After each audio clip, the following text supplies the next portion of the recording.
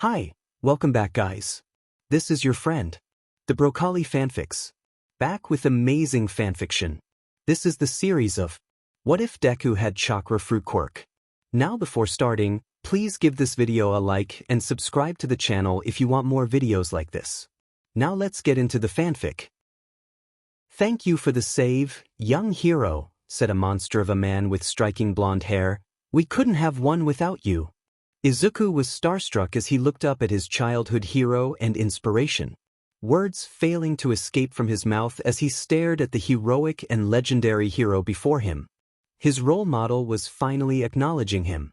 You can't be shy now, All Might said as he gave Izuku a thumbs up. With all you did today, I'm sure you'll be the #1 hero in no time. Now tell the world your name. The word sent a warm, fuzzy feeling through Izuku, the sheer passion in All Might's voice spurring him on to announce his arrival as a pro-hero. He took a deep breath before doing his best to match his idol's volume and energy. My name is Izuku Midoriya. Get out of bed. His mother's voice hollered, rousing him from his sleep. I've got a surprise for you. Izuku let out a disappointed groan. He had been so close. It wasn't the first time Izuku had had that dream, and he knew it wouldn't be the last. He wished more than anything to share the stage with All Might, and he would not rest until he got there. Izuku! There was no avoiding it now. He fought his way out from underneath his All Might Bronze Age blanket. A glance at his All Might Special Edition alarm clock told him that it was 7 a.m. on a Saturday. He slipped on his premium V2 All Might nightgown woven from the same breathable fabric as All Might's gear. The gown covered up his All Might. You get the idea. Izuku absolutely loved All Might, the current #1 hero in all of Japan and the world. Izuku still had the video of All Might's debut branded into his mind. No one knew who he was or where he came from. A building had collapsed and he had just appeared from thin air with amazing strength and speed and swagger.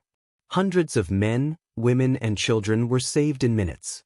At the very next hero ranking announcement, All Might topped the charts, and it had stayed that way ever since.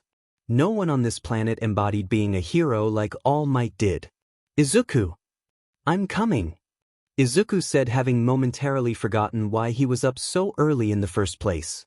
He could hear his mom speaking to someone on the phone, which wasn't all that uncommon really. Most of the time, she spoke to family or Aunt Mitsuki whenever they got the chance. She was facing away from him as she spoke to the other person on the phone. What was different about the scene, though, were the documents laid out before her on the table. His mom had the phone jammed between her shoulder and her ear. It was only then that he noticed the ever so slightly hostile tone she was using. You promised you'd make this trip with him, Hisashi. Why do you even bother making promises if you'll just break them anyways? His mother said, and a niggle of sadness and discomfort bloomed in his chest. His mom was speaking to his father. Izuku barely remembered his father. He had left a little before Izuku had failed the toe check, and the weekly visits turned into monthly before soon all there was the occasional phone call and birthday gift. He didn't hate his father per se. It was hard to think of anyone that Izuku well and truly hated. The truth was, for the vast majority of his life, it had always been Izuku and his mom. It was pretty difficult to hate someone whose face you could barely remember. At the very least, Izuku had a dim view when it came to his father because of how hard it had hit his mom. He remembered how much his mother used to love cycling and hiking and all sorts of outdoors activities. Being a single parent, though, she had less free time on her hands and her hobbies began to fall to the wayside as she cared for Izuku. One of his wishes was to repay his mother for all she had done for him, but that would be difficult to do as he was. Against his will, he frowned as a pen flew across the room into his mother's hand as she began to write stuff down on a paper. Usually, she never used her quirk in front of him, but she was so distracted by his dad's call that she probably didn't even realize he was there. It served as a harsh reminder of why his father had left, and also the day his mother, and on some level Izuku himself, had given up on the dream of him getting a quirk. He would soon be 15, and his dreams of going to the best hero academy in the world would crumble to dust. UA did allow those without quirks to take the entrance examination, but as many had said, it was impossible to get into the hero course without a quirk. There were other courses like business, support, and general studies, But he had only ever had his eye on the hero course. That hadn't changed when he found out he was quirkless. It hadn't changed when his mother had told him to give up on his dreams. It definitely hadn't changed despite all the goading and ridicule he had suffered from Kaken and his cronies. His mother roused his from his dark thoughts as she spoke into the phone. Yes, all our travel documents are in check. You would know that if never mind. I'll take care of it and I know who to give the extra tickets to. Goodbye. His mother put her phone down before turning towards him and flinching back in surprise. Izuku, I didn't hear you come in. Let me get you something to eat. His mother floated away as she went to the kitchen. Anything specific you want? I'm fine with anything, Izuku said softly as he moved towards the table. He was finally able to get a good look at the documents. Passports, identification cards, plane tickets and a pamphlet. Izuku picked it up and his brows scrunched up in confusion as he read the title, The Samsara Resort? Izuku had never heard of the place before. It seemed pretty amazing, he had to admit. 5-star rooms, acclaimed restaurants and a myriad of activities to boot. It was on its own island which had accommodation for all staff. I see you found Hisashi's gift for you, his mom said as she busied herself in the kitchen. It was supposed to be you and a few others, but something came up. No surprise there. It's all paid for and I have been thinking we needed to go out on a holiday. It has a lot of activities like surfing and hiking and his mother continued to speak for far longer than was necessary as she played up the allure of the resort. Izuku wasn't necessarily the biggest fan of the outdoors, but he knew his mother would relish the trip. It had been so long since she had had the time to just relax and do what she wanted. Plus, it could be fun. A week on an island resort wasn't the worst way to spend your time. Maybe they had an arcade or quiz bowl or something that he could do while his mom hiked or swam. We should go, Izuku said, cutting his mom's verbal onslaught off. It looks nice and we could use a break. Aldra was out for a few weeks and although he had planned to complete his hero journals, some time away on an island could ease his mind. Especially with the UA exams looming in the distance. It was more than a year away, but it was still the closest it had ever been and Izuku was freaking out. He hadn't checked for any alternatives to UA and he barely even had a plan for the exam itself. Maybe if he was surrounded by sands and the sea he could get his mind off of everything.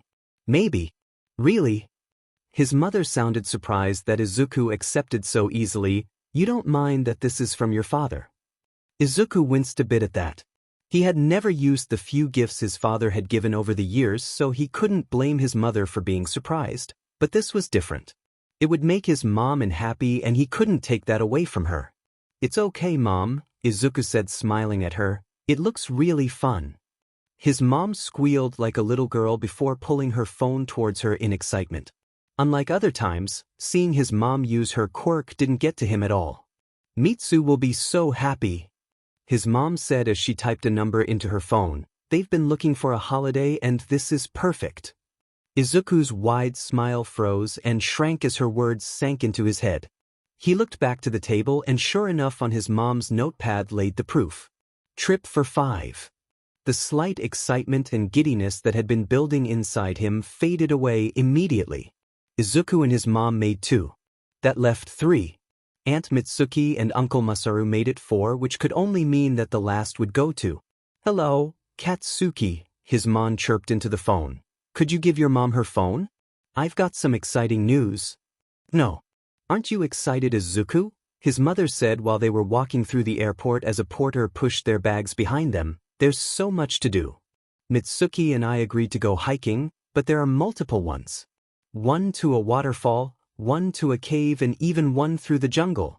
Then after that, we can go abseiling, then actual sailing, then rock climbing, then paragliding. Despite his mother's enthusiasm, Izuku was finding it pretty difficult to get into the holiday mood. The idea of having to share a room with Kaken, of all people, for a week was pretty daunting. They had been a lot closer as kids, but as soon Kaken activated his quirk it all changed. Still, though, Izuku kept going back for more. As mean as he was, Kaken inspired Izuku. There was nothing on this earth that intimidated Kaken. Whether it was a bunch of bullies twice their age or their final exams, Kaken always dealing with stuff with ease and he always excelled. His grades were usually ahead of Izuku's, and the few times he got beat would result in him blowing Izuku out of the water next time around. Sometimes, literally. Despite it all, Izuku kept coming back because if he needed an example of what it needed to be the #1 hero, then Kaken was a perfect motivator. For all his arrogance, he really did work hard for each and every bit of progress he made. Inko Izuku. Izuku turned to see Aunt Mitsuki waving her hands rapidly in the air. We saved you a few seats. With that said, Mitsuki pushed a large suitcase off the seats they were near. The suitcase flipped in the air before landing on the foot of an aloof Kaken. He let out a loud groan before turning to his mother angrily. What the hell was that, you old hag? Kaken growled as he stalked up to his mother. Are you going blind or something?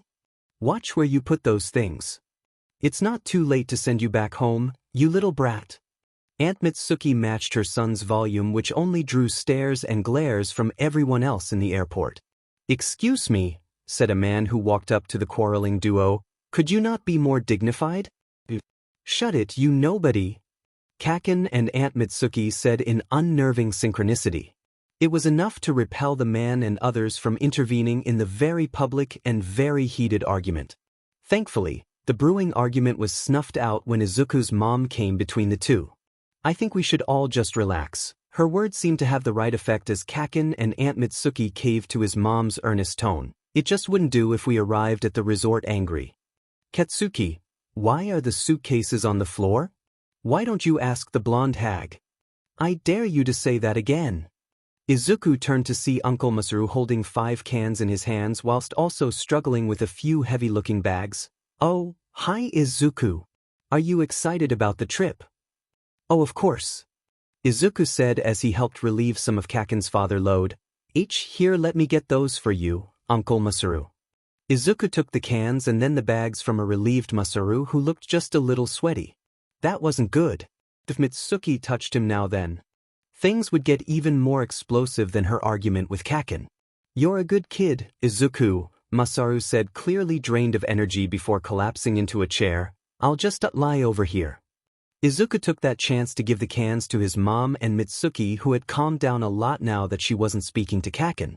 His mother took the offered can, but Mitsuki pulled him into a tight hug that made his face burn with embarrassment.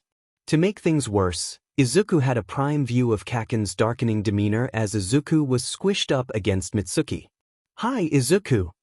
Mitsuki said, still hugging him tightly. You've grown so much. Have you been exercising? Somehow, his face burned hotter and Kaken's face darkened even more. Izuku stuttered out a greeting before squirming his way free out of the death trap. No, I haven't really done too much exercise. Just a growth spurt, I guess. Mitsuki seemed to take mercy on him as she took a can from his hands. I'm glad to see you're doing well, Izuku. You really should visit us more. It's been far too long. Izuku looked over Mitsuki's shoulder to see Kaken scowl at him.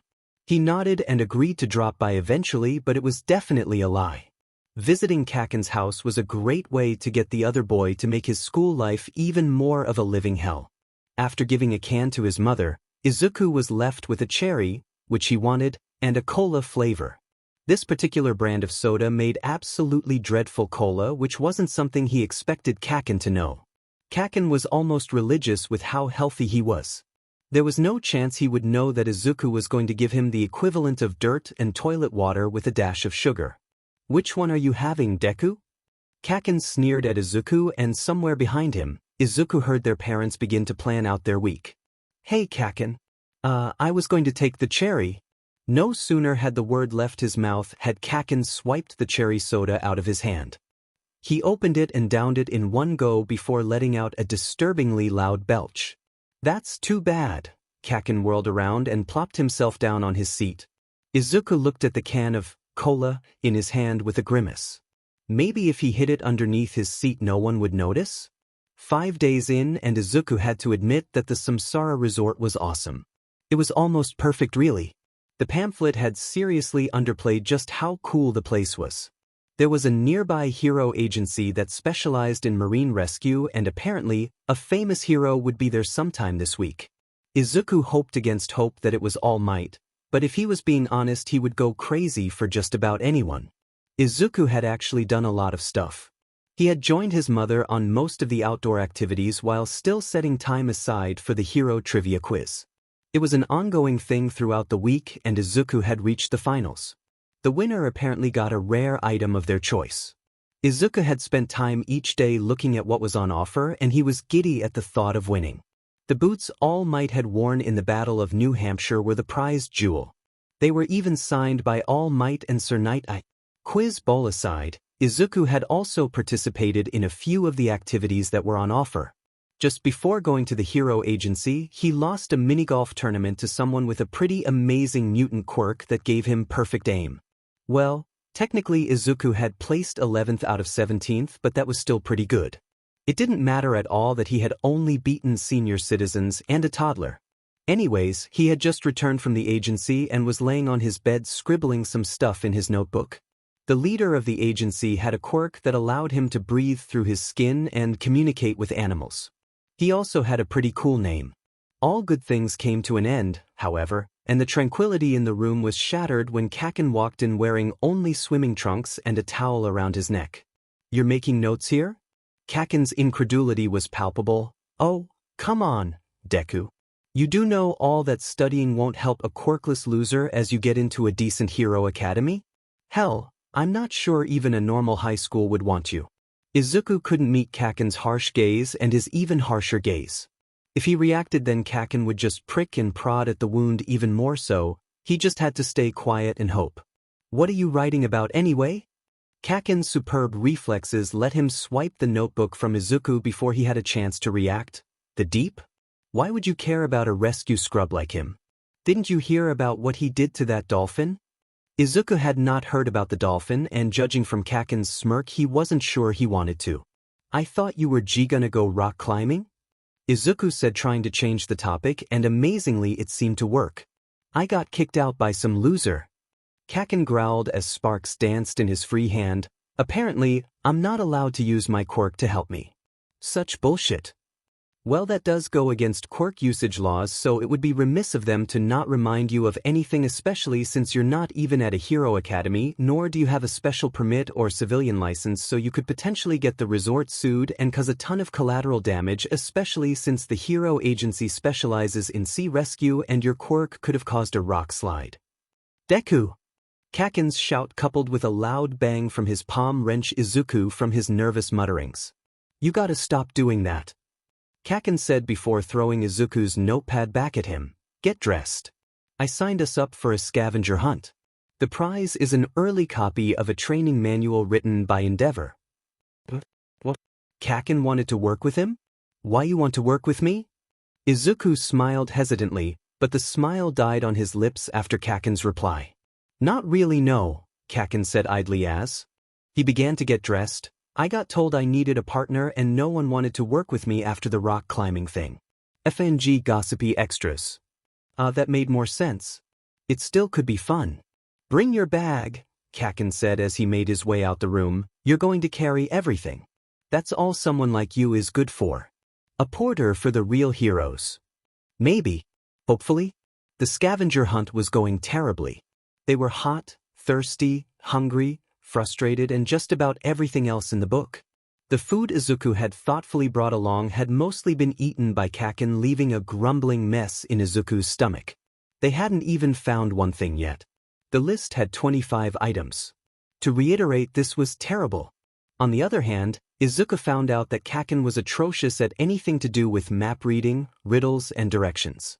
It wouldn't be so bad if those weren't essential for scavenger hunts. It was cathartic to see that even Kaken wasn't perfect at everything. It wouldn't be too bad if Kaken didn't ignore any and all input that Izuku tried to give him. They were running out of time as it stood, and Kaken had taken them way off the designated path to find a shortcut. Kaken's shortcut led past many red and yellow signs with symbols on them. The signs had stuff like the words fragile and danger, images of rocks falling from a cliff, and a skull and crossbones, all of which painted a grisly picture of what could happen to them if they didn't turn back. They finally reached a rocky outcrop which overlooked a rushing river. More importantly, Izuku could swear the ground was groaning beneath their feet. "Damn it!" Kaken screamed, causing a vision of avalanche to fly through Izuku's mind. "We've found nothing. This is all your fault, Deku. I knew I should have gone with that 3-year-old brat instead. She looked like she at least had a useful quirk."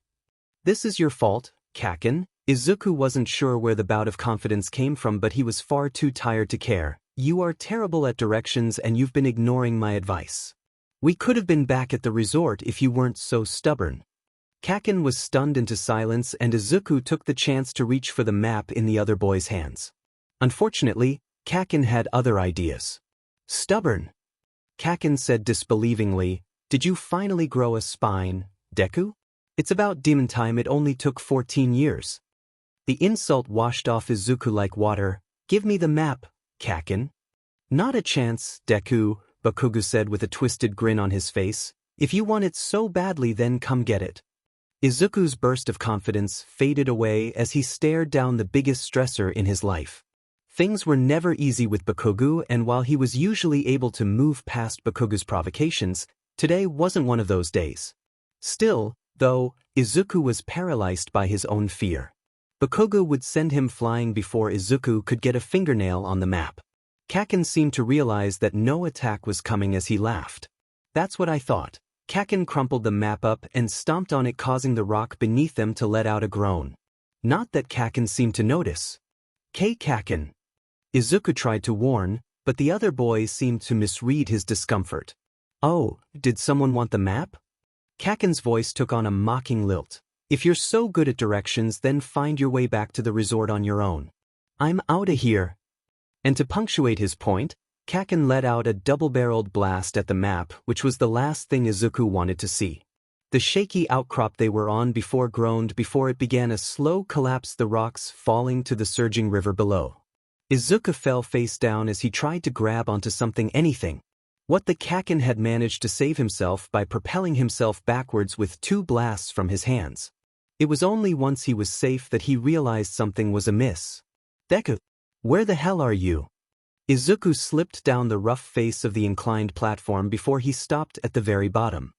His arms were burning and screaming from the effort of holding himself up.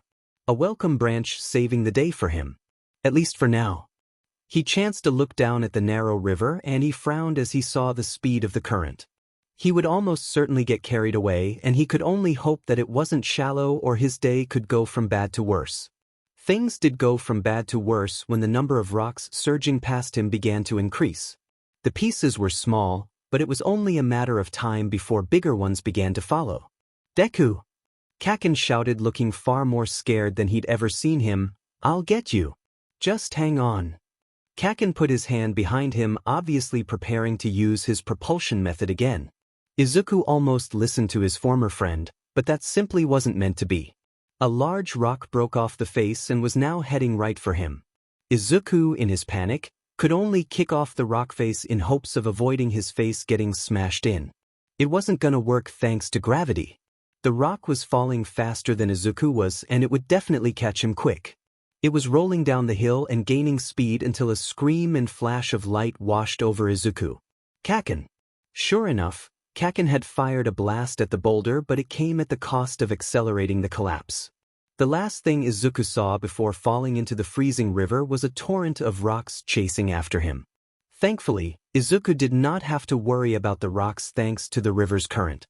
He was swept away before his feet could even graze the bottom of the river.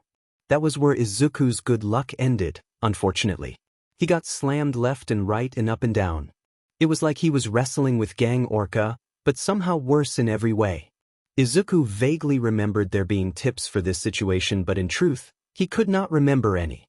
He fought and strained against the currents as he was dragged and spat out by rapids and eddies. Izuku lost track of any sense of time and space, but it was when he felt the wind on his skin that he realized that he had stopped. His body was still submerged in the water, but somehow he had. Izuku reached behind him, and despite the pain his body was in, he was able to laugh wryly. His bag had gotten caught on some overhanging roots and he was stuck pretty good. The current was a touch more gentle down here. Nothing too drastic, but just enough for Izuku to swing and pivot onto dry land. He ripped his bag free from the roots, and remarkably it was still in great shape. This was probably the best advertisement for the Plus Ultra All-Might backpack anyone could ask for. Izuku's elation at escaping the river didn't last as he saw that the bag was empty. That meant both his and Kaken's phones were gone. Furthermore, Izuku couldn't risk tracking back. His body had taken far more hits than he had expected if the treacherous path behind him was to be believed. The river wound and shrank and dipped many times. It was surrounded by sheer cliffs on either side. Izuku had been lucky that Mother Nature was feeling ever so slightly guilty as she allowed a tree to nab him by his bag. Izuku could only hope to follow the river downstream, and maybe there was something or someone he could find. Maybe. Izuku had found nothing. About an hour ago, he had been forced to branch off from the river as the way before him became impassable. He had weighed up staying by the riverside, but he had fled for the forest when a boar had taken residence near the river. The hulking beast scared Izuku to no end. He had read an article of what happened to someone foolish enough to get on the wrong side of a boar. There had been no pictures, but the journalist had painted a grisly picture. So he'd made that smart decision of heading into the forest, where even more boars laid in wait ready to tear him limb from limb. At least he prolonged his survival, right? The trees in the forest jutted high into the sky and the canopy blotted out the majority of the sun. From what he could see through the branches and leaves, it was around dusk. It would get dark soon and things would only get worse from there. Izuku heard a stick snap behind him and on pure instinct, he just ran. He wasn't sure which way he had turned, but he just ran and ran and ran while screaming his lungs out. All the while he was certain something was following him. He leapt over a fallen tree before tripping over something jutting out of the ground.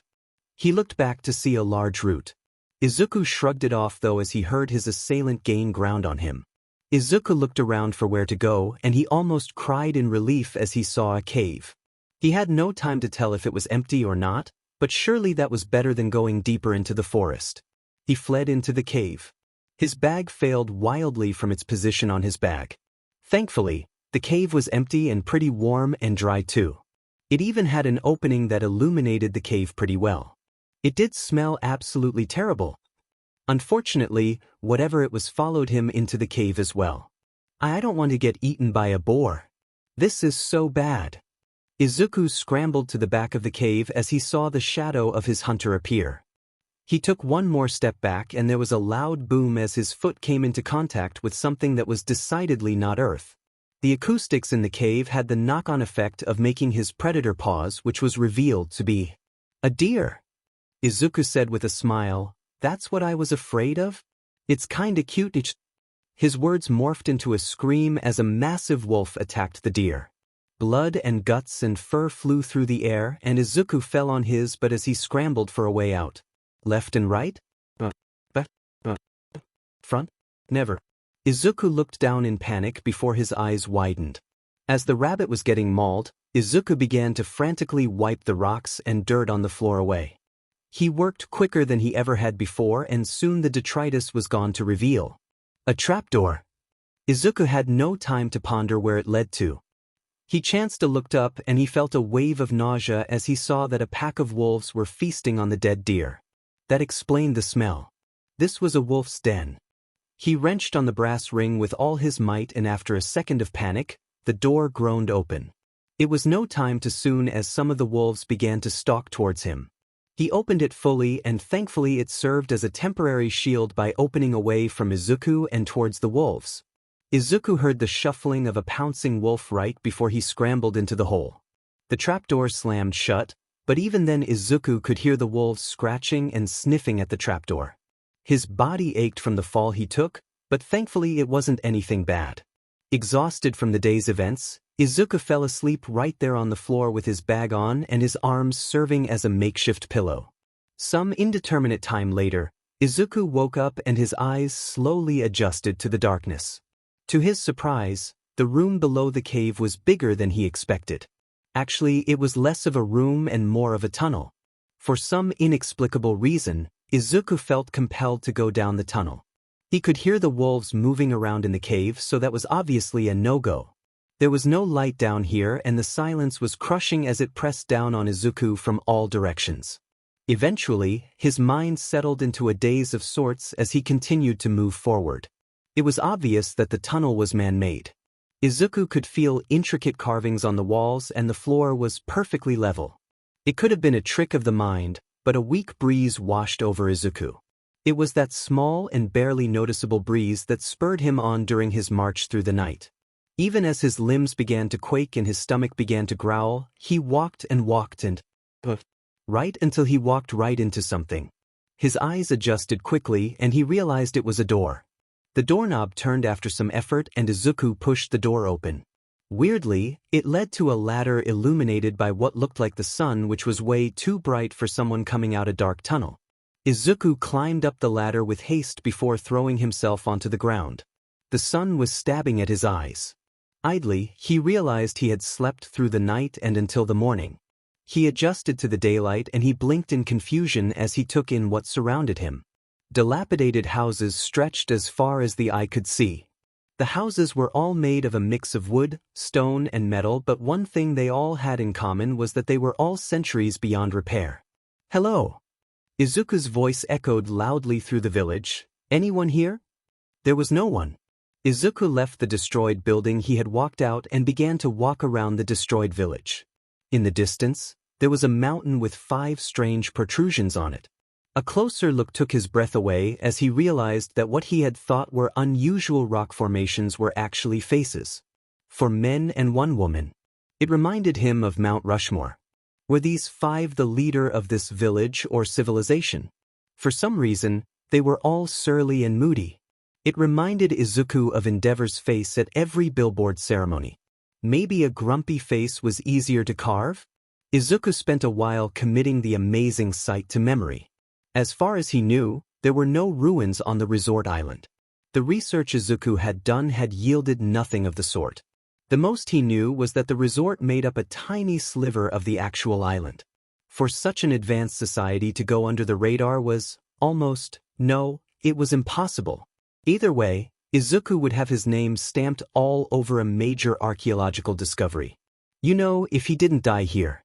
Izuku put that out of his mind as he began to explore. He must have been in a residential district of sorts, judging by the ceramic dishes that survived this long. Once again, Izuku was thankful for his bag as he began to pilfer only the best items he could find. It was nothing major. A few plates and bowls. There was 1 fancy vase that his mom would probably love. It was only later that he moved to what looked like a different section of the village. The most notable thing about this section was the weapons. Shuriken, kunai, and even a few swords. Unfortunately, Izuku could only sneak some shuriken and kunai away. Nothing big, just around 80 in total.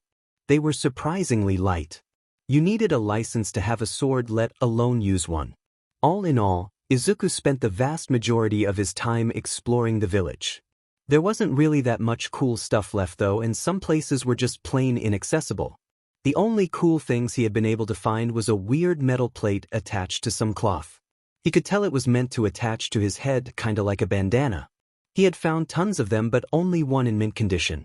It had been in what Izuku could only guess to be a classroom of sorts, which was amazing. Universities were nothing new, but to find out that this place had its own had him giddy with excitement. Especially with relatively modern design. It was similar to the layout of large schools long ago. This discovery could boost his profile when he became a hero. Finally, Izuku came to the largest building of them all. It was right by the university and was circular in appearance. The vast majority of hallways and corridors were impassable, however, so Izuku decided to explore the ground floor only. This led to him finding a courtyard that, in contrast to the rest of the village, was in mint condition. There was a tree right in the center of the courtyard. It had thick roots that spread to the edge of the courtyard. The trunk of the tree looked as if a god had twisted it round and round. Most notably to Izuku's starving mind, there was a delicious-looking fruit hanging from one of its branches. Izuku's stomach ached painfully at the sight, and before he knew it he had shrugged his back off and walked up to the tree. He stopped right in front of it, though, as a strange sensation came over him. It felt like the air was charged with something just beyond the normal. The feeling increased tenfold as he grabbed onto the fruit. It was purple and pink and orange with silver concentric lines tracing around it. He plucked it free almost as if controlled by an external source. Before he could even stop to consider the implications, he had taken a massive bite out of the fruit. It tasted divine. Izuku took bigger and bigger bites out the fruit before soon it was all gone. Izuku scanned the tree for any more of the heavenly fruit, but the second he touched it the tree died. It collapsed into a pile of ashes that was blown away almost immediately by a strong breeze. What the? Before Izuku could even verbalize his question, giant glowing white symbols appeared in a three-dimensional dome up in the sky.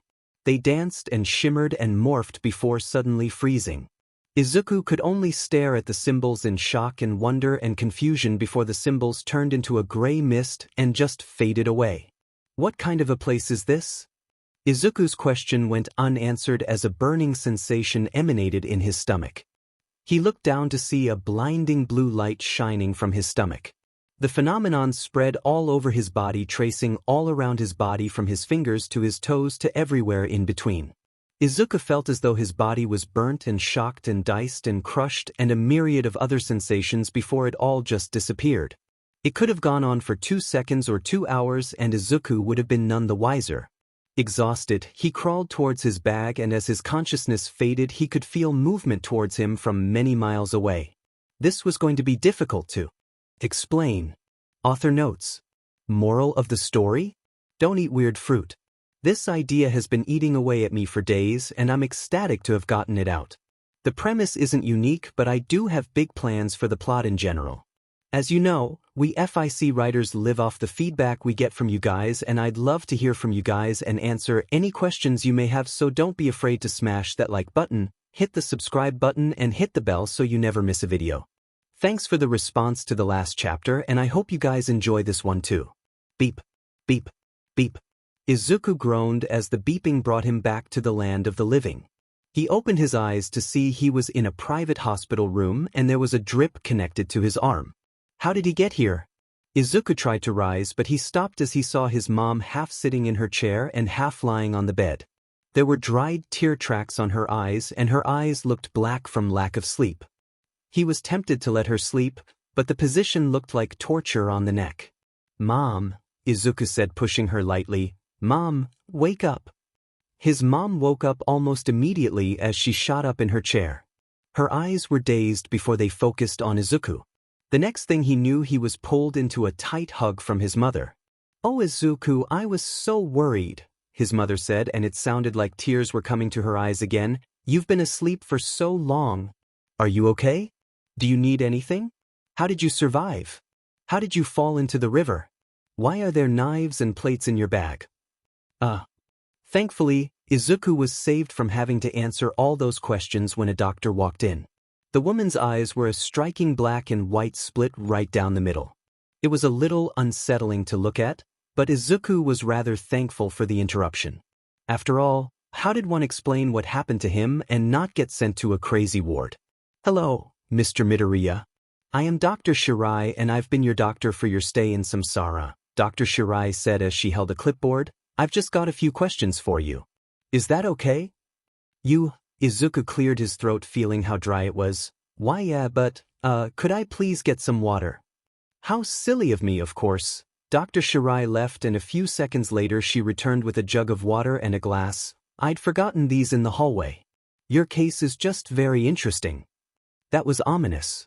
Izuku's mom took it upon herself to pour him a glass. He downed it all in one go and still, he felt rather parched. His mother poured him a second one and he drank more slowly from this one.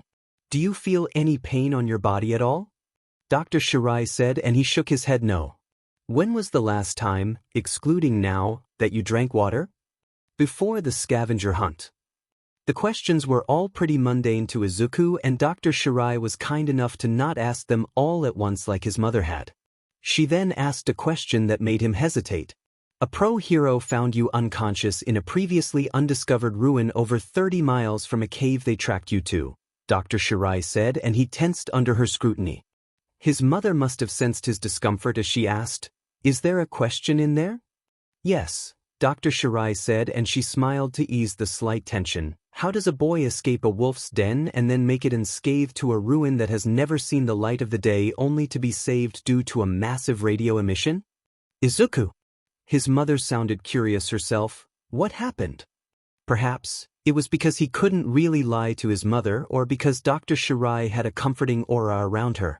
Either way, Izuku felt compelled to tell the truth. I got to the den just before the wolves did while running from, predator. Izuku didn't think it was necessary to say it was a deer. The wolves came right after I did, but there was a trapdoor in the cave that I fell into. I slept there through the night, I think, and it turns out that was a tunnel that led to that ruin. Izuku said, his eyes glazing over just a bit. I don't know how long I was down there, but I just felt this urge to keep walking. It was weird. The doctor and his mother remained silent throughout his explanation, which allowed him to convey his thoughts with more ease. That place was weird. Izuku was glad to speak about the place with someone. At first look, it could have been a town in a rural area for all I know, but something big happened there. The place isn't normal. There's a lot of weapons in every house and a giant monument and even a university. Are you sure no one has ever been there? Izuku asked, and he received a firm nod from the doctor. Very sure. According to my husband, his grandfather had the entire island explored and mapped out before building the resort. No one had ever seen the place before. Until you. Wait, you're a part of the Yaoyorozu family. Izuku cut his mother off in surprise. You're the 6th richest family in Japan and have over 300 hero agencies, tech suppliers, and companies under your umbrella. You guys helped Edgeshot and Best Jeanist get their agencies off the ground. Izuku had been curious about the Samsara resort, and he had researched it extensively. That was how he found out that the entire island was owned by one of Japan's most successful families. The entire family excelled in whatever field they were involved, and it was known that the name could and would open a lot of doors for anyone lucky enough to be born into the family. My husband's family would like you, Dr. Shirai said, smiling a bit wryly, but yes, you are correct. Truth be told, this debacle has made quite the splash, especially with the pro hero that rescued you talking about it. Did he get saved by a pro? And a pretty famous one by the sound of things. It obviously wasn't All Might because his speciality wasn't tracking and they'd found him in the wolf's den and then again at the ruin.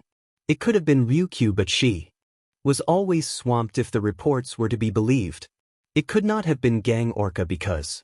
honey, Izuku blinked as his mother called out to him, sounding a bit embarrassed. You're talking out loud. Oh, sorry, Izuku said to both of them. I'm still a bit overwhelmed. I think it was the fruit I ate. You ate a fruit? Dr. Shirai sounded surprised by this. Our scans revealed a shockingly low blood sugar, consistent with someone who hadn't eaten for days. It's why you've been unconscious for 2 weeks. 2 weeks? Yes, 2 weeks. Perhaps I should have said that earlier, Dr. Shirai said, looking a bit embarrassed by her slip-up. In any case, could you describe the fruit you ate and where you got it from? Any adverse effects would have passed by now, but it would be remiss of me to not make sure. It tasted really good. Really good, Izuku said, thinking back to the fruit. It was kinda shaped like an onion. It was a mix of colors. Pink, purple, and orange with these gray, no-weight, silver lines. Beep. Beep. I see, Dr. Shirai said after a few seconds of silence. Did the fruit could have adverse effects on you, like intense hallucinations or bodily pain? Did giant symbols in the air and his skin glowing a bright blue count? Well, and nothing that I noticed really, Izuku said, rubbing the back of his head rapidly. I just passed out after eating it. Izuku had no idea what possessed him to lie about what had happened. If he was being honest, he wasn't too sure himself if he had hallucinated what had happened. In a world filled with quirks, the impossible was an ever-changing concept, but even this was too far-fetched. Besides, he had been born with no quirk. He still remembered the doctor breaking the news to him and his mother giving up on his dream. Perhaps it was that more than anything that made him hold his silence. Izuku and his mom had returned to Mizudafu about a day after he'd woken up. Kaken's family had returned while he was still under, but he'd seen Uncle Masaru and Aunt Mitsuki the day they had returned. Apparently, Kaken had fessed up to everything that led to Izuku getting lost, and his parents had not taken it well. They had practically fallen over themselves asking for forgiveness, but Izuku knew it wasn't their fault at all. Kaken was grounded, so the word went, and Izuku hadn't heard a peep from him since. Izuku wasn't cleared to return to school just yet, and his mom still had to go to work. This meant he would be alone at home, alone most days for the foreseeable future, which was good news. Izuku was positive that the fruit he'd eaten had done something. Not just to him but to that ruin in general. Speaking of the ruin, somehow, the press had caught wind of the boy who had found a lost civilization on a Yaoyorozu island, and a few agencies were offering a surprisingly high amount for interviews. His mother hadn't responded yet, and she seemed hesitant to accept them. However, Izuku knew that the money could go a long way to alleviate the pressure she was under. Especially after the whole falling into a river and then being unconscious for 2 weeks thing. He'd been found by Hawks, who was the youngest hero in the top 15, and he was still rising constantly. His approval ratings were up there with the very best. Unfortunately for Izuku, Hawks had returned to his agency before Izuku could wake up and ask for an autograph. It was still cool though. Izuku shook his head as he returned to the problem at hand. Today was his first day alone at home. His mother had left for work about an hour ago, and she would only be back in well over 10 hours from now. Plenty of time to figure out what happened. Izuku vividly remembered the blue energy that had emanated from beneath his skin. It could have been a trick of the mind, but Izuku also just felt different. It was hard to put into words, but he felt as if there was more lurking beneath the surface. He got a blank notebook out and scribbled, "Attempt 1, at the top." He put the pen down before he held his hands out in front of him. He strained and strained, but the blue energy did not appear. It was only after 10 minutes of focus and effort that he admitted that he would not have instant mastery of this. Whatever it was. Even Kaken had trained a lot to control his quirk. Hell, he was probably the only person at Aldera that seriously trained their quirk. Izuku decided to go for a more practical approach, and he researched basic training methods for quirks. The blue energy reminded him of an emitter quirk, and there were many official websites with helpful tips. Generally, a quirk came with some baseline level of understanding, much like knowing how to move a muscle. That being said, a lot of practice was needed to gain control of your quirk so as to not be a danger to yourself and those around you. Tip number 1. Try to clear your mind and visualize your quirk in your mind.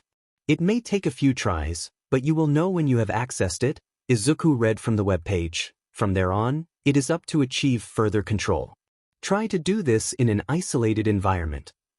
Admittedly, it sounded a bit corny to Izuku, but the website was approved by many hero agencies, so who was he to judge? Izuku shut his windows and curtains, and soon his room was enveloped in shadows. He took it a step further and put on his noise-canceling headphones. Now, he was as cut off from the world as much as possible. It was not that simple, though. No matter what he did, visions still played across his mind if he let his mind wander. He constantly had to rein it in, and that was surprisingly hard to do. He wasn't sure how long it took, but eventually he was able to focus solely on the image of the energy. He remembered how it was a dazzling blue that both stung and soothed his eyes. He remembered the sound of rushing air that had enveloped him. Finally, he remembered the feel of the energy as it circulated throughout his entire body. The pain and discomfort of something foreign taking residence within him. Izuku felt a warm feeling spread through him as he remembered the myriad of sensations and emotions he had felt at the sight. Flashes of pink and orange and silver and purple flitted through his mind, only serving him to pull him deeper into his thoughts. He wasn't sure how long he had been at it, but he became vaguely aware of a rushing sensation underneath his skin. It was light and ethereal, but undeniably present. The feeling only grew as he locked onto the feeling more and more. There was an abundance of warmth radiating from his stomach that spread from deep within right to the ends of his hair. He could feel the energy dancing beneath his skin, and he instinctively latched onto it. It was almost as if something unlocked itself within him. The energy that was within was now firmly in his control, and slowly Izuku dared to open his eyes. Dazzling blue energy radiated from him before vanishing into nothingness. In contrast to the time at the ruin, his body felt strong. Impossibly strong. He carefully removed his headphones before slowly rising to his feet. He felt amazing. "I can do it," Izuku said as his room was illuminated by the blue energy. I can be a hero. Izuku, I'm home. The energy flared out of control as Izuku's mom called out at him. He ran to his curtain and he was surprised to see that it was well past sunset. The moon and stars twinkling brightly. Hi, Mom, he called back in a panic. Had he really been at it for the whole day? You didn't eat the food I left for you. His mother called out to him from behind his door. Are you feeling sick? Do I need to call an ambulance? What's that bright light in there? Did you have another all-night movie marathon and forget to eat? It totally slipped my mind. Izuku tried to pull the energy back towards him, and thankfully it worked immediately as his room was plunged into his darkness. A few moments later, his mother slipped the door open. Whoa, it's dark in here, she said before closing the door again. You should turn the lights on. Using your phone with the lights off is bad for your eyes. You have the next 3 weeks off school. If you keep this up, you'll need to go back with glasses. That would go down so well with Kaken and his cronies. Izuku let out a sigh of relief as his mother left his room. He walked to the light switch and flicked it on.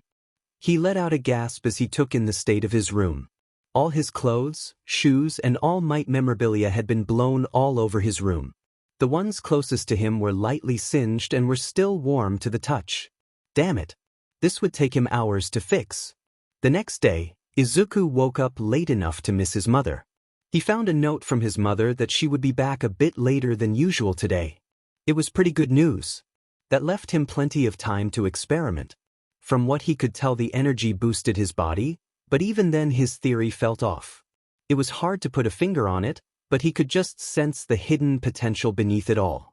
Quirks were a lot more cut and dry than this, and they also didn't come from eating delicious, weirdly colored fruit. The energy was definitely something special, but so far Izuku could only turn into a stronger, glowy version of himself. It was one thing to know you can do more. It was an entirely different thing to actually find a way to pull those things off. Izuku had managed to master conjuring the energy, but he hadn't gone beyond that yet for a few reasons. If the carnage done to his room was any indication, then it wouldn't exactly be smart to train at home. Quirk usage was heavily restricted, and so he needed to find a place that pro heroes tended to avoid. With that in mind, he pulled out his phone before opening a map of Muzutafu. The map had circles of various colors that revealed the jurisdictions of various heroes and agencies. There were only a few blank spots, and they were either too far away or too deep into an urban area to be useful. Finally, though, he found the perfect spot. Takoba Beach wasn't something that immediately popped into mind. In fact, he had to search more about it on his phone, and he was pretty happy with what came up. Well, not exactly. It was horrible that a beach had essentially been turned into a junkyard, but what that meant was there was probably very little foot traffic and he would be free to train his quirk. Did this qualify as a quirk? Takoba Beach.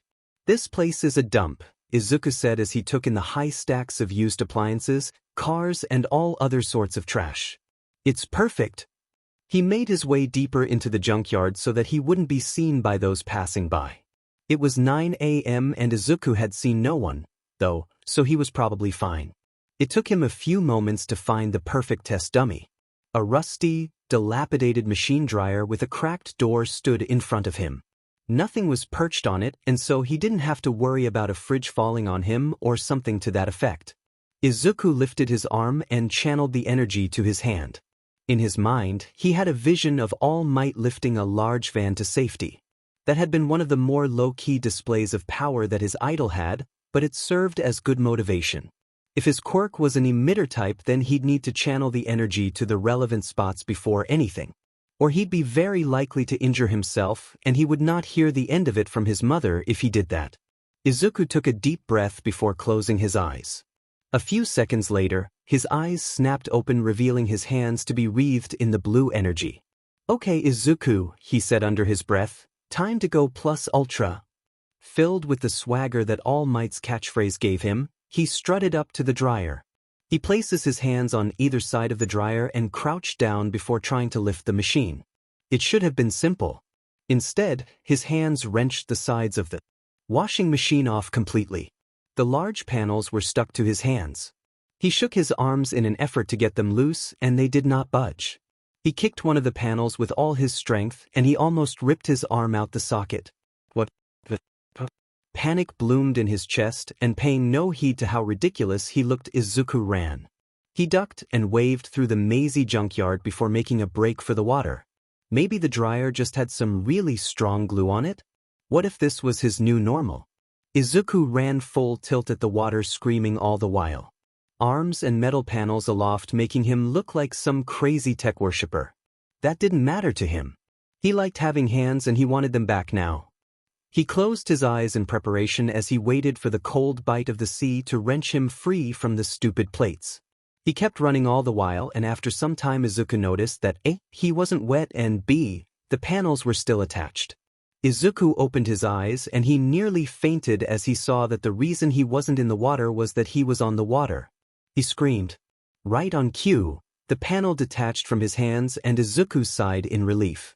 Thank goodness, Izuku said as he slowed his running to a halt. I got rid of the panels. Only after I screamed though.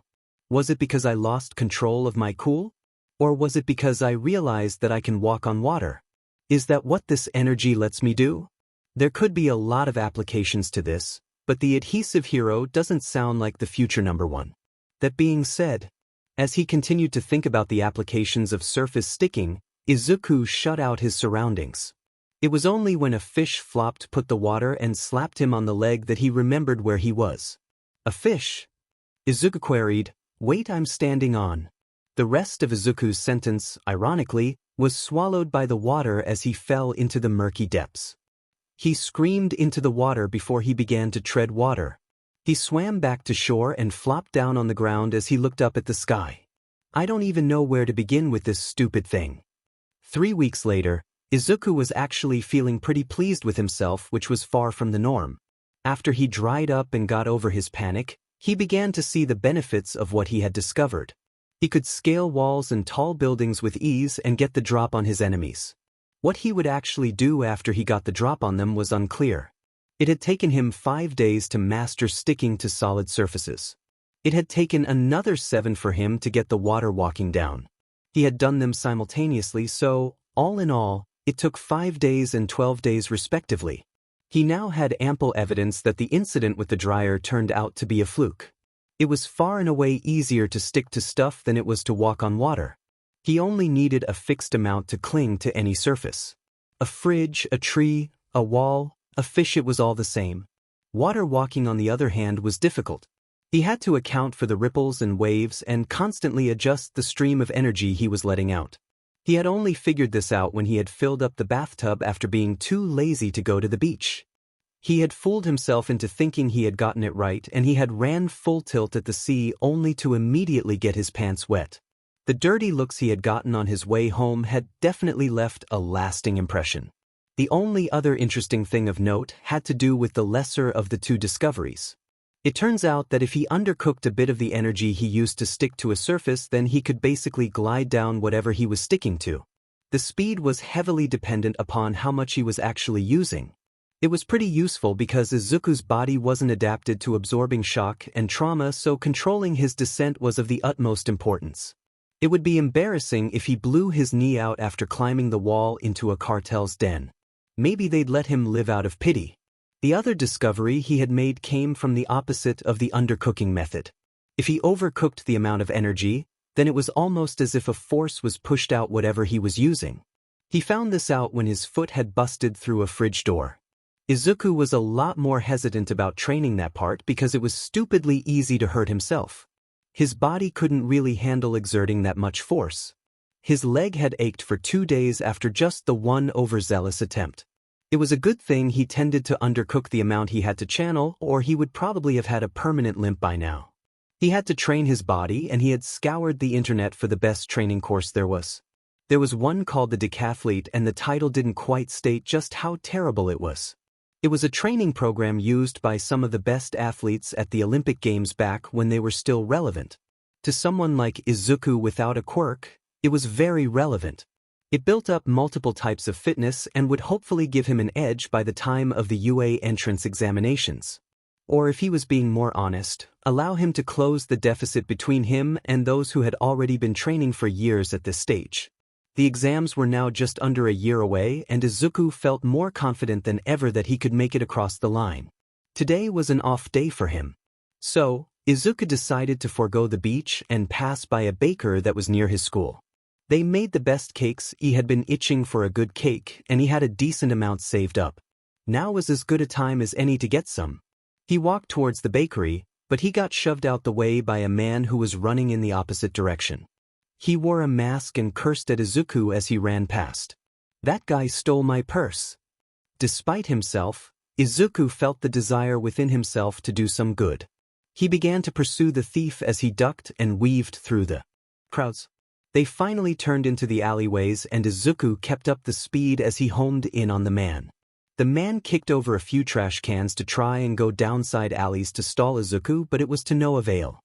Izuku knew these specific alleyways like the back of his hand. He vaulted over every obstacle and soon he was within touching distance of the thief as they ran towards a dead end. That changed as a tail unfurled itself from underneath the thief's shirt and struck Izuku in the chest. The hit was strong and knocked the wind out of him completely.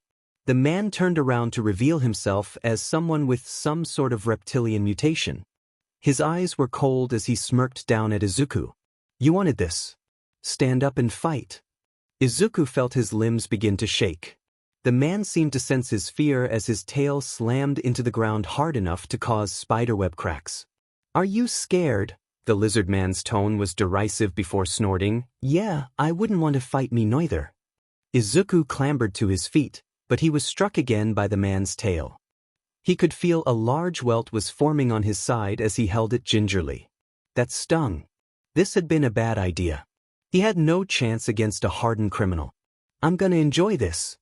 "Deku, you freaking nerd."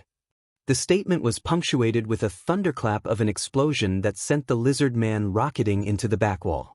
The thief smashed into the wall before falling to the ground unconscious. Kaken stood in between Izuku and the lizard man with a scowl on his face. "I saw you run after this guy from across the street."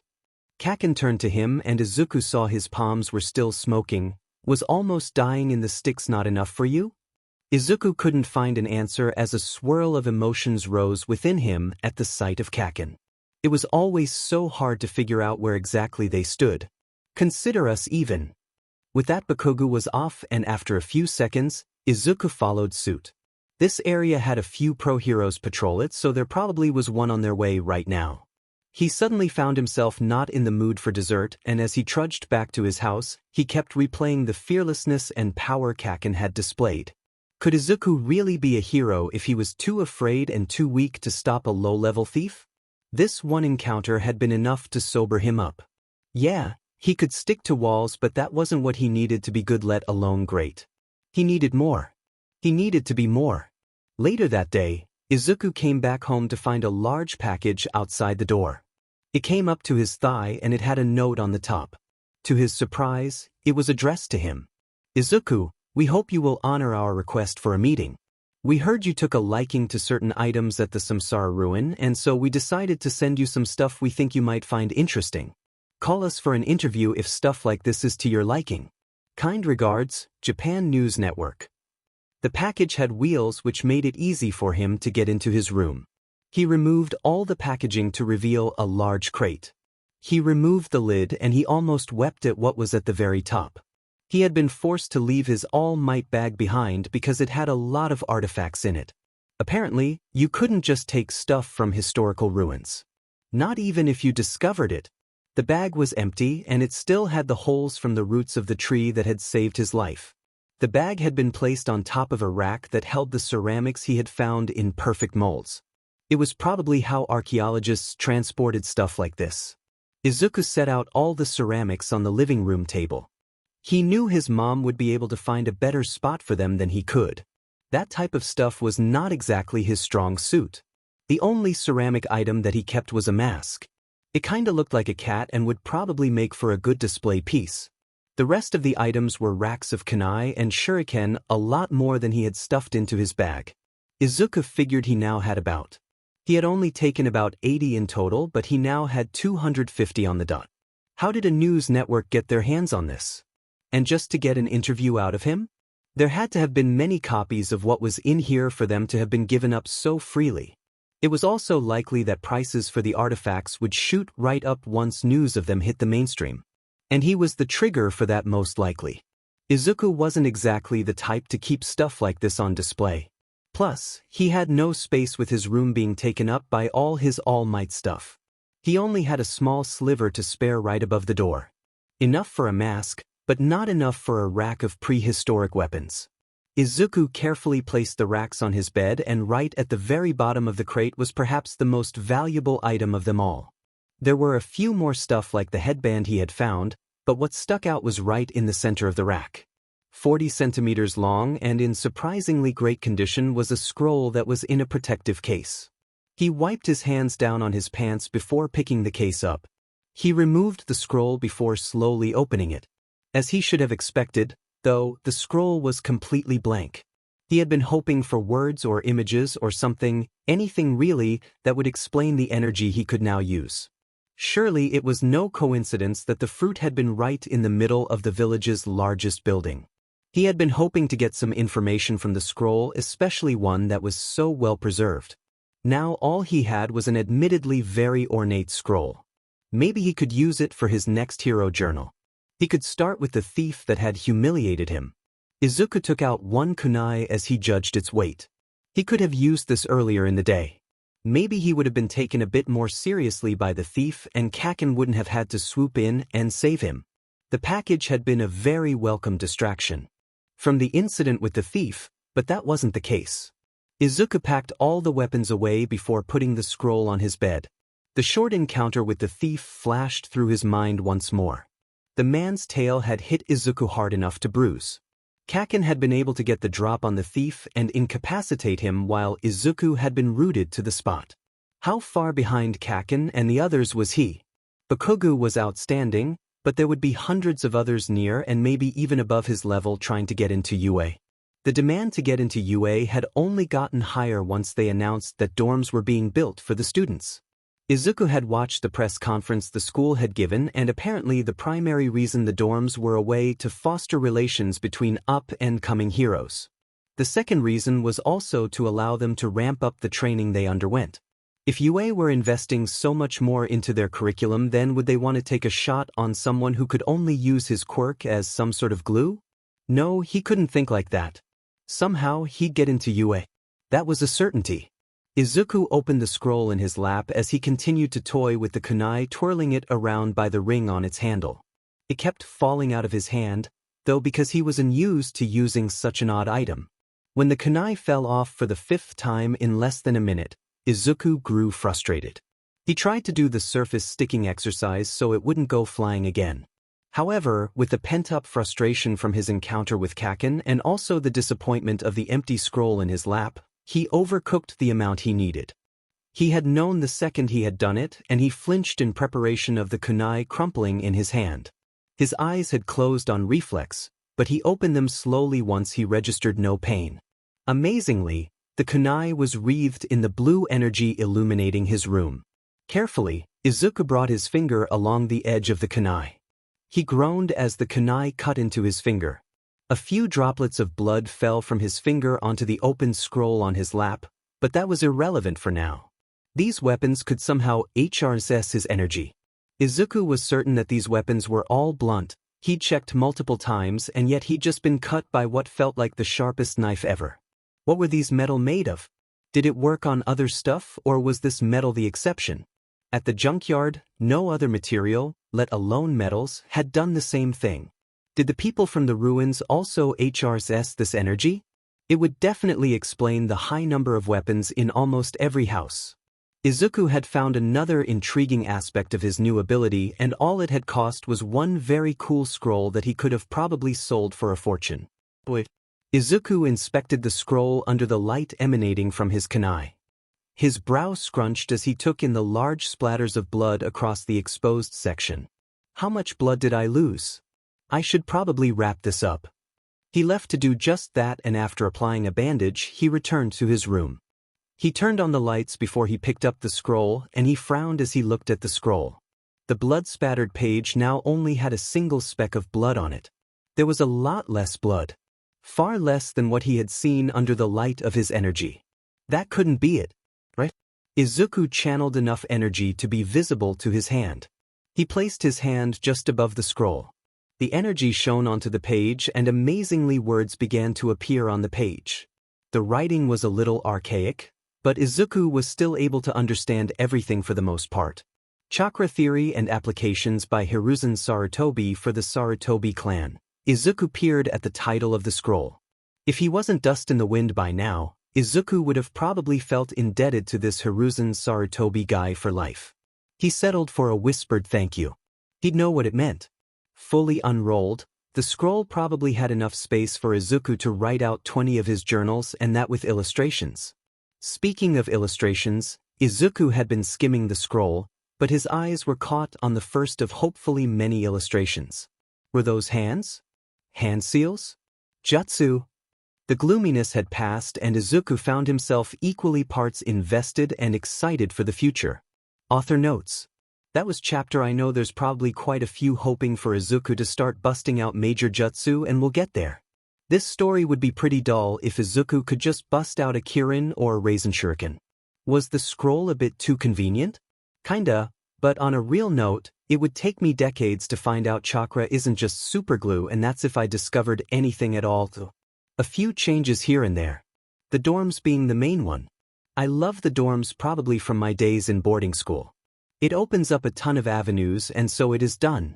I said this as the top, but thanks for all the kudos, comments, and etc. I love hearing from you guys, so don't be shy. Drop a coin in the can. A bit longer than usual. Hope you guys enjoy it. At first, when Izuku had begun to read the scroll, a feeling of trepidation came over him. Don't get him wrong. He was amazed at what he could one day be capable of, but at the same time, did one person really need all this power? Conjuring the elements, weaving illusions, and boosting your strength to unfathomable degrees. And that was without getting into the absurd stuff like being able to heal perilous wounds or make exploding symbols or pocket dimensions from ink and paper. Needless to say, it was all quite a bit to take in. He had calmed down, and truthfully been a bit disappointed, when he realized that he was quite far off from being able to do any of those. He'd get there one day, hopefully. There was some good news. He could finally put a name to the energy he used, chakra.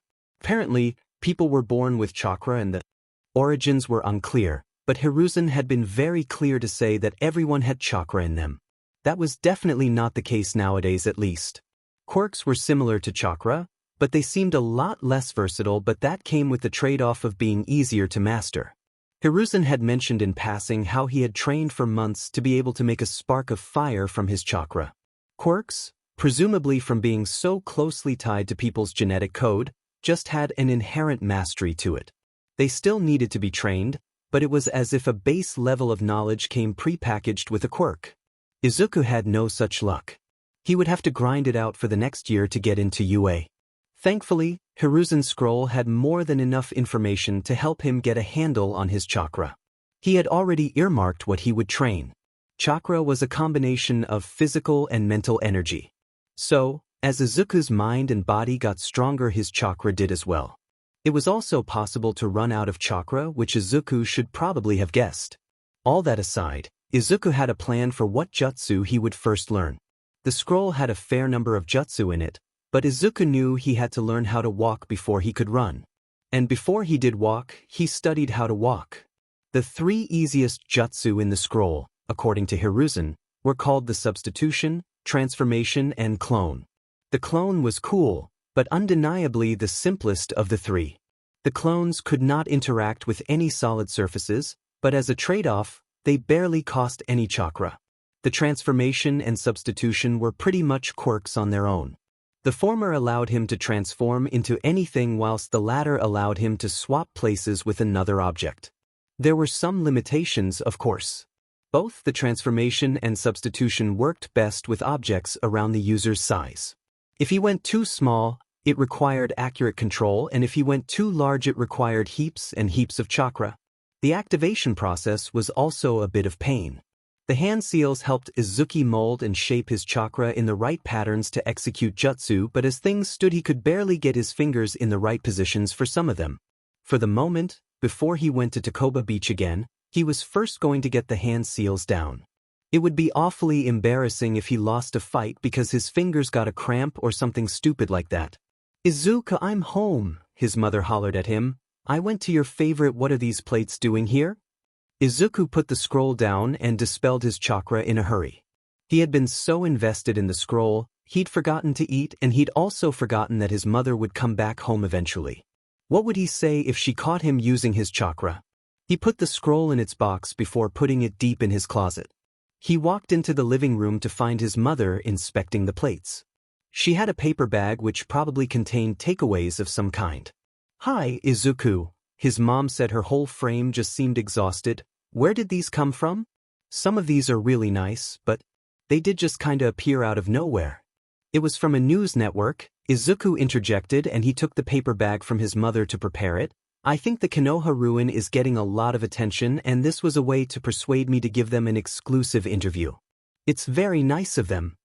"No, it's not," his mother said with a raised brow. "The media just wants to get as money as possible. A child getting lost on an island and only being found by happenstance would be a slight on both the heroes assigned to the case and the resort owners. The public would eat that up. But the money could really help us out." Izuku knew his mother had been working far too hard over the years. "You wouldn't have to work so many hours, and once I become a pro, you wouldn't have to work at all." The last part about being a pro had just slipped out, and for just a moment he saw a flicker of pity come over his mother's face. That flicker was still enough to cause a surge of pain in his chest. "Izuku," his mother's tone was babying and it only served to amplify the pain he felt. "I thought you got over this. You can't be a pro. You can do literally anything else." It was too bad. The one thing he wanted to do was the one his mom didn't think he could do. "You are many things. Smart, sweet, strong, but you don't have a quirk. You could become a doctor or officer or—" He wanted to show her what he could do. He could just walk up the walls or channel his chakra. Anything would do, but he didn't. Izuku wasn't mad at her, not at all. He understood her even, but for as long as he could remember his mother didn't have faith in his dream. It hurt. "It doesn't matter if I have a quirk or not." Izuku snapped at his mother and a part of him regretted it almost immediately. "I just wish you had some faith in me. There's so much I wish I could show you, but not like this." Izuku felt warm tears trace his face. His mother seemed surprised by the sheer emotion in his voice. He wiped them away as he met her gaze filled with otherworldly confidence. "I will get into UA and I will become an inspiration to everyone. To show them that they can become more even if the people in their lives don't have faith in them." Izuku turned away from his mother and a small smile bloomed on his face even as tears continued to fall from his eyes. Because that's what heroes do. Izuku walked out of the room and didn't look back even after his mother called for him. He locked the door behind him without bothering to lock it. His mom was very good at respecting his privacy. He usually cleaned his own room before he left for school, so she didn't often have much of a reason to come inside. He had to map out a new schedule. He was returning to school in a week, and he would have far less time to exercise and master his chakra. He also needed to set aside enough time for schoolwork. UA wouldn't accept him if his high school scores were bad. Izuku had plenty of empty notebooks, and he took one from the top of the pile. It took him hours of online research and planning to come up with a suitable schedule. This was the easy part. The hardest was yet to come. When Izuku was done, he was about to shut down his computer when he saw he had an email. He logged into his account and he blinked at the number of new messages. Message from Japan News Network. Message from Archaeologists Association of Japan. Message from Star News. Message from Citizens United. The list went on and on and on. The first was from the people who had sent him the items. They were very complimentary and polite and wanted to have an interview with him about the ruins. Izuku hesitated until he saw the price tag. That was a lot and it was negotiable. Izuku researched Japan News Network, and it was a little unsurprising to see that it was a part of the Yaoyorozu umbrella. They probably felt the need to control the narrative of the whole thing to have minimal blowback on themselves. To be fair, it really wasn't anyone's fault except for Kaken. A part of Izuku was furious at Kaken, but at the same time he recognized that not only was it an accident, But he would have never gotten these powers if Kaken hadn't blown that overhang to pieces. Izuku checked the other emails and they were all pretty much the same. They all wanted to interview him about his experiences at the ruins. There were a few overzealous ones that Izuku would likely steer clear of, though. They seemed to border between fanatics and conspiracy nuts, and Izuku was wise enough to not deal with those types. It took him over an hour to respond to all the offers. He put his computer on standby, and as he climbed into bed he realized that he would be giving a ton of interviews and maybe some mainstream attention. An introvert's worst nightmare. What have I done? 6 months later, Takoba Beach. Izuku had his eyes trained on the washing machine before him. It was a good 15 meters away from him and it was taunting him. He looked at the machine. The machine looked at him. It was scared. As it should be. Izuku's chakra surged beneath his skin and latched onto the washing machine. The link didn't shatter and he fought to keep the storm of energy beneath his skin under control. The moon and stars above served as his only witness. Finally, the storm reached a crescendo and Izuku felt his position shift instantaneously. He stumbled a bit awkwardly on the sand before regaining his footing. So, the stability went down if he did a sealless substitution at 15 meters. An increase of 3 meters. The sand probably exacerbated the effect too, which was also good news. Perhaps if he were on a more consistent surface, then he could increase the distance. Still though, as it stood, this was the furthest he knew he could cast the jutsu without using any hand seals. In the 6 months since Izuku had found the scroll, he had made, in his opinion, good progress on the Academy 3, as Hiruzen sometimes referred to them as. The jutsu Izuku felt the most comfortable with were the clone and transformation. That was honestly down to being able to practice them with ease. In the shower, on his bed, on the toilet and everywhere in between. When those jutsu failed, one of two things happened. 1. Absolutely nothing besides a puff of smoke signifying the deactivation or failure, or in the case of the clone, a weird nightmarish copy blob of Izuku gets made. The second one had left some scars. The substitution was a lot more noticeable when it failed. The first time it had failed, Izuku had been sent flying into a fridge. It was pretty difficult to explain away the bruise to his mother and all the people at school. Somehow, Izuku had a good feeling that telling them he flew into a fridge would make his tentatively decent social status take a hit. The school had caught wind of him being found in the ruins. Or as he now called it, Konoha. The archaeologists working in the ruins had found the name a whole 2 months after Izuku had found it in the scroll. Admittedly, that had made him just a little smug. By the time of his return to school, he had given the first of many interviews to various news organizations and documentarians.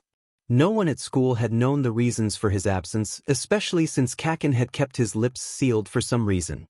So when word of a boy from Mizudafu discovering a ruin hit the news, Izuku had to deal with a lot more attention than he was comfortable with. It did not help that the archaeologists working on Konoha had found evidence of Quirk usage in the ancient civilization. Konoha predated the luminescent baby by well over a millennium, going by even the most conservative guesses. That made his involvement in all of it all the worse. The idea that Quirks had been present for that long dominated the news, and with that revelation came a lot of speculation.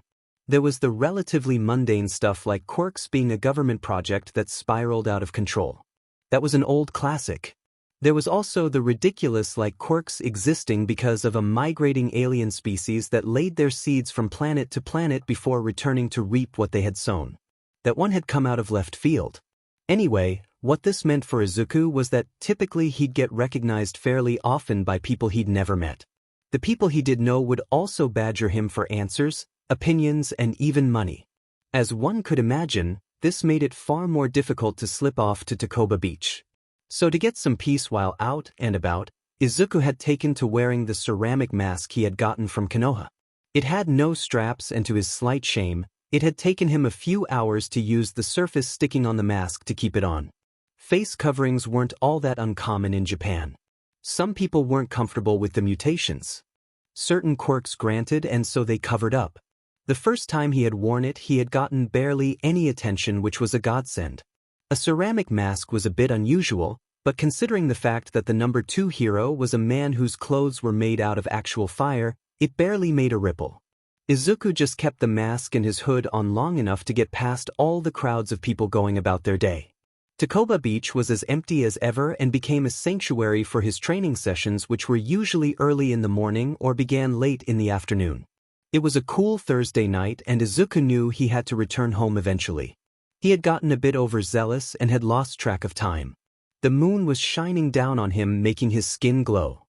His frame had gotten noticeably larger, a result of his physical training. His mother had obviously noticed that he had gotten bigger, but aside from his larger appetite, she hadn't said much. Izuku was always training or studying, so that meant he didn't see his mother as often as usual, which was good and bad. They had both silently agreed to not bring up the hero stuff until it became relevant. They got along just as well as they always had, but certain topics were anathema to both of them. The only time they had come close to broaching said topics was when his mother signed off on the consent forms UA sent to all their applicants. She signed it off without a word of protest. As a matter of fact, the only thing his mother had only ever taken umbrage with since their argument was the number of weapons in his room. Understandably, the racks of kunai and shuriken did not put her heart at ease. To be fair, Izuku hadn't begun to use those at all. You needed a license for weapons, and those weren't just handed out to middle school students. Plus, with the kill order ban on heroes, he'd need to show a lot of skill with them before being given the green light. Izuku had to think of alternative ways to fight if he ever ran out of chakra. Hiruzen, who Izuku had slowly realized was as much a scholar as he was a formidable fighter, had mentioned being prepared for any situation. Izuku hadn't run out of chakra at all yet. He hadn't even been close to, wasn't sure if it was down to the amount he had, the control he had, or some other unknown factor. What he did know was that he had to be prepared for a situation where his chakra was useless to him. He had debated joining a dojo, but there was no chance he could squeeze that into his schedule as well. He was already running on just a few hours of sleep, and more than once he'd fallen asleep in school on the bus and even here at Takoba a few times. There were 24 hours in a day, and somehow he needed more time. Thankfully, the scroll had an answer for that. The next section of the scroll had him giddy with excitement. It was a jutsu called the body flicker that involved boosting his natural movement speed to an amazing degree. It would cut down on all the time he spent going from place to place, giving him an extra 10 hours every week once he got it down. That was if he could get it down in the first place. He had already seen with the kunai all those months ago that chakra could boost whatever it was channeled into, and so far only the Konoha-made kunai and shuriken seemed to accept his chakra. Perhaps it had to do with the forging method. In any case, the body flicker confirmed that the same effect could work on his body. Apparently, masters of the body flicker could rapidly move from place to place in the blink of an eye. An especially amazing feat if the nauseating effects were as bad as the scroll claimed they were. Still, though, Izuku was cautiously optimistic that he could devise a way to boost his strength and speed even if it wasn't. The body knew that his chakra system extended throughout all parts of his body, so he wouldn't be limited that way. Izuku had already begun the research that he'd need to pull off enhancement. The problem was the vast majority of people with super strength and super speed quirks already knew how to control the boost, or even worse, their bodies were built to withstand those forces. A great example was All Might. His quirk wasn't exactly clear, but many had theorized that he had such precise control over his strength as well as special adaptations that made his quirk so formidable. No normal human, or at least normal quirked humans, could punch hard enough to collapse a building and be perfectly fine afterwards. In fact, there were many video compilations of people punching holes in stuff like boulders and tanks. The difference was that these people often also shattered every bone in their arms that proved this to be true. Izuku hadn't seen one in years, but he knew that it was one of Kaken's favorite pastimes. Not all quirks were created equal after all, and that was a big part of why hero worship was still a thing. The control and power displayed by pro heroes were awe-inspiring. Izuku's body was not super resilient or made for super strength. Therefore, he theorized that like the body flicker, he would have to reinforce his body and at the same time use the enhancement technique for no blowback. Needless to say, that was probably a long way away. A brisk wind washed over Izuku's position. He only had on a pair of shorts, so the wind made him scramble for his shirt and hoodie. It was getting pretty cold out. He put his shirt, shoes, and hoodie on before he began to walk out the maze that was the beach junkyard. He had checked 3 times to make sure that the scroll was still in his bag. Izuku had considered writing down the scroll's contents, but he had decided against it. He tried to reason that it could be catastrophic if it fell in the wrong hands. The real reason was that the scroll was way too long. Izuku was pretty sure that a team of 10 transcribers would give up before they got halfway. Admittedly, it was stupid of him to take it everywhere, but if he didn't, he would just worry that it was gone. "Leave me alone." Izuku froze as he heard a woman's voice break the serenity of the beach. He heard other voices argue with the woman in question, and Izuku bit his lip as he realized what was up. If a bunch of criminals were harassing her, then they must have known that this area was practically deserted. Even if he called a pro, it would take a few minutes for them to get here, and a lot could happen from now until then. Izuku stuck to the shadows as he approached the arguing voices. It was quite a bit further than his usual entry-exit point into the junk maze. He stopped behind an enormous metal cabinet that was at least 4 times his height. Stacks of cars were all around him and made it hard for him to get a sense of just how many people there were. "Look, lady, I'm not going to ask you again," said a deep voice. "Give us all your valuables. That includes the fancy necklace and ring you've got on. That looks like it's worth a lot, am I right, Gear?" "At least a few thousand crank," Gear replied with a very high-pitched voice. "We could get that car I've been eyeing up. The ladies will." "Please, not those," the woman sobbed. "They're all I have left of my mother. Please, we only met here to sell you this camera. You can take it for free. It's full HD and I've never used it. The seal on the box isn't even broken OW." Izuku had heard enough. He was about to leap into action when he caught sight of his face in a rearview mirror. He would get into deep trouble if he intervened. A quirkless child taking on 2 criminals? And that child being the Konoha kid too? That would be goodbye to anonymity and probably any decent hero academy, let alone UA. That couldn't happen. Izuku silently shrugged his bag off and he wiped his palms off before taking out his mask. Hopefully this thing was battle-ready. Sumire could already hear Izuna mocking her now. "Another full hard drive? You hoard too much, Sumire." "You interned for how much?" "You're too pliant, Sumire." "Oh, you sweet summer child. You can't mix peanut butter and eggs, Sumire." Their relationship had been short-lived for a myriad of reasons. One of the more prominent ones being financial. She was still looking for a job, but investigate journalists weren't in hot demand. Izuna did not like that. He barely wanted her to work in the first place despite what he had said to his family at all those gatherings. Sumire did not need nor did she want the camera. It had been a gift from a very rich and distant relative of Izuna who had heard about her dream at one of their family dinners.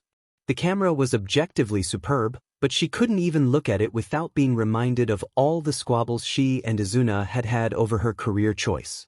She'd found a buyer almost immediately, and when she had heard they wanted to meet, she had driven to the meeting zone without researching the area first.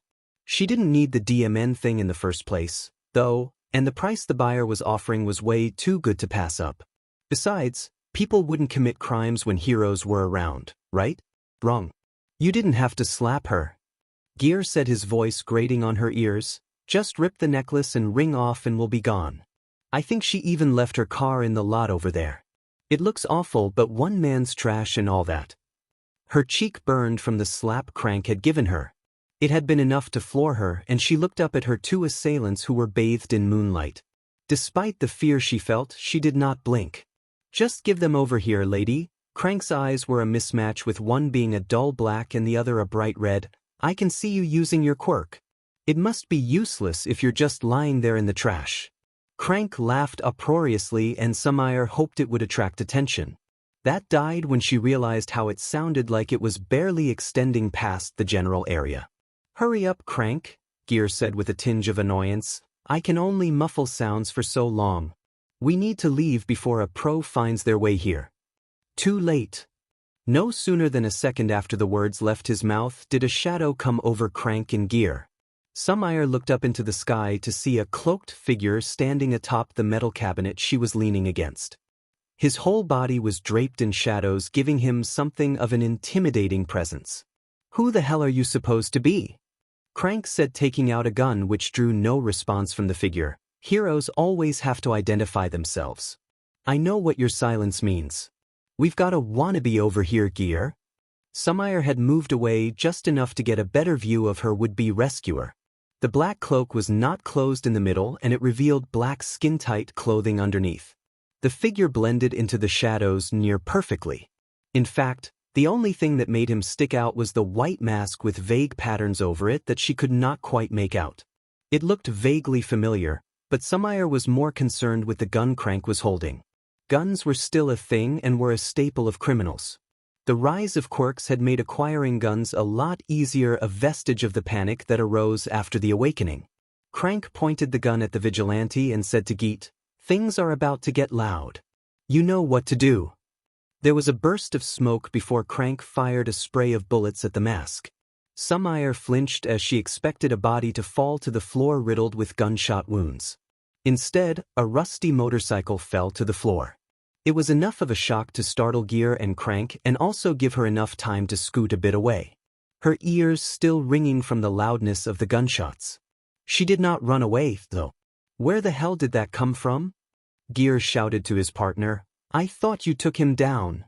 "I thought so too," Crank said with equal parts shock and horror as he scanned the area. "He definitely wasn't using a quirk. I would have seen it." A flash of white off to the side caught all of their attention.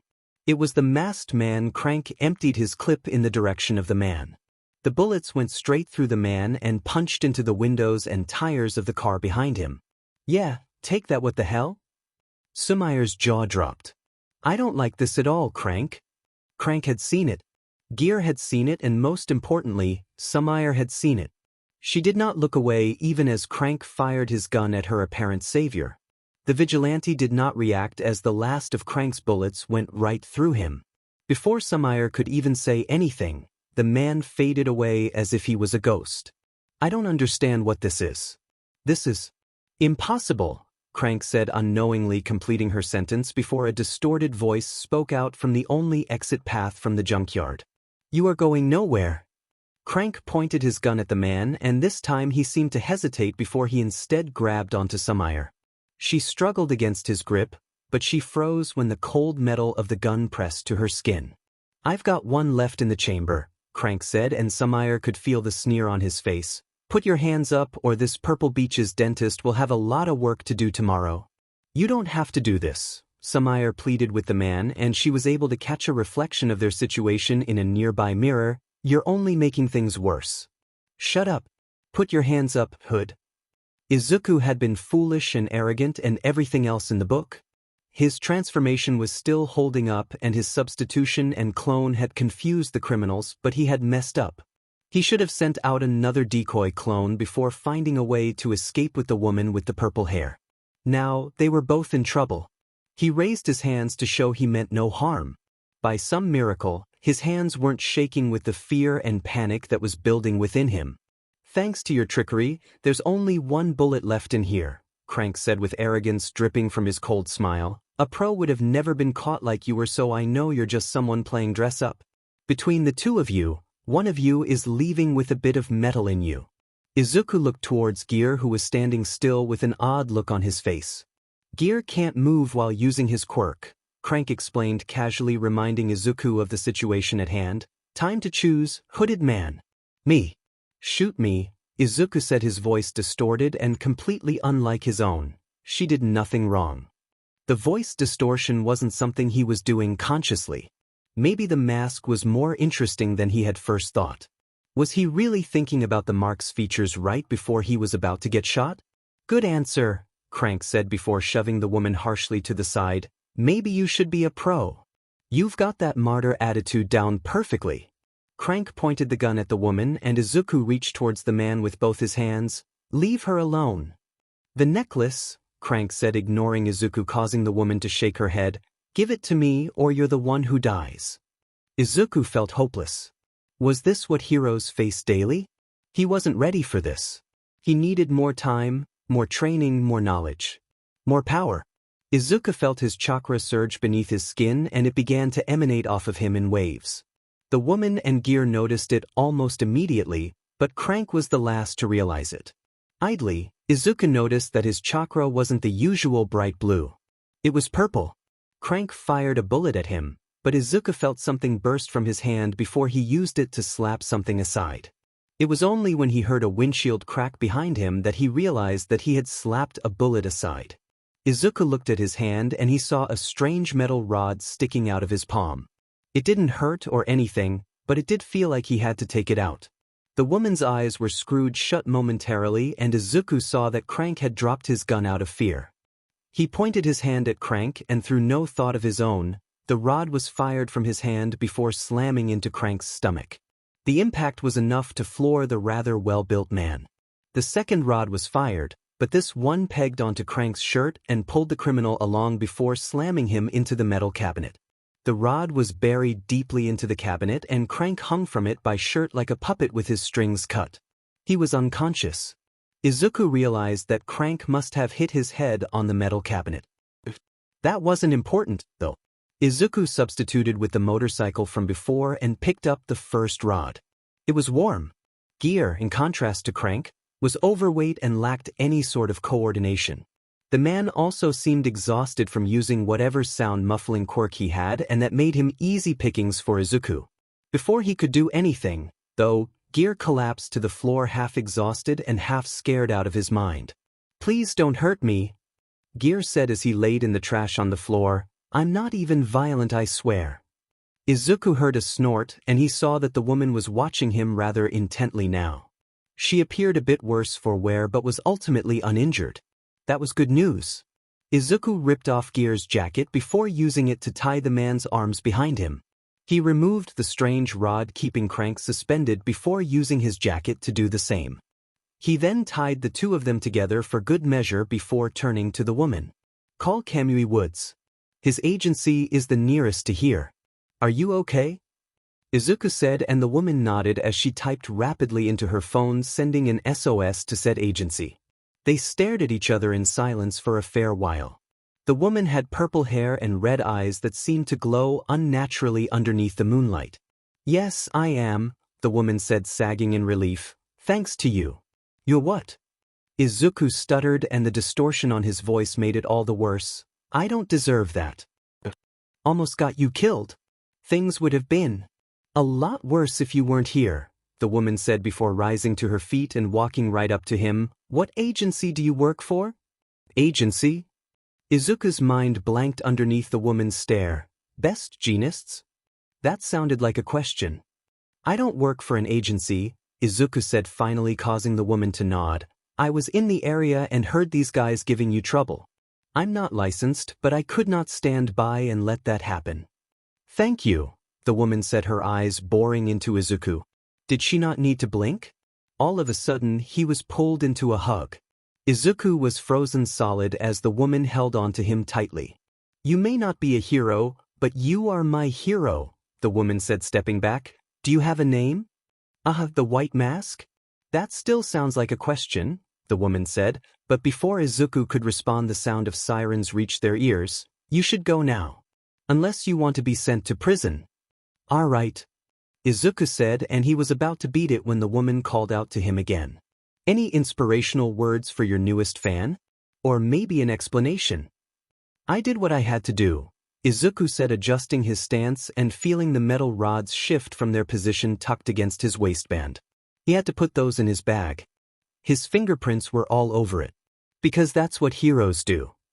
Izuku had fled into the darkness of the night as he heard the police cars turn the final corner. He dropped his transformation and he weaved through the alleys of Mizudafu, eventually coming out on a busy street. It was a weekday, but still, people were out and about. Izuku kept his head down as he bobbed and weaved through the crowds. The smell of food, sweat, and alcohol wafted through the air, only serving to make him antsy. The police would be looking for someone a lot taller and bigger than him, but he still felt some trepidation. What if someone had followed him this? What if they saw him drop his transformation? They could have recognized him from any of the Konoha specials floating around and the police would be at his home before he was. Izuku left the populated area as he took a shortcut through the alleys. Normally, this wasn't an option at night, but right now he was all out of options.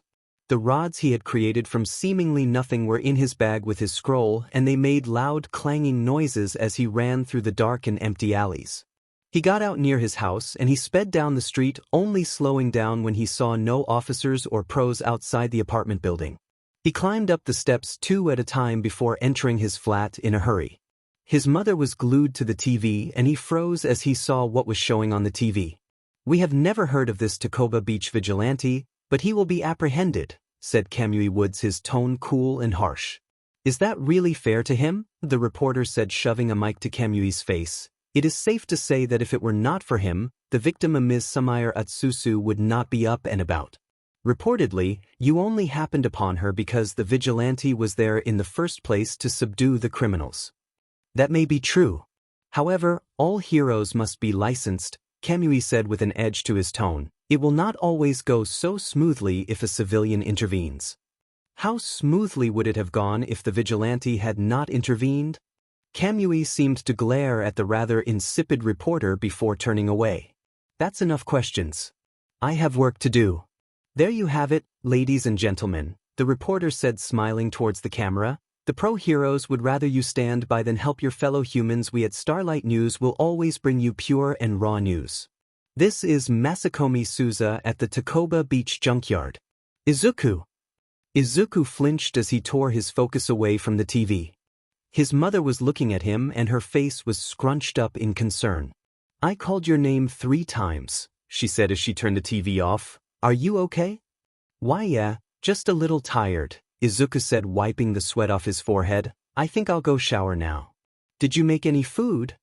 "Of course I did," his mother said, and she continued speaking as he walked away. "Are you sure everything is fine, Izuku? You look pale." Izuku paused before taking a deep breath. He turned back to his mom and smiled. "I'm fine, Mom. I promise," Izuku said with a warm smile. "I think I just pushed myself too hard today and I've still got some homework I didn't finish in the afternoon."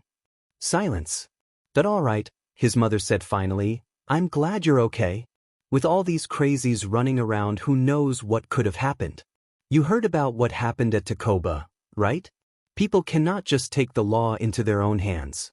That's what the pros are for."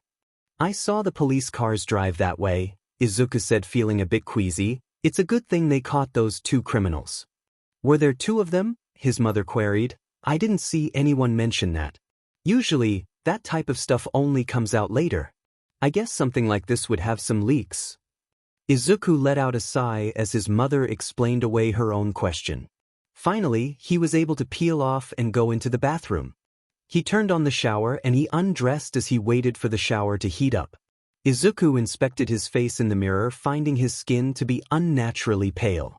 He closed his eyes as he recalled the short scramble between him and the 2 criminals. If those rods hadn't appeared when they did, he would have been.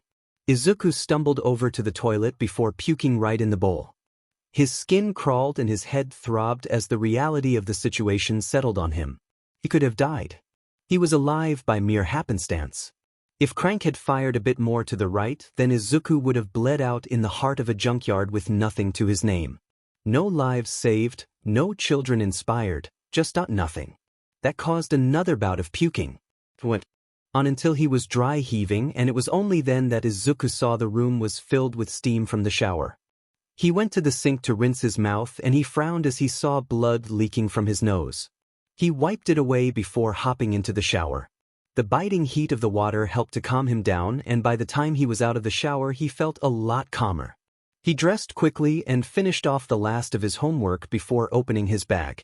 He took out the metal rods and he marveled at them. One had a blunt end while the other ended in a dastardly sharp point. These had come from his skin. There was no blemish on either of them, even the one that had deflected a bullet. Interestingly, they were warm to the touch, almost as if they had their own source of heat. Could it be? There was only one way to find out. Izuku channeled his chakra into one of the rods and he blinked as he realized that the rods weren't rejecting his chakra. He pulled the chakra he had put in the rod out and to his surprise it crumbled away to dust. "Cool," Izuku breathed as the dust blew across his room and then dissipated in barely visible sparks of blue. He did the same to the other rod, which left him with neither of the weapons he had used against Crank in gear. That was good. A sharpened rod would have definitely not been the sort of thing to keep with you at home or elsewhere. Izuku tried to summon another rod, but he sighed as nothing happened. It reminded him of his discovery of water walking and surface sticking, which Hiruzen alluded to being exercised for gaining control of one's chakra. Somehow, he had to reverse engineer the rods.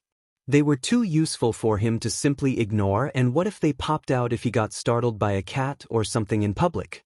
That would be an awful look. Izuku got ready for bed, and before he slept he saw that TBV was trending. It probably wasn't important.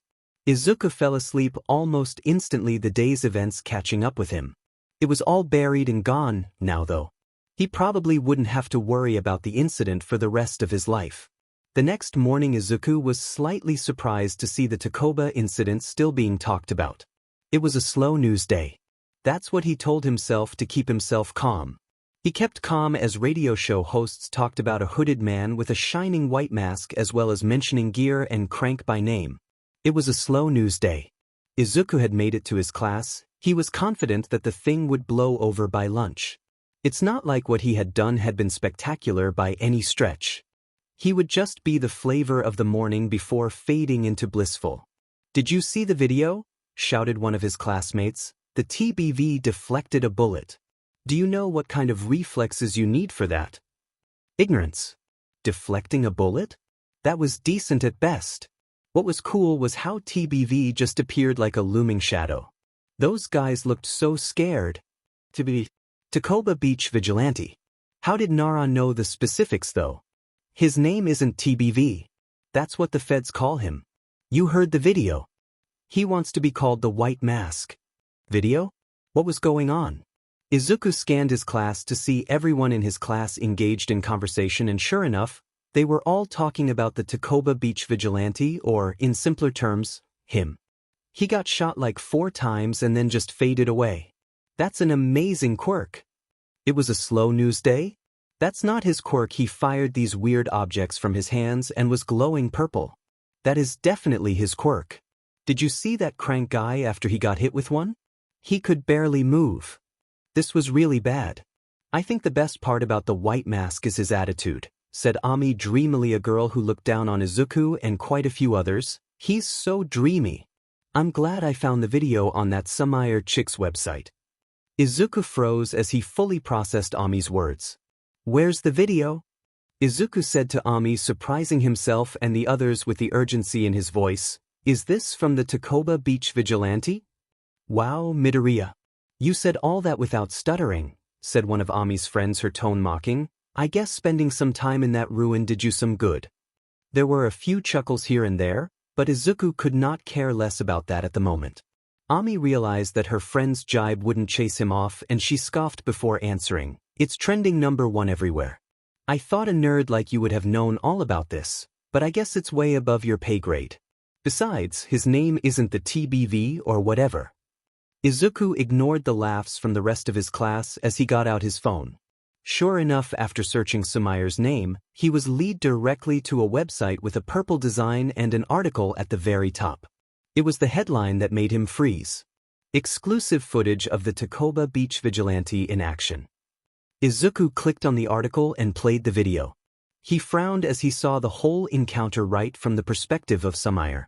Izuku was dead certain there had been no cameras, so how? Price. The lack of blinking. Sumire's eyes could record whatever she saw. That explained how everyone knew NTMT deals of what was supposed to be an NTMT conversation. The video ended with him running away before it switched to a video of Sumire speaking to the camera. The White Mask saved my life and I could not stand the slander that was in the press, Sumire said, and her eyes weren't red anymore. They were now just a normal black. I am Sumire Atsusu, and as an investigative journalist, it is my prerogative to tell the public the truth.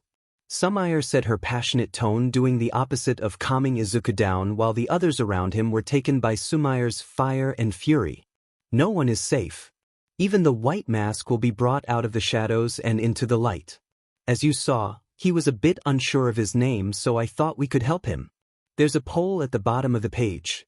Subscribe for more content. The video went black.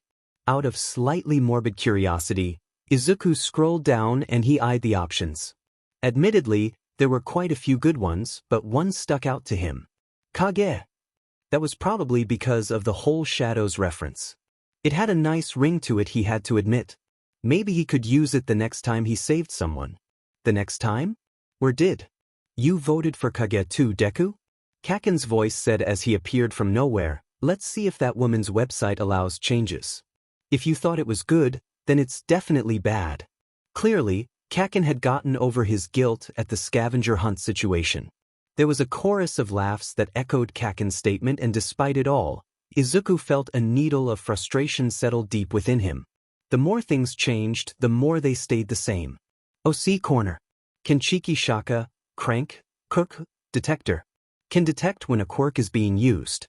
Cannot identify which quirk it is. Notes: a distorted depth perception and heterochromia is a side effect of this quirk. Kinkin Fukumigo, Gear. Quirk, Muffle. He can contain the sounds made within a certain area. He can control the area of effect, intensity, but not the time limit. Notes: it is very exhausting and novice users cannot move around when using it. A shrill voice is a particularly odd side effect of this quirk. Sumire Atsusu Quirk, Video Camera. She can record anything her eyes see. The video can then be uploaded onto a hard drive made out of a special crystal that is attuned to the signals the recording process emits. Notes: Sumire never has to blink, a very convenient side effect thanks to her quirk. Her eyes glow red when her quirk is active. Author notes: I'm having so much fun writing this story. Originally, this chapter would have probably ended with the entrance exam, but now I'm taking my time to flesh things out a bit more. Obviously, UA is where the party's at and all that, but I'm loving the preamble. Izuku hasn't encountered All Might in this FIC, but he still has a teacher of sorts and he's a very dedicated student, so I don't doubt given enough of a nudge, he'd still train his butt off. Even the vigilante thing was added in a bit later to my initial outline for this FIC. I usually take longer to bust these out, you can ask the readers of my others fixal, but I'm just really vibing with this FIC. Even the names of the OCs were carefully chosen through the use of the Japanese dictionary on my phone. Maybe the names won't all make sense or will be unrealistic, but Tetsu makes names a pretty low bar to clear. Oh, I think I mentioned this earlier, but I only watched until the end of the anime and I definitely didn't watch the movies. I may do that eventually, but honestly, I don't wanna. There's like a 20-ish% chance I do something with one of the movies, so I wouldn't hold my breath. This FIC will diverge from canon, but there will be a smattering of spoilers from across all 4 seasons. There will be a few more OCs, some important, some not. That's unavoidable, I'm afraid. Those of you on AO3 can see that the ship is now Izuku Midoriya undisclosed, and also that it is FM. I changed the tag in between this update and the last. All that means is that Izuku's straight and you have to read to find out how that'll go. The romance definitely takes a back seat to the plot, though, which is why I feel like not tagging it isn't that important. And that's about it really. A very big thank you to everyone who's been giving kudos, commenting, subscribing and all of that. I love seeing those numbers go up. It just gets me all excited to write. Stay safe, it's been one hell of a year. Don't do anything I would do and don't do anything I wouldn't do. There's a little gray area in there, that's where you operate. I think 4 chapters in 9 days is a record for me. The end of the school day could not have come sooner for Izuku. The talk of him, well actually the Takoba Beach vigilante, dominated conversation not just in his class, but even in their school. One of their teachers had even mentioned rewatching the fight multiple times since last night. In short, people liked the Takoba Beach vigilante a lot. Or as the poll had decided to name him, Kage. The fervor and excitement weren't limited to just his school either. All day long, tons of posts and videos spread throughout the internet. Speculation of who Kage could be, what his quirks were, and even a few posts about how handsome he was. Izuku hadn't even shown anyone his face. Now that he was alone at home though, he could admit it to himself. He liked the attention. He really did. People were happy that he had intervened and saved Sumire. They were amazed at the skills he had displayed the last night. Izuku, inspiration of the masses. Well, technically it was Kage who was the inspiration. Izuku wanted to inspire and protect and amaze others, the same way All Might had for decades. To get such a positive reaction, even if people didn't know it was Izuku behind the mask, made him very happy. It wasn't all sunshine and roses, though. Izuku had gone down to Takoba Beach just to scout it out, and apparently, quite a few people had had the same idea. They were people posing on top of the metal cabinet he had appeared on. Others crouched in front of the bullet-ridden car that his clone had stood in front of. Izuku wasn't sure when it would end, but what it meant was that he definitely couldn't practice at Takoba anymore. If it became a popular hangout, then it was inevitable that he would run into someone he knew. The other problem was on the other end of the spectrum. Kage had a lot of new fans, but he also had a lot of haters. Izuku knew that animosity from some people was part and parcel of the game, but it was doubly so when you were a vigilante. The few pro-heroes from around Mizudafu had strongly condemned Izuku's actions. The most prominent of these being Kamui Woods, who was a shoo-in for a top 10 spot with his current trajectory. That condemnation from pro-heroes was definitely enough to sway people to the other side. Many called for his arrest, called him a lawless vagrant and all sorts of stuff. It hurt a bit more than Izuku was willing to admit. He would not let it get him down, though. Izuku would scour Mizudafu for a new training spot until the beach cleared up again. He decided to use the rest of today to catch up and maybe go a bit ahead in his classwork. Izuku felt that he had made it far enough with the Academy 3. The only one that he needed to use instinctively was the substitution. The clone and transformation were great as is, and in truth, there was not a lot more mileage he could get out of them. Maybe he'd think of something later. Instead, he would focus on working out the mechanics of enhancement before starting the body flicker and trying to master the substitution. It took a bit too long for him to use the latter, so he had to shave the activation time down as much as possible as soon as possible. Finally, Izuku would try to figure out how to conjure those metal rods again. He had been a bit rash in getting rid of them, and he'd been unable to make them ever since. The scroll made no mention of object creation from pure chakra, so he was well and truly stumped. It was just something he would have to figure out. Izuku's computer let out a chime signifying an email. He went to his inbox and he freaked out as who the email was from. It took him 10 minutes to open the email. He didn't have to worry. It was just a confirmation of his application. His results were good enough to get into the testing phase despite his supposed lack of a quirk.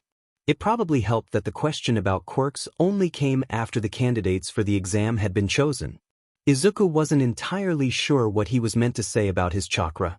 He could not keep it a secret forever. Somehow, he'd slip up and the fallout would probably be immense. It wouldn't take much time to figure out that his chakra wasn't a quirk, and then he would have to tell them the truth. That a magical fruit from a magical tree gave him magical powers. This was without mentioning the giant symbols that had appeared in the sky. The scroll had mentioned something about using symbols to perform specialized tasks, but Izuku barely understood a lick of the mentioned theories. It was obviously near the bottom of the scroll for a reason. Turning back to the email, Izuku was about to send a confirmation when he saw that it wasn't necessary to reply. He tried to go back to his work, and to his credit, he was about 60% done when he had to put his pen down. He was filled with a nervous energy that he needed to expel somehow. It was still far too early to go to Takoba Beach, but maybe there was somewhere else he could go. Izuku remembered that there were a fair number of abandoned properties scattered across Mizudafu. He needed to find one that was relatively private and had enough stuff lying around for him to practice on. He found 3 locations that were spread rather far apart, but he wouldn't mind getting some exercise in. In fact, Izuku decided to pass by the gym as well, a prospect that he would have not taken on months ago. Izuku could admit to himself that he did chase the feeling of satisfaction a good workout provided. His body still hurt after each and every session, but it was fine because he knew that it was for a good cause. Plus, he could now sprint up the stairs to his flat without being out of breath anymore.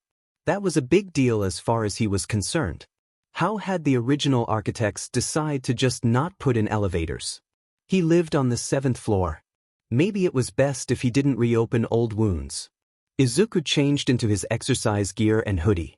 He packed a bag with a change of clothes as well as the scroll. He was about to leave when he caught sight of the mask. Kage's mask, well, sort of. He had made sure that his transformation had altered the decal and general design of the mask. If he hadn't, Izuku would probably be holed up in some juvenile holding center by now or something. Izuku decided to take it with him just in case he needed it. Maybe some lady would need him to rescue a cat from a tree. He could climb trees with the best of them now after all. Or maybe he'd get another shot at saving someone from dangerous criminals. What was the old saying? Better to have and not need and so on? Who am I kidding? I definitely want another run. How hard could it be to help someone in need? As it turned out, it was actually very hard to help someone out in need, and that was for one reason and one reason only. Pro heroes were ridiculously good at finding and solving situations before Izuku could even get there, let alone help. To be fair, it was daytime, and that meant that crime wasn't exactly booming. The bigger factor was all the normal heroes as well as All Might on top of that. Not even the craziest of villains would want to tempt fate and end up on the business end of a Texas smash. Recently, there had been fewer sightings of All Might going out and about, and yet he still quelled any disasters at an inhuman pace. Izuku imagined it was actually scarier this way for the criminals. Before, it had been relatively easy to earmark All Might's position, and the criminals just had to operate as far away from that point as possible. Now though, All Might could and did randomly appear out of nowhere. A derailing train in the north? All Might was there. He'd make sure everyone was all right before disappearing into thin air, only to stop a hostage situation in South mere minutes later. It was a masterstroke. Unfortunately, All Might was just one man and stuff did slip through the cracks, but that was where the rest of the heroes came in. All Might probably handled 65% of the major incidents in a day, as well as a sizable chunk of the minor ones. He also primarily worked in the data. All Might did have many successful night missions, you see his belt, but his skill set lent itself to being more useful during the day. More subtle approaches were needed at night. Heroes like Endeavor and All Might would draw a lot of unwanted attention at night. Plus, it probably kept everyone's morale up to see their beloved number one during the day. It was with that in mind that Izuku decided to exercise at the gym until the sun went down. He had been beaten to an incident for the 11th time that day. The worst part was that two of them had been cats stuck in trees. He could have and would have done them a lot quicker than the sidekicks that were assigned to them. Izuku bit down his annoyance as he arrived at his gym. He tapped his card at the entry gate and the automatic door unlocked, allowing him inside. Kendo Gym and Martial Arts was one of the very best in the Mizudafu area in his experience as well, according to the rave reviews online. It was enormous and had superb facilities, but the trainers were also extremely patient. He could only afford to hear because of the interview money. His first day had been terribly awkward. Izuku still felt embarrassed at having to be taught how to use a ton of machines by a girl around his age. He had all but burnt the memory out of his mind except for how to use the machines. The girl's incredulity at him not knowing how to use even some of the more basic machines still stayed with all these months later. The gym was on the bottom floor and the dojo was on the floor above. Izuku had seen the girl walk about in a GI from afar, so he figured she had to be one of the dojo students. Another good reason to not sign up for the dojo. Izuku shook the vestiges of embarrassment away as he loaded up a machine. The familiar burn and strain were like an old friend. Izuku finished his repetitions before heading for the indoor running track. Decathlon competitors, or decathletes, had a holistic approach to exercise. They could not be too bulky or they would not be able to jump as high. They could not be too skinny or they would be too weak for the strength-based events, and so forth. Izuku tried to mirror this as best he could do. There was some stuff he could not do even in this gym, but the trainers had been more than helpful in finding suitable alternatives. The track was occupied by others as well. So, Izuku took a lane of his own as he went through sprinting drills. By the time Izuku finished those along with a few agility and flexibility-focused exercises, it was already late evening. Finally, Izuku felt pretty tired, but he had long since adapted to working through fatigue. Izuku took a quick shower before changing into the spare clothes he had brought along. His mask was at the very top, but for now he wouldn't really need it. He was just looking for a new training spot after all. He knew of at least 3 abandoned properties around Mizudafu thanks to the internet, but he hadn't checked them out before. It was only about 7:30, so the streets were packed. It was also a Friday night, so restaurants, shops, malls, bars and stadiums were jam-packed. This worked to his favor and no one really bothered Izuku as he made his way to his first destination. It was an abandoned apartment building and Izuku did not quite remember the reason for it standing empty. Something to do with noise complaints and air pollution from the factories. He left the noises and lights of the leisure section of the city, moving to a residential industrial sector. There was far less activity here and so Izuku paid more attention to his surroundings. In the distance, he could hear the faint sound of music. It was unlikely that he was being followed, but a little caution could go a long way. After a few minutes of walking past empty buildings and factories, he realized that he was just being paranoid. The music he had heard was only getting louder, but he ignored it for the time being. It was a Friday after all. Izuku checked the street names as he went along, marking them off before he finally arrived at his destination. So this was where the music was coming from. Danzu, is that you? You're kinda early, man, a drunk man said, holding a bottle in his hand, his voice just a little slurred. Are your drinks in the bag? That's smart. I'd never think an all-white bag would have booze in it. You know, I once met him? Mall sight. He's huge, like at least this big, and Izuku chose not to correct the man's mistake. The gates that surrounded the apartment were wide open and at least 100 people were mingling in the parking lot. Music blared from large speakers that someone had set up and there had to have been at least 40 cars. There were even a few fires that had been started in barrels. Is there a party like this every night? Izuku asked the drunk man who had been rambling on the entire time. Of course, he had to find a mumbling drunk. The mumbling was very irritating. Izuku did not sense the irony in that thought at all. None whatsoever. Of course there is. Mizudafu never sleeps, the man slurred. Come on, Hanzo. You are always here. Don't tell me you're on that stuff again. You better share. I'm not, Izuku began but stopped. He had to leave. Apparently, this was a popular partying spot, which was the exact opposite of what Izuku needed. He turned the drunk guy back towards the party and he ignored the lingering smell of alcohol and other such stuff. Outdoor parties were gross. So, the apartment building was a bust. It wasn't all bad.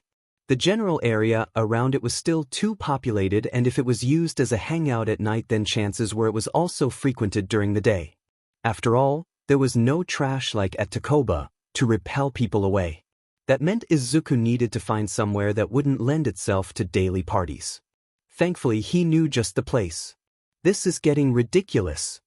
The second property Izuku had scoped out had also turned out to be a bust. It's CKD because it would have been perfect. It was a large secluded factory with high brick walls for added privacy. There was leftover equipment that would have been perfect for testing jutsu on, as well as vast amounts of space. Izuku had been ready to scale the wall when he saw the sign on display. It was the badge of Kamui Woods Hero Agency. If whoever owned the lot could afford to have Kamui Woods on a private retainer, then it definitely wasn't a good idea for Izuku to entertain the idea of training there. Especially with how testy Kamui Woods had been in the media as of late. So as the clock struck 9, Izuku walked through the night to his final destination. It was a mall that was owned by a near-defunct real estate group. The mall and the blocks around it were also owned by that group. Apparently, the last surviving scraps of the real estate group were holding on to these buildings like a lifeline. They were all currently boarded up and empty, so Izuku could only assume they were holding out for a buyer. Izuku was sure a buyer would come soon because the mall was within a stone's throw of UA. The prices for rent near UA were staggering, but it was well worth it because it was one of the safest places in all of Japan, let alone Mizudafu. When Izuku came to the mall itself, he was admittedly impressed. It spread out far and wide across multiple blocks. All the doors and entryway were boarded up, leaving no way in for the average person. Izuku was not average. He walked up the wall using his surface sticking. A few months ago, it had been murder on his core to walk up this way. The first time he had tried it, his upper half had fallen back to the ground. He had almost busted his head open on the ground. Now though, thanks to his exercise, he was strong enough to walk up a wall as if it were the ground. He had to walk the way to the top floor because none of the windows could be opened from the outside. When he made it, the frustration from this adventures. The top floor was a rooftop garden. The garden spanned the entirety of the mall's roof, and it would not be an exaggeration to call it a park instead of a garden. There were plenty of tables, chair, pot plants and so on, but more importantly, there was open space. It would give him enough space to start practicing using those rods he had made. Well, that would only happen if he ever figured out how to make those rods again. As things were, Izuku was stumped. They had appeared in a crisis moment and he wasn't crazy enough to take a chance on it happening again. He had rewatched the video of the fight multiple times over and he just did not get it. At the moment, it had felt like his body had acted on its own and surpassed his normal limitations. It was like those stories of women being able to lift fallen cupboards or cars off of their children. What people were not told was that often these women damaged their bodies extensively in pulling off these feats. The body had self-imposed limitations on how much effort one could exert. It was through intense exercise that someone broke through those limitations and pushed the bar further. So, it was possible that Izuku's chakra acted similarly. Perhaps, for whatever reason, he could not recreate those rods. It could be a power issue, lack of control, or anything else really. Izuku was certain that he'd crack the code eventually. For now, though, he had done enough scouting. He would come back tomorrow so he could start working on the enhancement technique. As it was, Izuku had zero firepower. The rods would have been useful, but until he figured that out he had to find an alternative. He kicked a chair leg that had rolled near him out of frustration. Maybe I could use this, Izuku said, not entirely joking. It was getting pretty late and having a weapon, even if it was a chair leg, would be better than absolutely nothing. The sound of dogs barking in the distance made his mind up for him. He picked up the chair leg and it was surprisingly sturdy. It would probably SCK to be on the wrong side of it. Izuku picked up his bag and improvised weapon before going back over the edge. He undercooked his chakra just enough to allow him to slide down to the ground. The streets were dark with the only light coming from intermittent street lamps. To keep his mind busy, Izuku toyed with chair leg he'd taken along with him. He imagined himself beating away imaginary foes at every turn. If someone had seen him, he'd have looked crazy, but as it was he was all alone. After about 15 minutes, Izuku had made it back to proper civilization. The night was still going strong for a lot of people. It was nothing new. Friday nights were often the liveliest of times along with Saturdays. At this time of the night, there was no more public transport so Izuku had to walk back on the busy main roads. The problem was there were even more people out now than there had been earlier in the evening. His mother had sent him a few messages already which made him begin to get annoyed at the crowded walkways. There was a shortcut that went past the kendo gym that would allow him to get home a few minutes quicker. Izuku was certain that the gym and the other businesses on that route were probably closed. Normally, that would be a touch unsettling, however, with his mother bombarding his phone with messages, it was a godsend. Izuku peeled off into the alleyways going further away from the hubbub of the crowds. He had abandoned his weapon when he had reached the main walkways and now he felt a bit foolish about the whole thing. He was about to turn the corner into the street of the gym when he heard raised voices. The sound of shuffling drew his attention and Izuku slowed to a halt before peeking around the corner. He nearly groaned when he saw a girl with orange hair surrounded by 2 men and 1 woman. The girl stood at the main entrance to the gym and there was a parked car nearby with its headlights off. There was a 4th person, a woman, sitting behind the steering wheel. "We won't ask again, girlie," said the woman and the apparent leader. "We know you lock the gym up on Fridays and we know you guys keep some valuable stuff in there. We know all about your alarm system too. Just unlock the door and things won't have to get messy." Izuku heard enough. He reached into his bag and he prepared a quick plan as his fingers closed on the cool ceramic of his mask. He would not have time to waste. He could not make the same mistakes as he had at Takoba. His eyes scanned the alleyway for stuff he could use and a rough plan formed in his mind. Time to be a hero. Itsuka did not have the time to deal with this. She'd gotten her confirmation from UA that very day and she had been so pumped she had trained extra hard. She could afford it. Tomorrow was the weekend and that meant she could train for even longer. And yet, here she was getting robbed in front of her parents' gym. Like hell. Itsuka enlarged her fists as she dropped into a stance. One of the men took a small step to the front of the pack and the driver began to climb out of the car. Okay, 4-on-1 was not that bad. The camera's rolling. Let's do this thing already, Itsuka said as she began hopping from foot to foot. I think I left my stove on, so we need to speed things up. She couldn't even cook. Not really. A little taunting never hurt anyone. That was what her fists were for. Despite the taunt, however, none of them moved an inch. Izuku was nervous until the man at the front took another step forward. Look over here, Carrot Top. Izuku met his gaze on reflex, and she felt her muscles lock as she stared into his eyes. They were a bright pink, and she felt embarrassed at falling for his quirk so easily. Thanks for that, Nirami, the leader said, and as she walked forward her nails began to lengthen until they were 10-inch long spikes. We're gonna need you in the car, Kaihi, said the woman before turning to Izuku. You better pray to your gods. This is gonna get ugly if you don't unlock this store right now. Give me my bat, Kaihi, said the man closest to the car. This girl looks tough. She may need some preparation. Anything else, masters?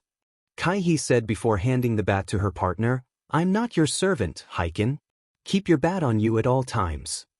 Izuku felt her worry grow as she saw Kaihi and Heiken chat back and forth. If they were so casual whilst in active crime scene, then this definitely wasn't their first time stepping between the ropes. The only saving grace was that the camera coupled with the street lights would capture their faces clearly. The lights were above them and it allowed her to see their facial expressions despite the time of the day. It was also thanks to the light that she was able to see a large shadow form on the ground. The others noticed it too, and Heiken was the one to spot where it came from. Up there on the roof. What the hell is he holding? Before any of the criminals could move, a large trash can sailed through the air and slammed on the windshield of the car. The result was a loud crunch as it shattered into pieces. The alarm of the car blared through the night air. Someone would definitely have heard both the crash and the alarm. The airbags in the car activated and Izuku almost felt bad for Kaihi. The woman was not strapped in, and so the airbag slammed into with full force, putting her out of commission. The lid of the trash can fell in between Izuku and the man, keeping her paralyzed. She was freed from her invisible bonds and she sidestepped the leader before delivering a thumping blow to the man's chest. He flew through the air before slamming into the side of the car.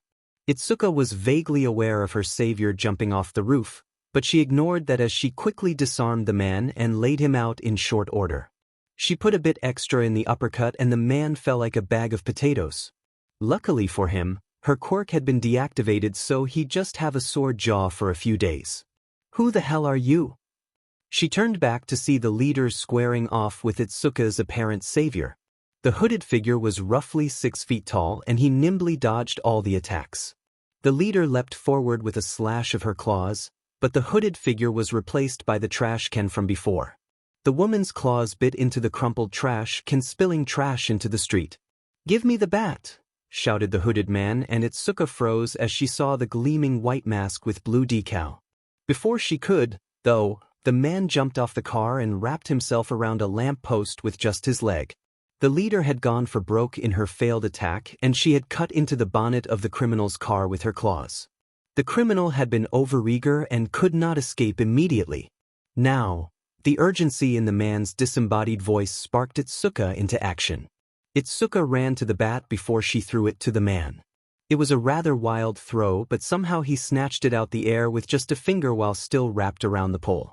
He slid down the pole by his leg with a casual grace. He reached the ground and rose with both hands holding onto the bat. The man used the bat with no technique whatsoever, but he didn't need to have technique. The leader seemed exhausted from chasing the man around, and her claws had decreased in length by more than half. She was tired.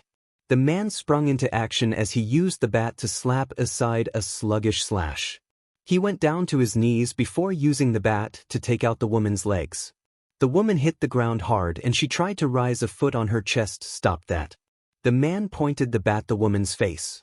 A silent warning of what would happen if she did anything. The man turned to Izuku, his mask bathed in the light of the street lamp. Are you okay? Was she okay? Are you okay? Your knees should be shot. You just jumped off a building. That doesn't apply to me. Mysterious. What's your name, young girl? The man said as he pointed the bat at her. Young girl? How old was this guy? He sounded like her grandpa, but he couldn't be that old judging by his build. Izuku Kendo, she gave up freely. What's your name? I mean your hero name. You can call me Kage. It was a bit simple, but it definitely suited his aesthetic. Have you called for backup from other heroes? What agency has the mighty Kage working for them? Itsuka asked, and she frowned when she saw the man's body language warp from very confident to unsure. Funny story about that. The man's disembodied voice was still able to convey the awkwardness and embarrassment in his tone. Itsuka had a feeling that it wasn't really all that funny. She was not nervous per se. The man had just saved her after all. However, he seemed rattled by her mentioning other heroes. Naturally, she was suspicious. Oh really? Lacquered chain prison. A spray of wooden tentacles suddenly flew at both Itsuka and Kage. Itsuka was caught, but Kage managed to escape by somehow swapping places with Heiken. She struggled against her bonds as Kamui Woods appeared on his from the shadows. What the hell was this? It was so tight she couldn't even activate her quirk. Let her go, Kage said to Kamui as he gestured to the criminals scattered on the ground. She's just a kid. These guys are your criminals. The tentacles wrapped around Itsuka loosened immediately at those words. There were still deep and red marks on her skin, and she rubbed at them as Kage spoke again. You usually work alone on your night patrols, so you have no backup. If you're on your own, then that means you have just two options, Kage said looking at Kamui. You could either chase after me and arrest me, or you could arrest the 4 criminals who attacked an innocent girl outside her family's business. The choice is yours. Itsuka watched as Kage ran off without waiting for a reply. A vigilante, huh? She wondered if all vigilantes were as cool as Kage. I'm a huge fan, by the way. Dotanez dorky too. This happened at your gym. I'm glad you left before getting mixed up in all of this. He should have expected this. He really should have learnt from the last time, and yet here he was having an internal breakdown in front of the TV. All of the news channels were speaking about the incident outside the Kendo gym. Starlight News, the one he was watching now, had been constantly replaying footage of the fight since well before sunrise. The video was taken from a security cam, and it always started right around the time Itsuka's hands got bigger. It was an interesting quirk. It seemed like a localized gigantification, and it probably gave her one hell of a power boost. The punches she delivered looked devastating. Then, for at least the 7th time that weekend, Izuku watched as he intervened and helped Itsuka. Around the time of his 3rd rewatch, he had noticed how Itsuka seemed to have a fluid and learned fighting style. Itsuka's skill only became more obvious the more he focused on her. She was strong enough to take care of herself even without having to use her quirk. Did she learn all this from the dojo? He recognized her as the girl who had shown him the ropes on his first day at the gym. The penny had only dropped for him after she told him her name. Images of her wearing a training GI and walking around the gym had formed in his mind. All in all, Itsuka's skill was a great endorsement for the dojo. Most heroes had support items to help their fighting style. The powerhouses like All Might and Endeavor didn't really need any items, but Izuku had many notes about some of the more impressive items. Itsuka, on the other hand, seemed to be rather advanced for her age. She did not need a support item or even her quirk to be effective. She already knew martial arts and was confident enough in her own strength to take on 4 people at once. He was pulled away from his thoughts as it got to the part of the video where Kamui got the drop on them. It had been rather fortunate that he had been able to avoid the wooden snares. Itsuka had been caught, which was unfortunate, but he knew she'd be fine. She wasn't the one breaking the law, after all. That bad been all him. Izuku had used substitution on one of the criminals, and to his delight it had actually worked. Being able to use substitution on other people could make for some great combos. The thing was, Izuku still had just about 0 firepower. He was untrained in hand-to-hand combat. Despite how easy it had looked on the video, avoiding the criminal's attacks had been very difficult. He was only able to go on the offensive when he had gotten the bat from Itsuka. Furthermore, his ranged attacks currently consisted of throwing a full trash can. It looked cool in the video, but carrying that bin up the wall had been decided uncool. The solution was clear as day. He had to start learning elemental chakra control. The scroll had a lot of techniques for all 5 elements. It was a treasure trove of information. The scroll was obviously meant to be used by an entire clan, and so Izuku knew that Hiruzen added so much stuff to cover as many bases as possible. Izuku originally planned to only work on the enhancement technique, which would hopefully lead to a quick segue into the body flicker. From there, he had planned to begin his elemental training. However, he was once again keenly aware of his limitations. Itsuka could probably have handled at least 3 of those criminals from last night on her own. Izuku had so much potential at his fingertips, and he wasn't tapping into it because he was scared. His quirk was wildly different from any other that was on the record. If what his full capabilities spread around, then Izuku could kiss his current life goodbye. Much like the participants at the UA sports festivals, once you stepped into the limelight, you were there to stay. For example, had trapped everyone at the start of his obstacle race in his first year. It was unsurprising that he had gotten a grant to start his agency right out the gate. Izuku just had to be prepared to deal with the ramifications of his power. As a future hero, it was his duty to give it his all in everything he did. He couldn't choose to not learn something because he was scared of the blowback. There would be no room for fear if he wanted to pass the UA exam, and there was certainly no room for fear if he wanted to be the next #1. It was with that mantra in mind that Izuku realized his training schedule was about to get busier. The entrance exams were in 6 months. He had 6 months to make himself worthy of a spot in UA. There would be people like Kaken and Itsuka all fighting for spots. He had no choice but to catch up to them, or he'd be left behind for good now. "Breaking news here at Starlight News," said the news anchor, a man who a fox head. "Our head reporter is outside Kendo Gym and Martial Arts. The site of an attempted robbery that was thwarted by the owner's daughter and the Takoba Beach vigilante. What have you got for us?" "What could they have now?" his mother said as the news cut to the outside of the gym. "This channel is a bit too chaotic for me, but they do have the most scoops." Izuku hummed his agreement as the Starlight reporter began to speak. Izuku recognized him as the reporter who had interrogated Kamui Woods after Izuku's debut as K. What was his name again? "Hello, Japan. My name is Masakomi Souza," said the man with practiced ease. "We are outside the site of yet another incident involving the Takoba Beach vigilante. As you would have seen, the man calling himself Kage rescued a young girl from 4 criminals with a long list of crimes to their name. The girl is inside, but more importantly, we have personally confirmed that Kamui Woods is here too," Masakomi said before his tone became derisory. "The rising hero has been under fire for his failure to respond to the Takoba Beach incident. Last night we had another incident that the pros failed to find out about. I understand that our pros cannot be everywhere and they do not know everything," Masakomi said, a burst of passion in his voice. "That does not excuse what happened last night.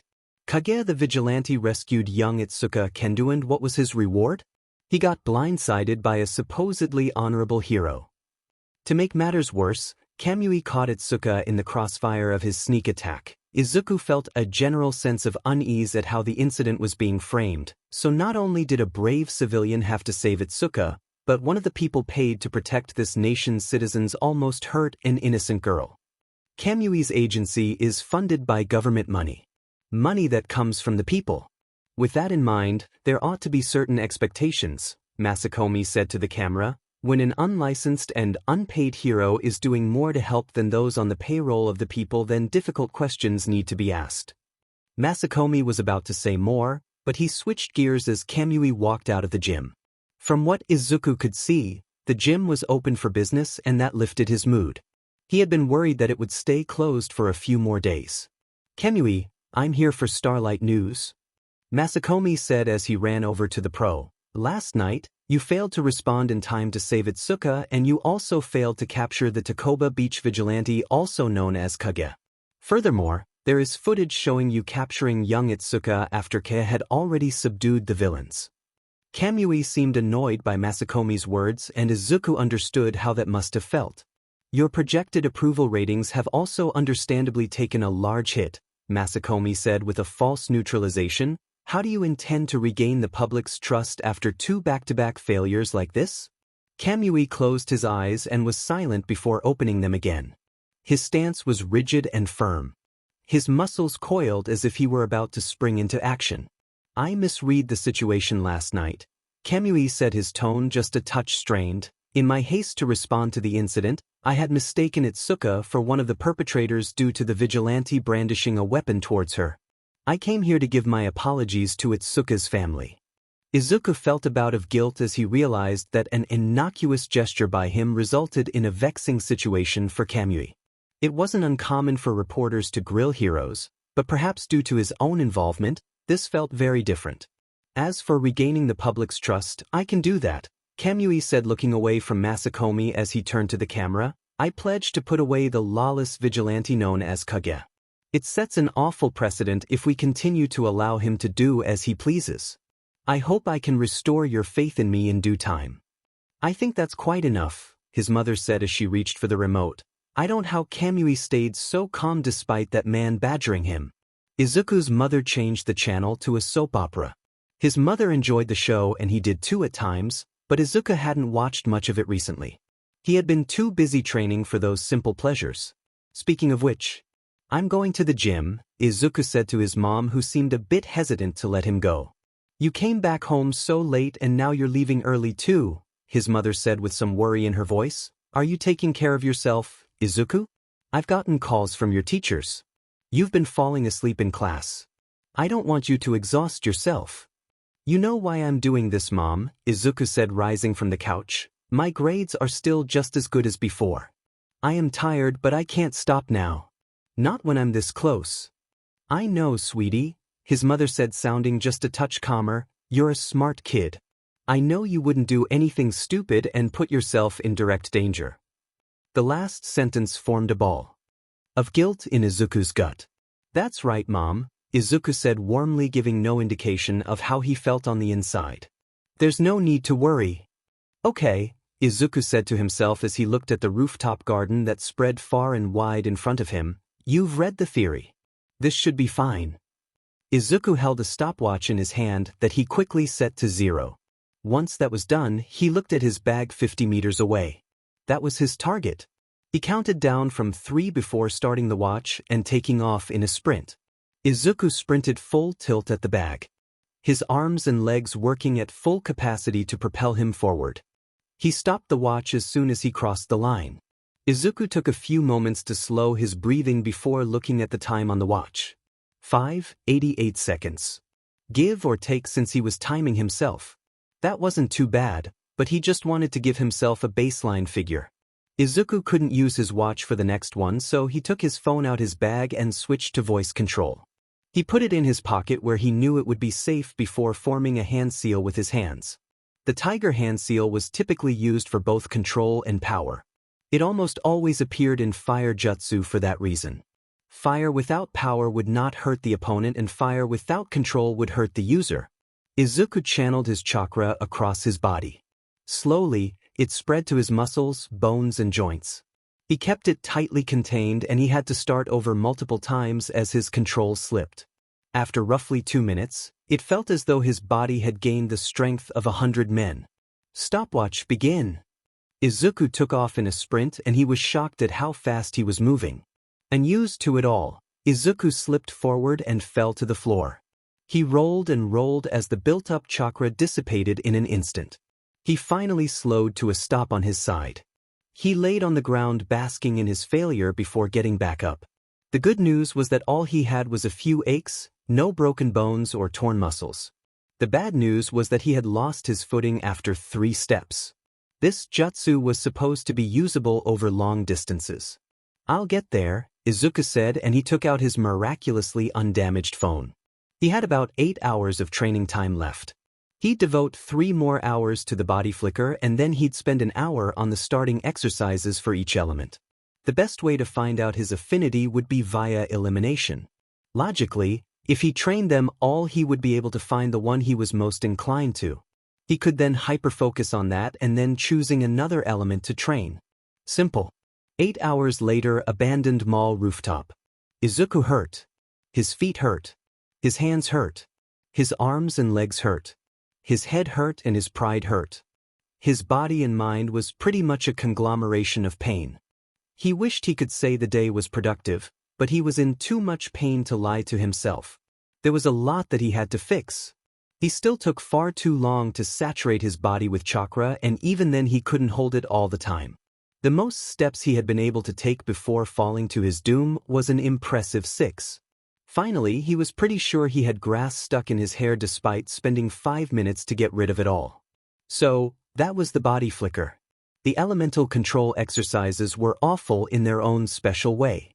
Izuku knew it would have been hard. Hiruzen had said as much too. However, Izuku had at least expected to find out what affinity he had. That did not happen. He only needed the one leaf for 5 hours. No matter what, the stupid leaf would not moisten, burn, wrinkle, turn to dust or split.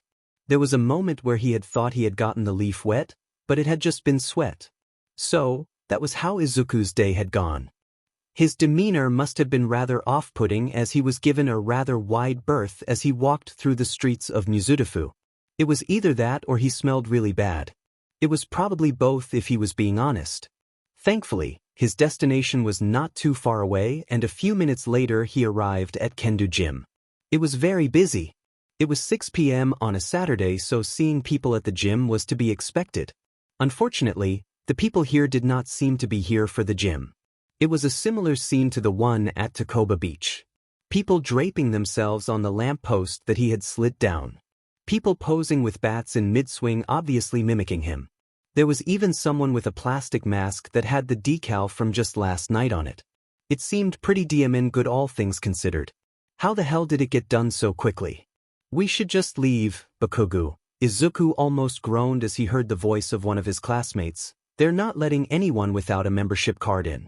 I'd sign up, but my parents would kill me. Those things are impossible to get out of. Sure enough, just as Izuku reached the entrance, Kaken and a few of his tagalongs from school were outside the gym.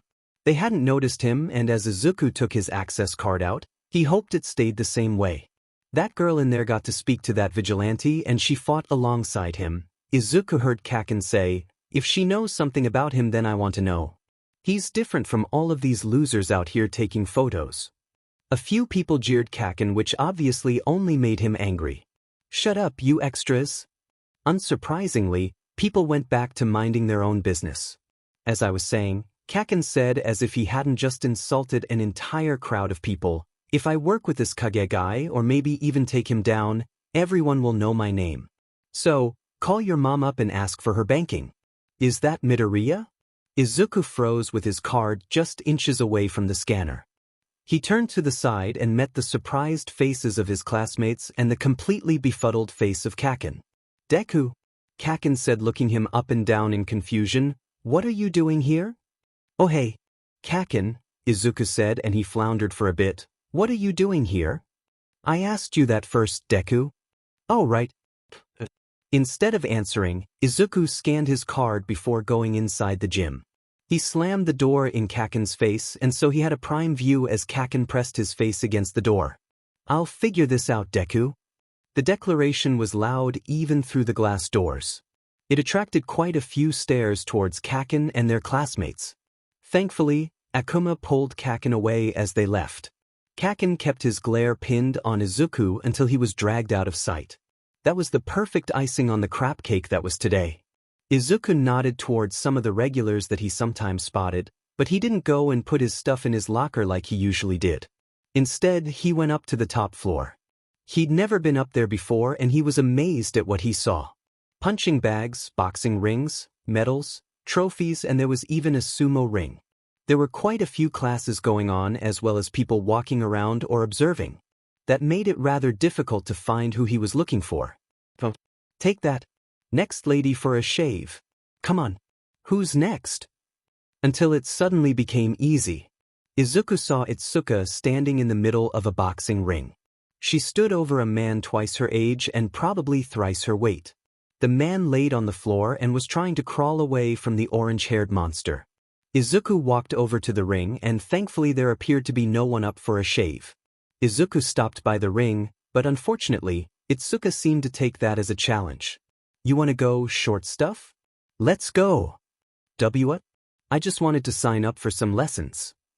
"Oh," her demeanor shifted almost immediately. "Sorry, I'm just feeling a bit antsy today. Wait a second, that I know you." She vaulted over the ropes before coming to a stop just inches away from him. Her skin was flushed from the boxing match. She just hand and her boxing gloves were still. Her eyes stared deeply into his own. She had called him short stuff. They were the exact same height. That wasn't important. Did she somehow recognize him from last night? His transformation had been up the entire. You're the guy who tried to use your arms on the leg press machine. Izuku said, stifling a laugh behind her glove. Oh man. That was great. I mean, you could have died, but good thing you didn't. You said you wanted to sign up for lessons, right? What do you want to do? Karate? Judo? Boxing? The gleam in her eye on the third one scared him off from even trying boxing. Izuku just stared at Itsuka as he gradually grew more and more uncomfortable. Being this close to someone that was admittedly very pretty short-circuited his brain a bit. He took a few steps back to regain his composure. I was actually thinking about doing something with a weapon. A weapon? She sounded surprised as she unstrapped her boxing gloves. You strike me more as a fists kind of guy. What sort of weapon? No, wait, I've got a better plan. She dropped her gloves to the floor where they landed with a loud thud. She must have sensed his surprise as she picked one up and pointed towards slits around the wrist and the top. They're weighted gloves. She pulled out a metal bar from around the wrist. My dad said I need a handicap to make this more challenging for me. Anyways, follow me. She took off in a random direction and Izuku sped up to catch up with her. Where are we going? You'll see. They walked in silence until they reached a door near the back end of the floor. He followed her inside and he was amazed at what lay inside. A bevy of weapons ran from the floor to the ceiling. Staffs, nunchucks, and even this weird length of fabric that was vaguely familiar. It was a bit overwhelming to see so many different types of weapons all at once. I forgot to ask, Itsuka said, almost oblivious of his awe. What's your name? Izuku Midoriya, he replied, and he held out his hand to her. Nice to meet you. Well, meet you again actually. Or is it officially?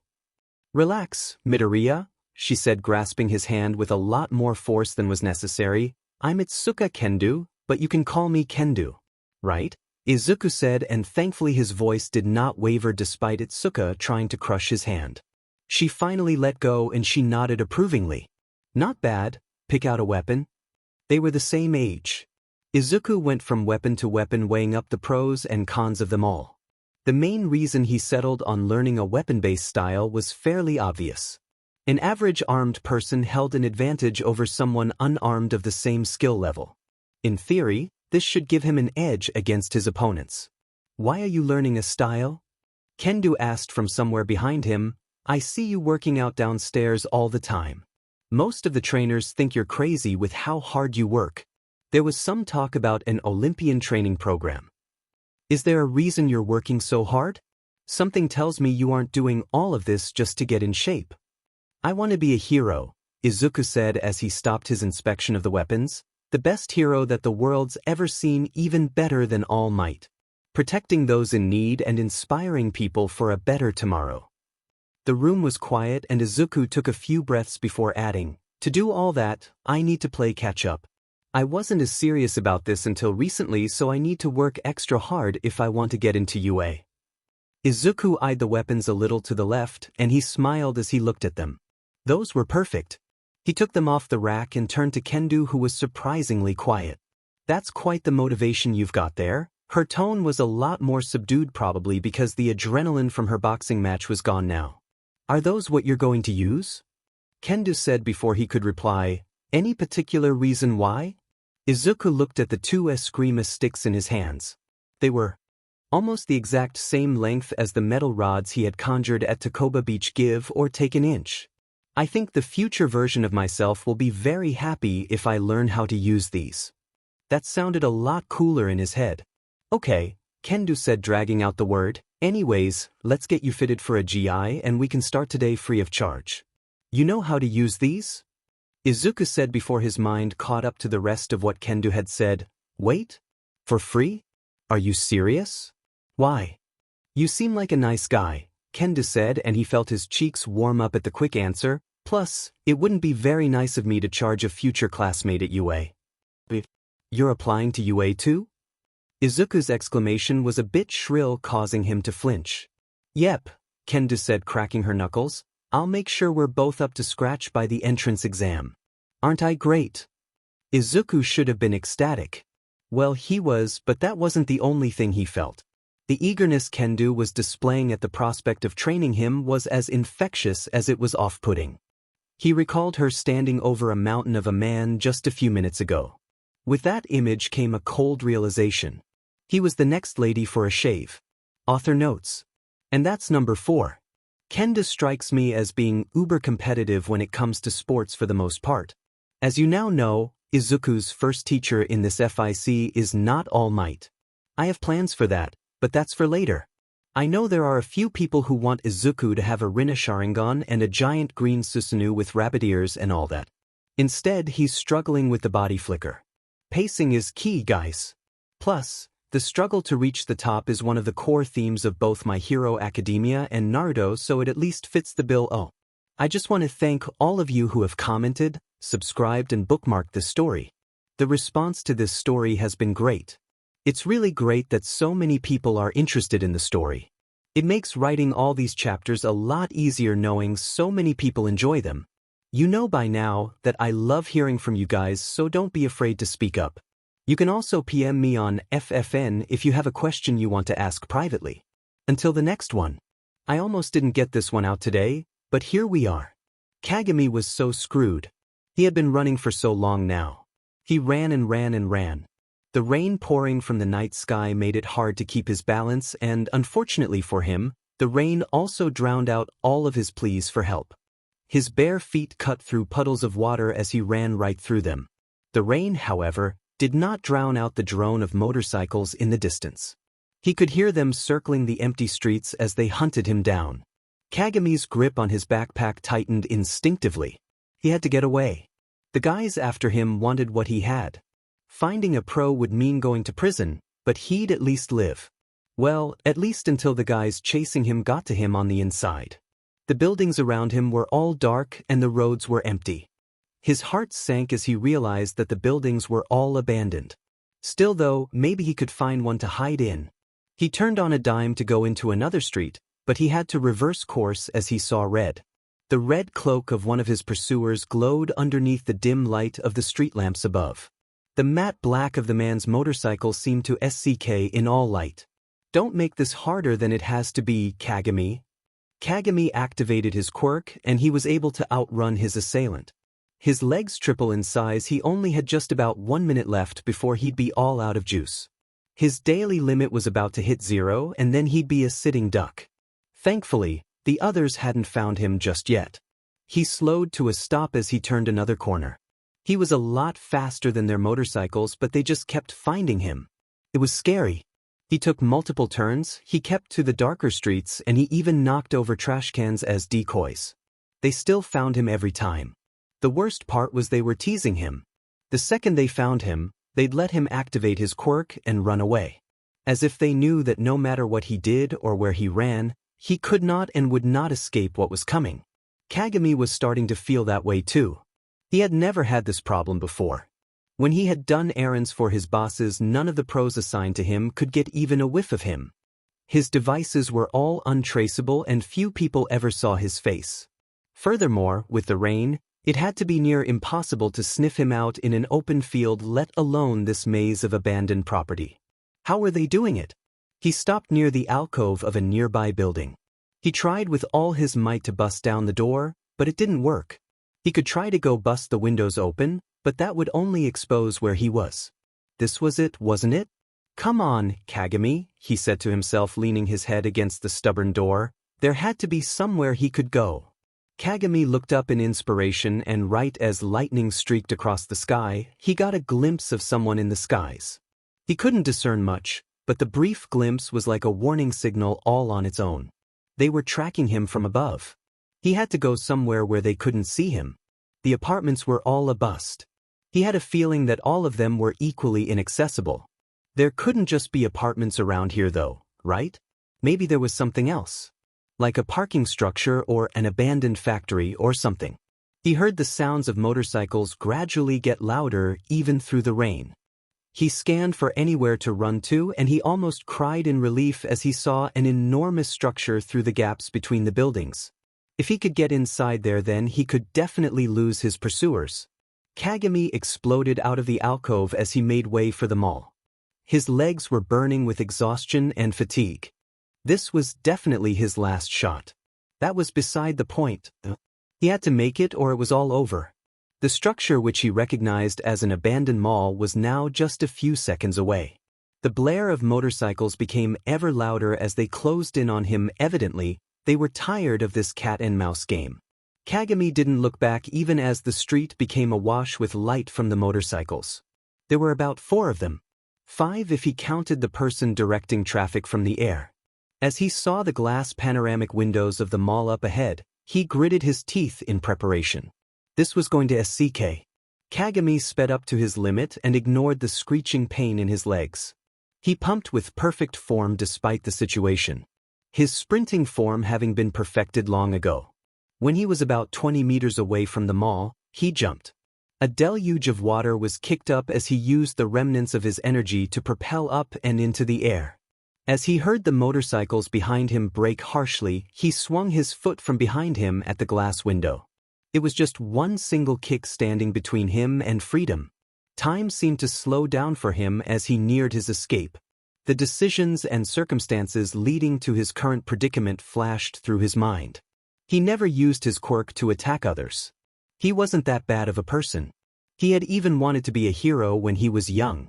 The increased power in his leg muscles wasn't as good as that ingenium guy. He ran out of juice the more he ran, and the more he ran the longer it took to fill back up. Needless to say, that dream didn't take off. If he had had the same genetic adaptations as the Ida, then maybe he could have made it a pro.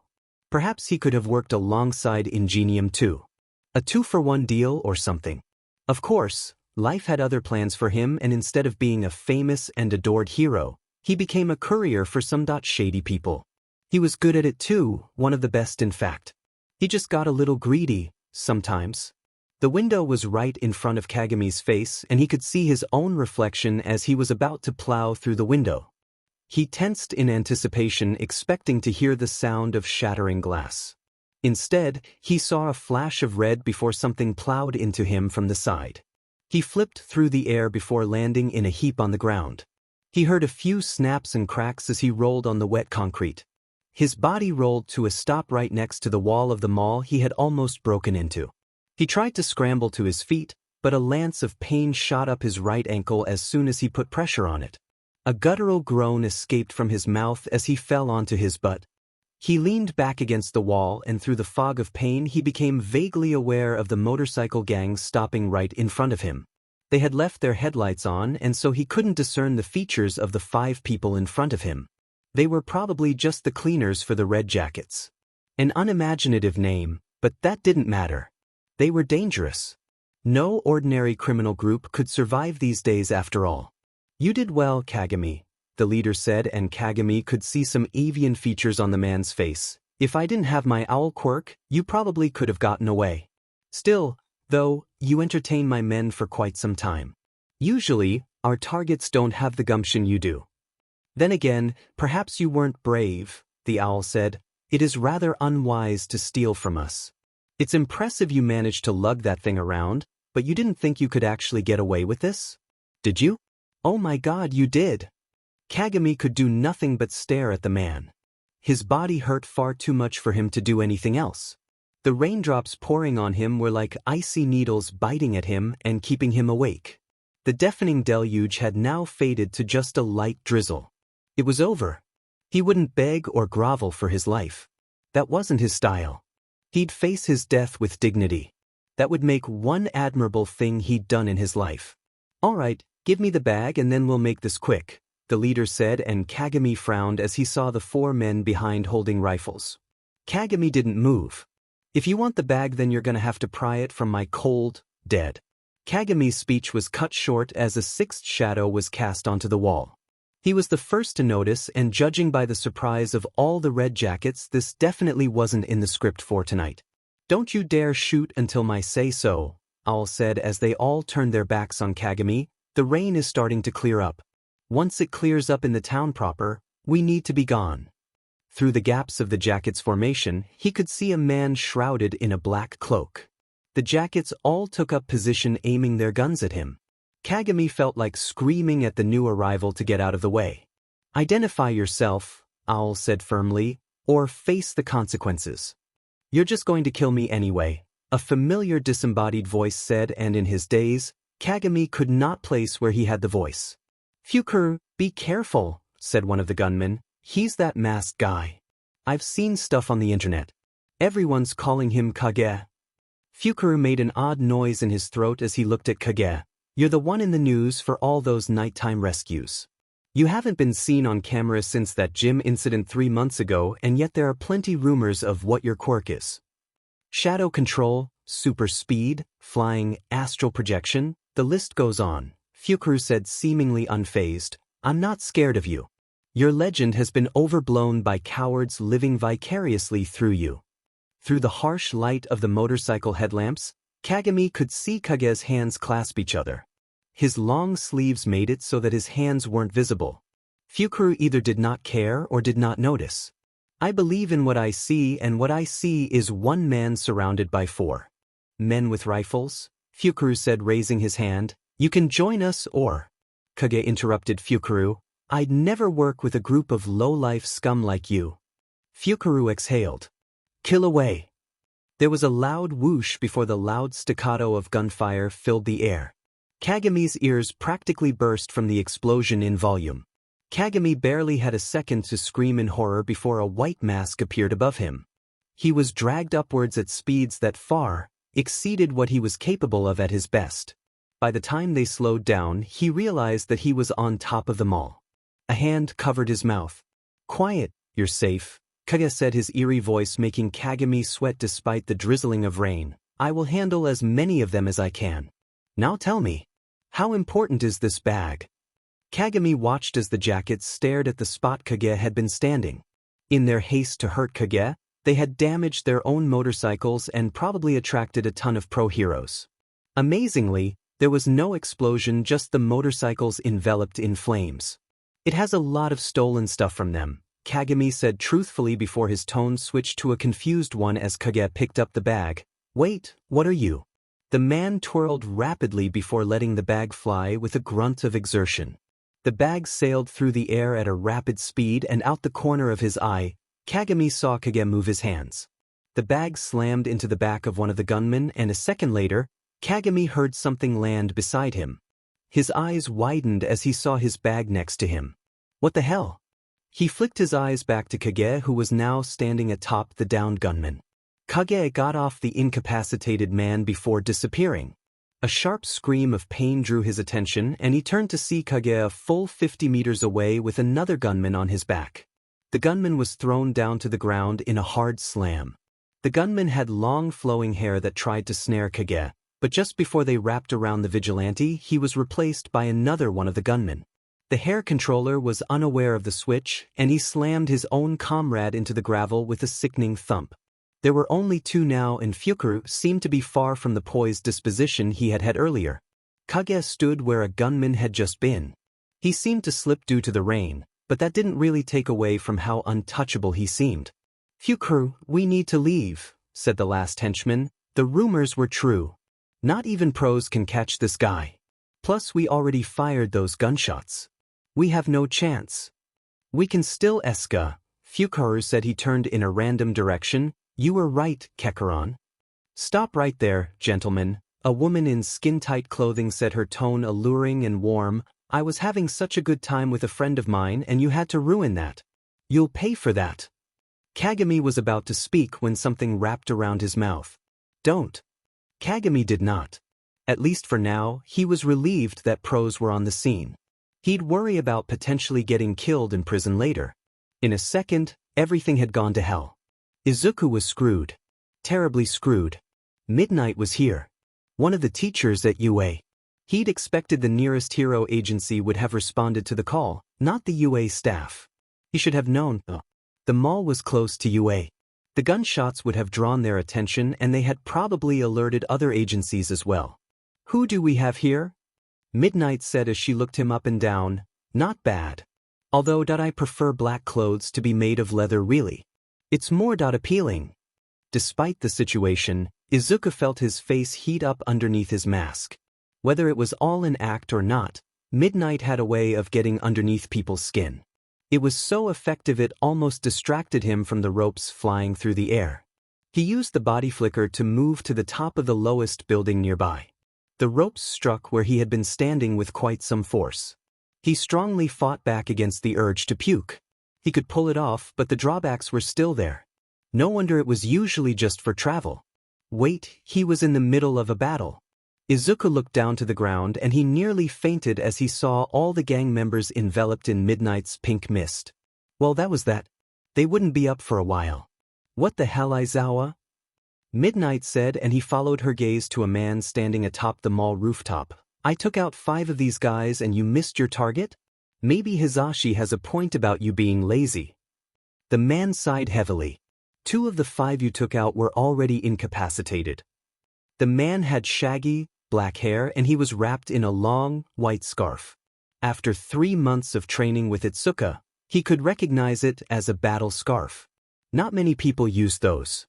However, the feature that stuck out the most to Izuku was the bright yellow goggles that the man currently wore. Black hair? Battle scarf? Bright yellow goggles? As if Midnight wasn't bad enough, things just got immeasurably worse. Midnight and call me Eraserhead, the man drawled, his gaze pinned on Izuku. We're on duty now. This man is not like the others. How had a UA teacher managed to get one of the most enigmatic heroes to work alongside her? Or maybe Eraserhead worked at UA. The more he thought about it, the more he realized that it made the most sense. These people could be his future teachers. They might even have seen his name in the applicants list or something. This was very bad. If they figured out who he was. Izuku began to need chakra desperately. This would probably be the longest body flicker he had done without hand seals. If Eraserhead activated his quirk, then Izuku was in deep trouble. That's what you got when you dealt with deactivation quirks. Now, Eraserhead said as he adjusted his grip on his battle scarf, how hard are you going to make this, vigilante? Izuku didn't bother to answer as he disappeared in a body flicker. He could hear Midnight's squawk of surprise as he came to a stop 300 meters away. The good news was that he'd probably only be pursued by Eraserhead because they would not leave criminals unattended and Midnight's quirk was perfect to keep them subdued. The bad news was because they would not leave criminals alone and Midnight's quirk was perfect to keep them subdued, he'd probably be pursued by Eraserhead. From the little he'd seen of the man, Eraserhead could and probably would not relent until he got Izuku. His combat prowess was astonishing for someone with a supplementary quirk. Izuku could not beat him as he was. He had to go. Izuku tried to run away, but his stomach groaned in protest. He had to swallow down the bile in his mouth. His body also tingled from the long-range body flicker. Without a hand seal, the body flicker had been a lot more uncontrolled and the backlash was far more apparent. Izuku took off running through the side roads and alleyways, making sure to stick to the darker roads. If Eraserhead saw him, then he'd be able to catch Izuku. He had no idea of how the deactivation quirk even worked, let alone how to counter it. All he knew was that he had to run. He had been doing just that for a few minutes when he finally relaxed. Perhaps Eraserhead had chosen not to pursue him and was with Midnight rounding up all the. As he turned into an alley, a white strap dropped into Izuku's vision. He used body flicker again to escape and he turned back to see Eraserhead standing on a windowsill. He stumbled a bit as a strong bout of sickness came over him. He'd been confronted by Kamui and now it was Eraserhead. Why always me? Izuku muttered too low for Eraserhead to hear. Interesting, Eraserhead said, and yet his tone was entirely dispassionate. You have breathtaking speed, but it takes a lot out of you. Why else would you choose to run through these side streets and alleys? You also stumbled just now, Eraserhead said as he dropped to the ground. It makes you sick, doesn't it? That much energy has to go somewhere. If you rush it, then it blows back on you. Admittedly, Izuku trawled the internet to see what people were saying about him. There were some claims that were somewhat close to the truth and others extremely off the mark. Eraserhead had gotten one of his best tricks after seeing it for the first time. Izuku raised his hands to prepare another body flicker, but he had to scramble out of the way of the battle scarf. He just about managed to do that when it doubled back and caught him by the wrist. He used his chakra to stick to the floor and squatted down to disguise it. Eraserhead seemed to realize was futile to try and reel him in, and so he charged. Izuku panicked as he saw Eraserhead's hair spike up. A brilliant red gleam emanated from behind the man's goggles. That had to be his deactivation quirk. Izuku spied a pipe on the ground and he almost cried in relief when he spotted it. He picked it up just in time to block a kick from Eraserhead. He used his other hand to reel the pro in. Izuku tried a horizontal strike to the side holding the scarf, but it got deflected by the man's palm. Izuku jumped off the ground with a rising knee, but it was blocked before Eraserhead kicked him in the face. He felt the force of it through his mask. Izuku rotated with the blow and he connected with a glancing strike to Eraserhead's ribs. This seemed to annoy the hero. No sooner than a second after the pipe had made contact, a still airborne Izuku was kneed in the face. Eraserhead then spun before using his scarf to throw Izuku towards a wall. He slammed into it with a loud thump, his pipe flying free from his hand. Izuku was thankful for the Konoha mask he had on. He would have been in a lot worse shape if he didn't have it on. As he laid on the floor, Izuku had to squash the blooming sense of fear he was feeling. It wasn't over until it was over. 7 carjackings, 6 burglaries, 11 robberies and 2 serious assaults all stopped within 3 months of each other. Izuku turned to Eraserhead to see his hair had dropped down and the man had a tight grip on the scarf tied to Izuku's wrist. Izuku tried to tug himself free from the scarf, but it wasn't working. It's so tight it was practically imprinting on his bones. It's pretty good for someone who's not professionally trained, or at least not fully, Eraserhead, and he tugged on the rope, making Izuku fall onto his face. Now, let's see who this vigilante really is. Izuku tugged on the scarf again to know only he had a knife to. Wait, of course. A burst of wind erupted from his hand in a flare of blue and white chakra. In an instant, Eraserhead reactivated his quirk and Izuku was resigned to his fate until he realized that the wind chakra was still pouring from his hand. It was rough and unrefined, as evidenced by the jagged cuts forming on Eraserhead's battle scarf. The important takeaway was that he had managed to use his chakra. Eraser's quirk didn't work on him. Belatedly, he realized his transformation was still active. Even someone as nonchalant as Eraserhead would have reacted if Kage suddenly shrank in size by half a foot. Man, Izuku wouldn't forgive himself for being so ignorant. Izuku almost sighed in relief as the battle scarf was cut in half around his wrist. He heard Eraserhead mutter something under his breath as for the first time that night, Eraserhead displayed an emotion other than apathy as he spoke. That's clearly an emitter quirk, he said with surprise and a tinge of confusion. It has to be able to cut through my scarf that quickly, and you already showed me your super speed. Izuku allowed the sleeves of his cloak to overlap, shielding his hands from view. He made a hand seal underneath the sleeves as Eraserhead continued to speak. I've read the reports on you, Kage. Some reliable and others less so, but you have still done a lot of good these past few months. He needed to build chakra for a bit longer to make this in one shot. He'd probably feel it tomorrow in the morning too. However, from what I've seen and read, you should not exist. In the distance, Izuku could hear the whirring of police sirens. It's impossible for someone to have more than 2 quirks, and if even a tenth of those reports are to be believed, you have a lot more than just 2. 10 seconds.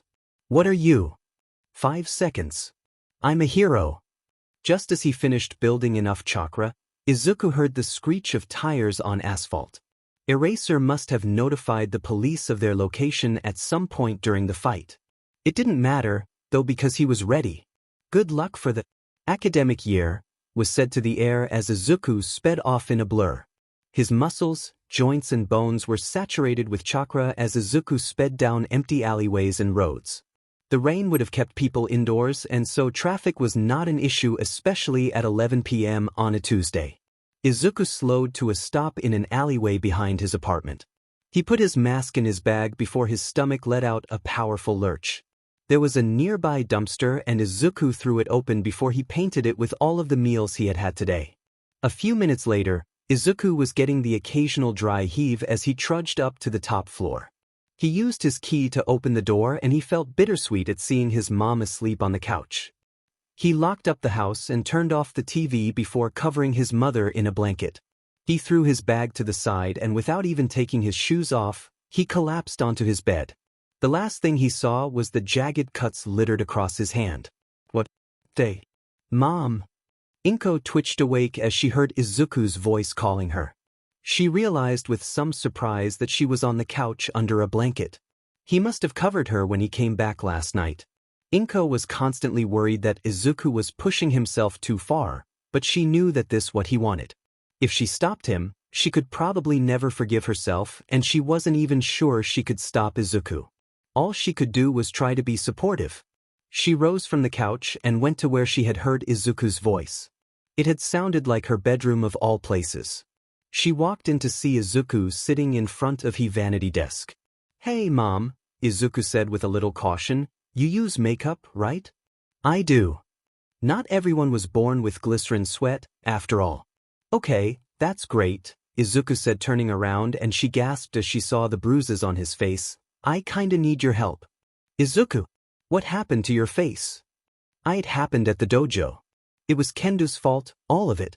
She'll tell you that herself, when you meet her. She's awesome but way too competitive, and at her age, shocks like this in the morning had to be terrible for her heart." Inko was tempted to let him go to school like this for scaring her this early in the morning. "She just rides me really hard in practice. I swear you'll like her though. As her son continued to ramble, the one thing she wished she didn't pass on, she noticed his hand was bandaged up as well. "What happened to your hand?" "Kendo? Your face looks different." Izuku froze as he met Kaken's fierce red gaze. It was the end of the school day, and for the most part, it had been all right. He had gotten a few stares from the other girls and some boys, which he could either attribute to the usual nonsense or the fact that he was wearing makeup. He wasn't sure which one he wanted it to be. "Don't space out on me, Deku," Kaken said as he slammed his hands onto Izuku's desk. "You're up to something. Always at the gym, getting bigger, and now you show up with a bandaged hand. What the hell is this?" Izuku had been packing his bag, and so its contents laid bare to Kaken's eyes. He had been planning to go to the gym and then to train at the mall, so he'd packed his scroll and Kage mask with him. Both of which, Kaken was now looking at. Maybe he did get some damage to the head from last night, after all. "See, come on, Kaken," Izuku pleaded with the other boy. "I need to leave soon or I'll be late." "A mask?" Kaken said as he looked at it underneath the afternoon sun. "I've seen this before. This is that vigilante guy's mask, right? Why the hell would a loser like you have something like this?" Izuku tried to speak, but he was frozen with fear. He could help stop carjackings, face off against a renowned hero in Eraserhead, and yet he couldn't help but freeze up against Kaken. "This doesn't even look like decent quality," Kaken said, throwing the mask over his head. "What else is in there? A scroll?" In a move that surprised the both of them, Izuku snatched the scroll right out of Kaken's hands. In the past, he moved way too slowly to even dream of pulling that off. "No." The word was said softly, but with more fire than Izuku usually displayed. Kaken's eyes were blown wide open before they narrowed sharply. He turned and walked away, but not before kicking Izuku's mask clear across the room. "I'll figure out what you're up to, Deku," Kaken said, punctuating his statement with a mini explosion in his hand, "and trust me, I'll enjoy destroying whatever it is." They were the last two in the class, and as Kaken slammed the door behind him, Izuku was left alone. He sighed before walking across the room and picking up the mask. Not even a scratch. He packed his bags, and with a rather heavy mind, he left for Kendo's gym. Izuku was replaying the incident with Bakugou in his mind, and perhaps that was why he didn't see the boy in question track his exit from the school. "Eat this." Izuku planted himself as Kendo's punch closed in on him. He swatted the punch aside with his left stick before jabbing the other one forward. Kendo grabbed onto the stick and tried to pull Izuku in. He had foreseen this, though, and he channeled Chakra to his feet to keep him in place. The second Kendo stopped pulling on the stick, he jumped forward with a rising knee. She blocked it, but she grunted from the effort. He lowered his knee and he trapped one of Kendo's arms behind him when she was too slow to react. He delivered a flurry of strikes across her side, arms and legs. She groaned in pain but fought past it as one of her hands grew in size. Izuku then had his world turn upside down as Kendo somehow reversed their position into a throw. Her activating her quirk had been a decoy. Izuku slammed into the ground and all the air promptly left his lungs. The sticks he had been holding were sent sprawling across the floor. Kendo had picked up one of his Eskrima sticks, however, and she straddled him from the side before pointing the stick at his face. Give up. Izuku tried to swing his foot up to get Kendo off of him. The kick slammed into her face and he tried to pin her down when she enlarged her fist and gave him a palm strike. His body slammed into the mats harshly and this time she straddled him more securely before raising a fist behind her. It grew in size and Izuku felt nervous as his whole head was cast in shadows by her fist. Okay, fine, Izuku said with only some irritation. I give up. Kendo did not move as she peered at his face. It had taken him only a few days of getting slammed and beaten and punched to get over any hang-ups he had about physical contact. It was fine whenever they were in a spar because he was too intent on trying to not get clobbered. It was less fine when those spars ended. Kendo's hand shrunk to its normal size and still, she didn't budge. Her gaze was so focused it put Izuku on edge. He tensed up as she rubbed her thumb over his cheek and traced upwards. What in the world? Are you wearing makeup? That explained it. Why, you couldn't have asked that like a normal person? Izuku said, and it was only then that a sheepish Kendo moved off of him. Sorry about that, Kendo said as she offered him a hand. It's just been bothering me the whole afternoon. It's all right, Izuku said as he accepted the hand and rose to his feet. Do you want to go one more time? Look, I'd love to, but I'm starving, Kendo said as she wiped the sweat from her face. We've been at this for hours. Aren't you tired? He was definitely feeling the burn, but he could go again. It was probably a fringe benefit of Chakra. He'd barely use any at all today, outside of using it to keep his balance or grip on his weapons. I mean, we could still spar for another hour? No, Kendo said as she rose to her feet. You just want to beat me down when I'm tired so you can boost your wins. Not happening. What? Izuku said, and he cursed internally as Kendo catoned onto his plan. I'd never do that to you. What kind of a friend do you think I am? You just whipped me with a wooden stick for 3 hours, Kendo pointed out, and he flushed as he saw the red marks across her arms and legs. Sorry. It's fine, Kendo said, placing her hands on his shoulders. Fighting you would get boring if you didn't get some hits in. Now, hit the showers. We're getting some food. Huh, that was different. Izuku and Kendo hardly ever went out together. She usually had private training sessions and he went to the mall to practice using his chakra. You don't have a lesson today? Izuku asked, drawing a shake of the head from Kendo. No, my dad had to go somewhere, Kendo said before her gaze sharpened. Are you just looking for a way out? I know we don't hang out much, but after all this time I thought you wouldn't mind being around me. And no, it's not that. Izuku blubbered over his words as Kendo seemed to be crushed by his apparent rejection. I know this good bakery place not from here. We can go there. Sounds great, Kendo said as if she hadn't been on the verge of tears a few seconds ago. Meet out front in 10? Okay, bye. Kendo left, leaving Izuku in the center of the dojo. The sounds of other fights going on around him barely registered as he realized how hard he had fallen for Kendo's trick. What just happened? Izuku had showered and gotten dressed in short order. Unfortunately, his mother had neglected to tell him that the makeup would wear off once he took a shower. The locker rooms were packed, so he couldn't even use a transformation to hide the bruises around his face.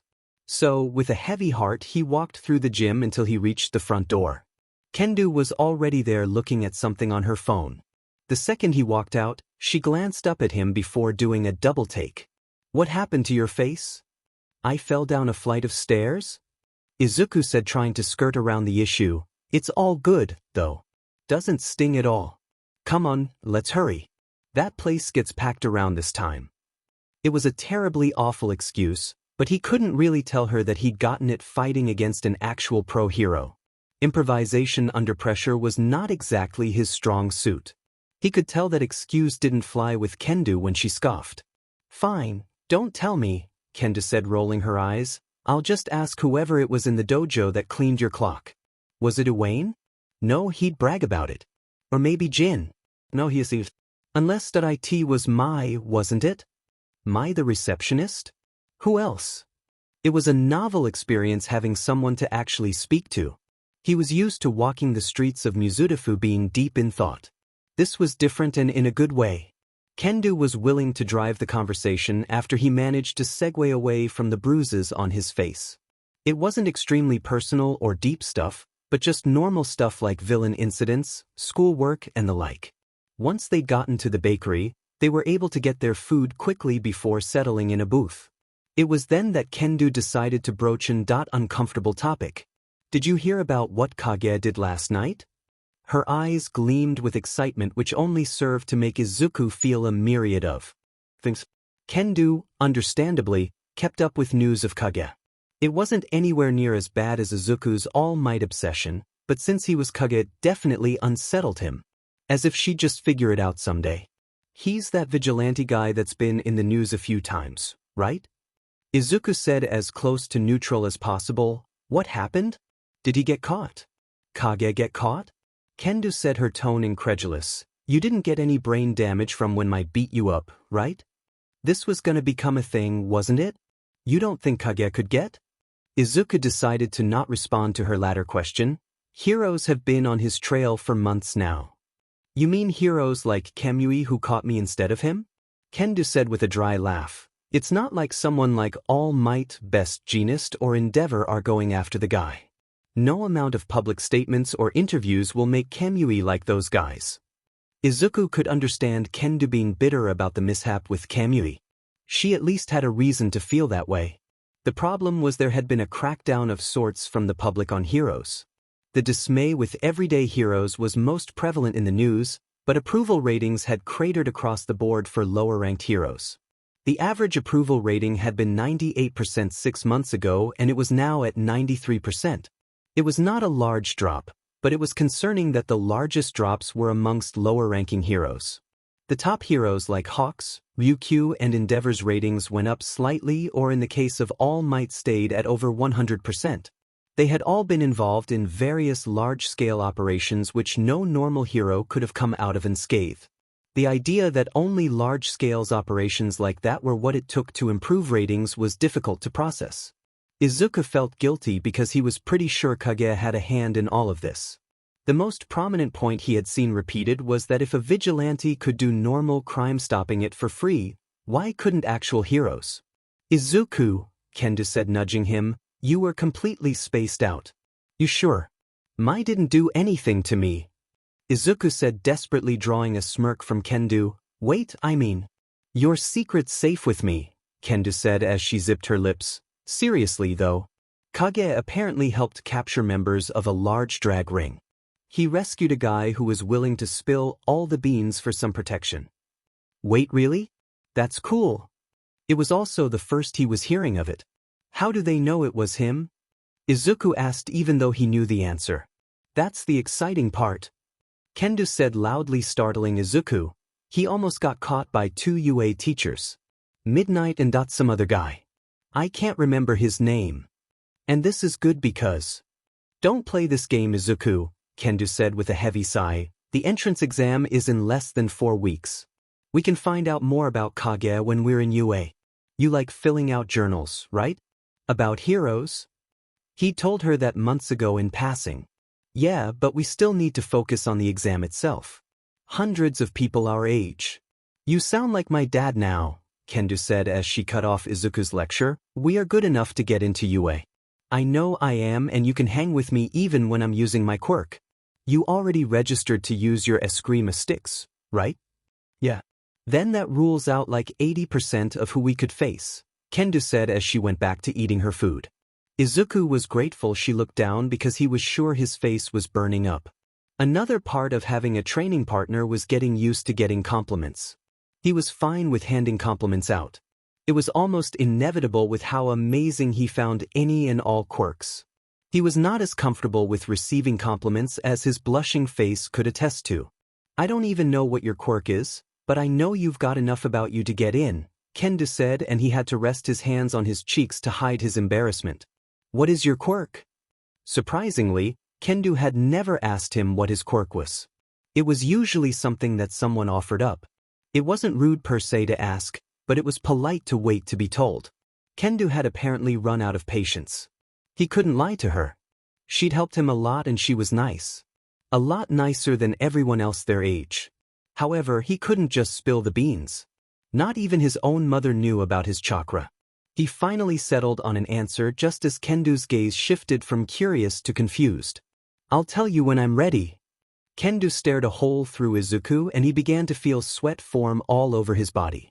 There was no way she knew, right? Kage had a whole foot on him and he hadn't even been caught on video since he had helped Kendu. Izuku tensed up as Kendu finally spoke. "Keep your secrets." That was the last they spoke of it. "I can't make you tell me," Kendu said, and her tone set off warning bells in Izuku's head. "I mean, I already told you as much as I could about my quirk. Plus, I've been giving you free lessons and... Do you want me to get you another slice of cake?" Izuku said the first that came to mind. "That'd be great. I'll be back. My dad's calling me." As Kendu answered her phone and left him alone in the booth, Izuku could only ask one question. What just happened? They had been forced to take the cake to go.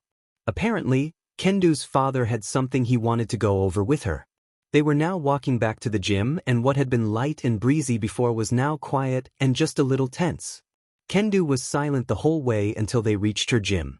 Izuku was about to say his goodbyes and leave when Kendu finally whirled around. "We can't train together anymore. I know I promised to help you train, but my dad's really nervous about UA and we're going to have an even stricter schedule now. He's upstairs right now. That's why he called me back at the bakery. I wish I could do something to change it, but..." Kendu trailed off, but the meaning was clear. This was her dream. "It's fine, Kendu," Izuku said, and he did mean it. "I also have a few things to work on, so this is a bit of a relief. I couldn't keep getting home past midnight." His mother had steadily been getting more and more worried as he kept coming back later and leaving earlier as the days went by. Maybe this would allow him to come home at a more reasonable. "We probably won't be able to meet up until the entrance exam," Kendu said before putting her hand out. "Please give me your phone." He did it without hesitation and after a few taps on the screen, she handed it back. He almost erupted in shock and embarrassment as he saw Kendu's name and number saved as a contact. He had a girl's number. Even if it was just his sparring partner's number. It was a girl's number. "Send me a message later tonight so I can save your number," Kendu said as she turned to go. "You better pass the exam or I'll hunt you down, short stuff. I want at least one friend on the inside." Kendu left in a hurry after that as she rushed to get to her training session. Izuku was pretty happy as he walked through the streets towards the mall. He actually had a friend, now. And all it had taken was escaping a rushing river, finding an abandoned ruin, eating a magical fruit, becoming a vigilante, and 5 months of getting beaten into the ground. The first time was meant to be the easiest, right? Or at least Izuku really hoped so. OC Corner. Kagami Nusen, a courier of drags and other illicit goods. His quirk is similar to the renowned engine quirk from the Ida family.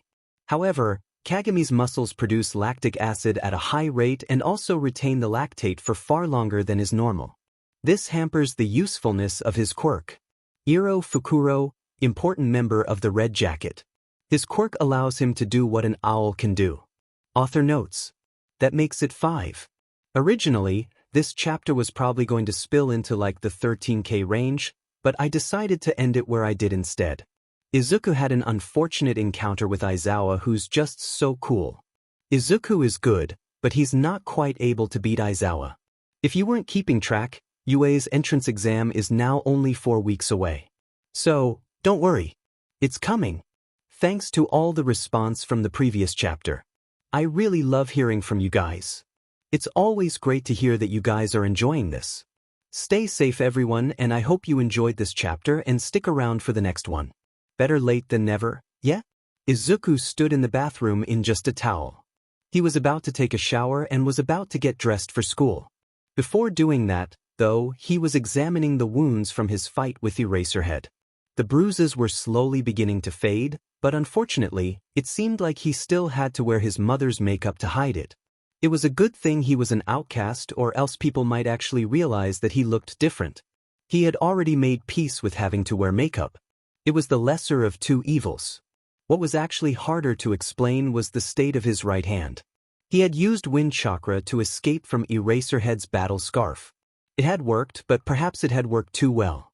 He had a myriad of cuts crisscrossing his entire hand. They weren't terribly deep, so he was able to clean them and bandage them himself, but it was a reminder that he had quite a ways to go when it came to elemental manipulation. He'd gotten past the so-called first stage of elemental manipulation for all 5 elements, but it really did not feel like much of an achievement when he had discovered the second stage for all elements. Redirecting a lightning bolt, disintegrating followed by reforming a boulder and splitting a waterfall were 3 of 5 of the next steps. Those were the 3 steps for lightning, earth, and wind chakra respectively. Izuku did not even know where to find a boulder, let alone a waterfall. The fire and water exercises were equally ridiculous but ultimately irrelevant. There was a massive leap between step 1 and step 2. It was a leap so big that he wouldn't be able to bridge it for a while yet. It would be smarter if he focused on gradual improvement. He had mastered leaf exercises, so the next step up would have to be harder than the leaf exercises, but not as ridiculous as the final stages. So, for instance, instead of cutting leaves with wind chakra, he could try cutting rocks and metal items. That seemed a lot more doable than a waterfall.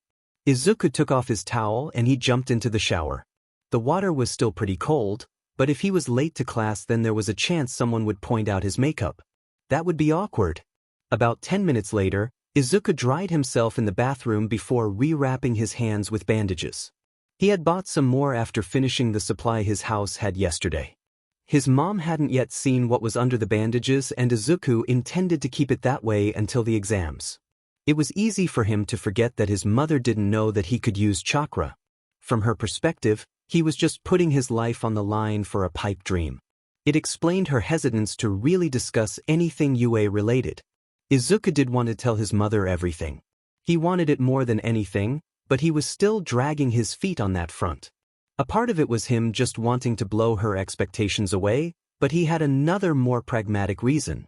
If he told her, word for word, what had happened in Konoha, she would drag him to the nearest hospital and spill the beans. From there, he'd probably get an in-depth examination instead of the simple toe joint check. Who knew what that scan could and would reveal? Izuku already knew he had an entirely new system integrated into his body. Mutation quirks were like this, except that without fail this always occurred well before birth. A quirkless boy gaining powers after eating a fruit in an ancient city? The same ancient city with evidence of quirk usage well before the luminescent baby? The attention he'd get would be downright awful. If Izuku's couple of months of fame were any indication, he would never be left alone. That was just the positive reactions. Who knew what more insidious people would do to him if they caught wind of all of this? What would they do to his mother? It was why he could only tell his mother when he felt safe. Izuku got dressed in his uniform and as he packed his bag, his eyes settled on the Kage mask. It brought up a ton of mixed feelings within him. Izuku loved being able to help out as Kage. Despite his goals for the future, he'd never quite fully believed he could make an actual difference in people's lives. Discovering his chakra had relit a flame within him he'd thought was long dead. However, rescuing Samaire had turned that flame into a raging bonfire. No, he wasn't saving 100 people in 5 minutes like All Might's debut or anything absurd like that, but he was doing something. He didn't even go out looking for trouble, or at least he didn't at first. A knock-on of training so late was that he'd be going back home when a lot of criminals liked to do their business. After the first few successes, he'd begun to take roads that were rather high-risk areas. Even then, he'd been very lucky. The truth was that truly powerful criminals weren't going around stealing cars or robbing university students. He'd been lucky that he had not yet faced an actually dangerous villain. He'd also been lucky that there was zero footage of him outside of Samaire and Kendu's videos. He'd been lucky that there were many clashing theories on what his abilities were. Finally, he'd been lucky that higher-level heroes were unconcerned with him and left his capture to the lesser heroes. Eraserhead and Midnight were some of the best, and he had gotten away solely because Eraserhead's quirk did not work on him. Again, lucky. In another timeline, Izuku would have been caught, his abilities exposed, and any pathway to the top, let alone UA, would have been shut down. The more he did as Kage, the more trouble he would be in once he got caught.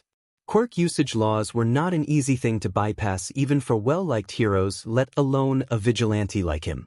The news stations seemed favorable to him, but that seemed more of a way to criticize heroes more than anything. At the very least, online hero forums seemed to have a mostly positive view of him. Still, though, the positives were vastly outweighed by the negatives, especially if he were to be caught. Izuku had known this before helping Samaire, he'd known this when helping Kendo, and he'd known this when facing Eraserhead down. So, why couldn't he quit? Abandoned mall rooftop after school. Izuku ignored the soft sounds of fabric tearing as he lugged his loaded bag up the wall. He had needed to make a pit stop of sorts, and this was his 7th such trip today.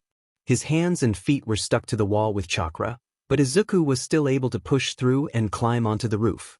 The abandoned rooftop was the scene of a lot of Izuku's recent successes and practically all failures, and despite that, it was a sight for sore eyes as he finished his last supply run for the next few weeks. Or so he hoped. The garden was still in a rather good condition, all things considered. The evergreen tree and plants hadn't once wilted despite the change in seasons.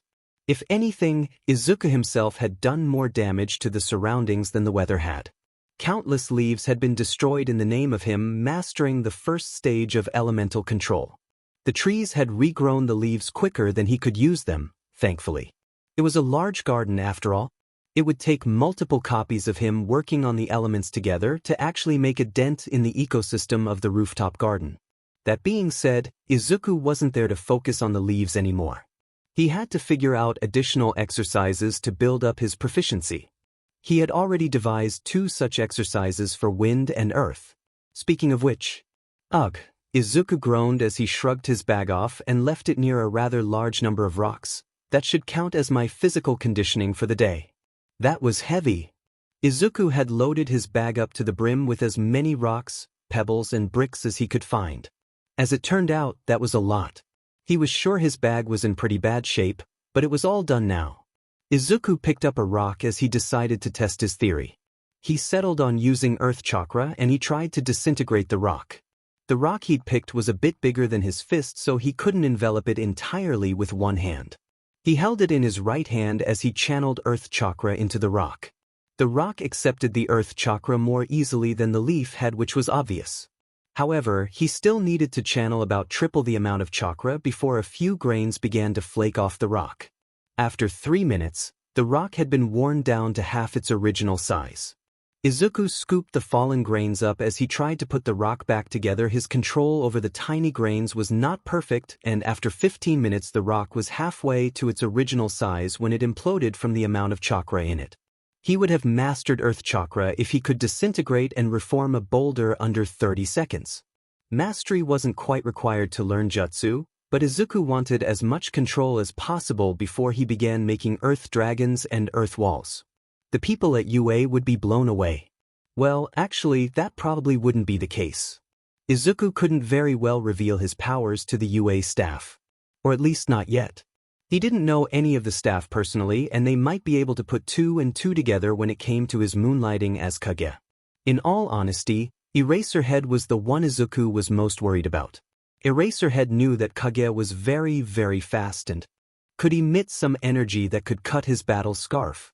That was it, and yet that was a large chunk of what Izuku's style relied upon. Despite what the man had said, the rumors on the internet were all over the place, so it was likely that those would not be taken as seriously. So, stuff like the substitution and surface sticking could probably be explained away. However, the biggest concern Izuku had was that he would somehow incriminate himself. Izuku had a good handle on his powers, but surely it was inevitable that he would slip up somehow.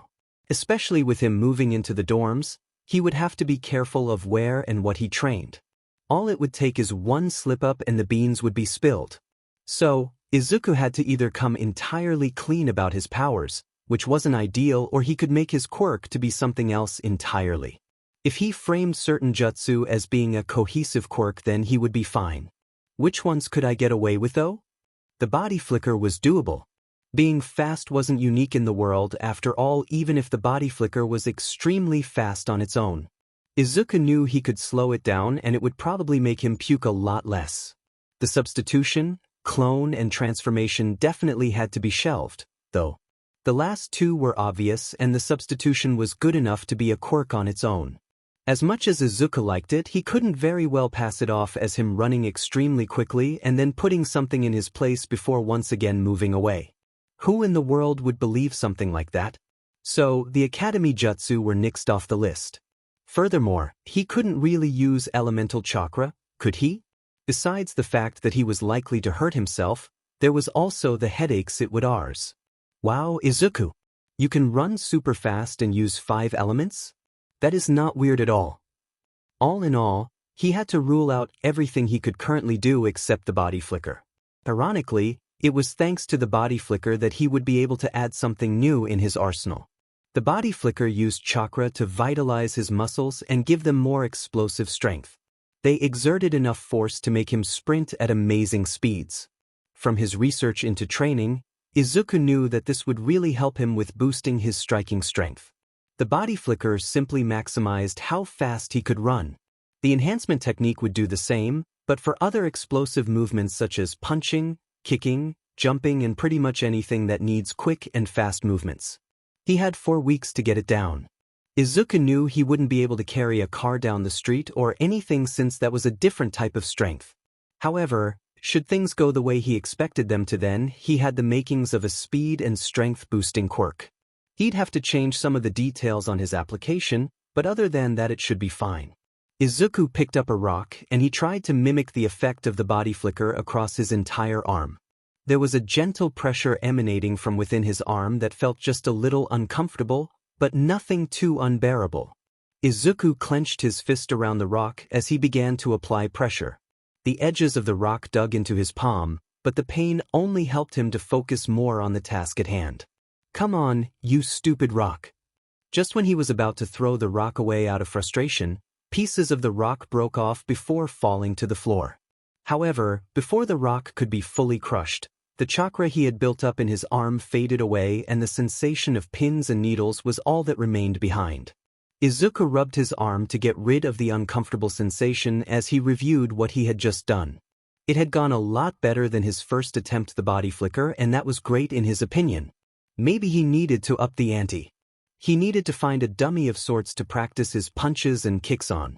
He obviously couldn't go to Kendo's gym to practice that, so he had to find something here. Izuku scanned the rooftop before his eyes settled on a grove of large trees about 30 meters away. He sighed. It's a bit primitive, but it will have to do. 3 weeks later. The weeks leading up to the exam went by quickly, and school, as always, was a monotonous and gray mess Izuku had to wade through. The silver lining was this was the last day of school. The UA exams were now only a week away. They had completed the vast majority of the last projects, tests and assignments on their syllabus.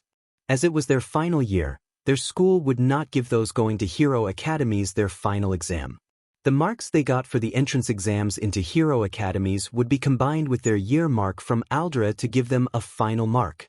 The entrance exams by every hero academies were all moderated by external sources even if their difficulty level differed, so there was no underhand stuff going on.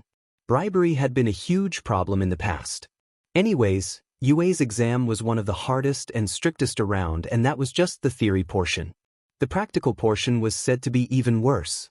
It was why, almost, no one at Aldra High was even going to try the UA exams. It was very likely that your final mark could get cratered by a poor performance in an entrance exam. So, people went the safer route of easier entrance exams at decent high schools. It also lowered the number of times one had to take an entrance exam.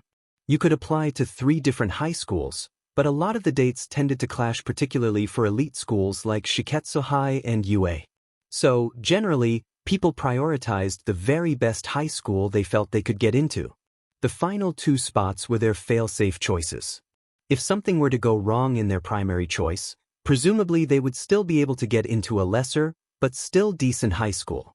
Mr. Gamasuri was going through the class list and double-checking that everything was in order. Izuku tuned out most of everyone else as he waited for something he knew was coming. Amibaku, you are applying to CI Academy, Mizudafu Western and Misakui High, correct? The dates are the 26th, 27th of February and 1st of March respectively. Good luck, Ami. I know you can do well. Thank you, sir. Finally, Izuku had to know just how screwed he was. Hell, maybe he got lucky. Maybe.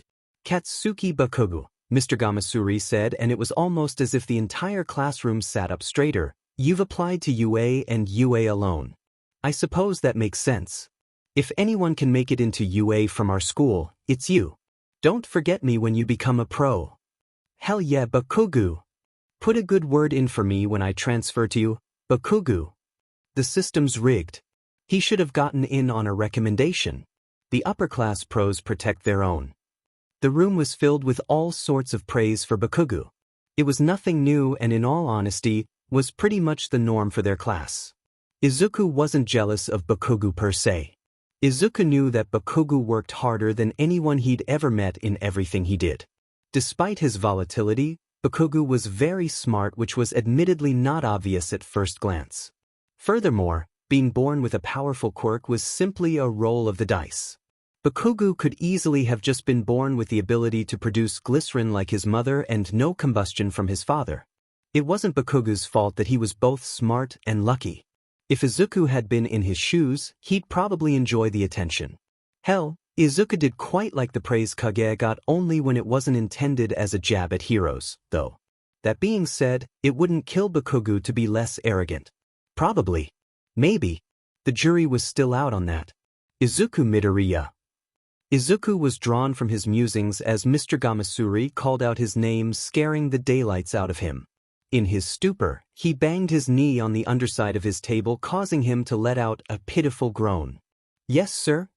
Izuku wheezed out, and the class took that moment to relish in his clumsiness as they erupted into laughter. Settle down, class, Mr. Gamasuri said as he managed to regain control of the students. I know it's the final day and you're excited to take the next step, but there's no need for you to be so disruptive. Now, let's see where Izuku has chosen to That can't be right. Mr. Gamasuri turned away from his papers as he went to his computer, a perplexed expression painted across his face. Izuku felt a pit form in his stomach as his class began to whisper. The all-too-familiar cruel words began to spill from poorly contained conversations. I bet Deku forgot to apply anywhere. Forgot? A quirkless loser like him wouldn't get accepted anywhere. He probably has to go to a normal high school with other scrubs. This was said in varying ways and loudness, but the message was still clear. Everyone thought he esigi. Weirdly, Izuku was both hurt and not hurt by this. It was downright awful to be disparaged by what were supposed to be his peers and people he'd known for years now. On the other hand, Izuku knew that their vision of him was a year out of date. So, the joke was on them. Even if he was still seen as a joke. Ah, so it wasn't a mistake, Mr. Gamasuri said, his brows raised as he looked at his screen. The man walked back around his desk and sat on his desk.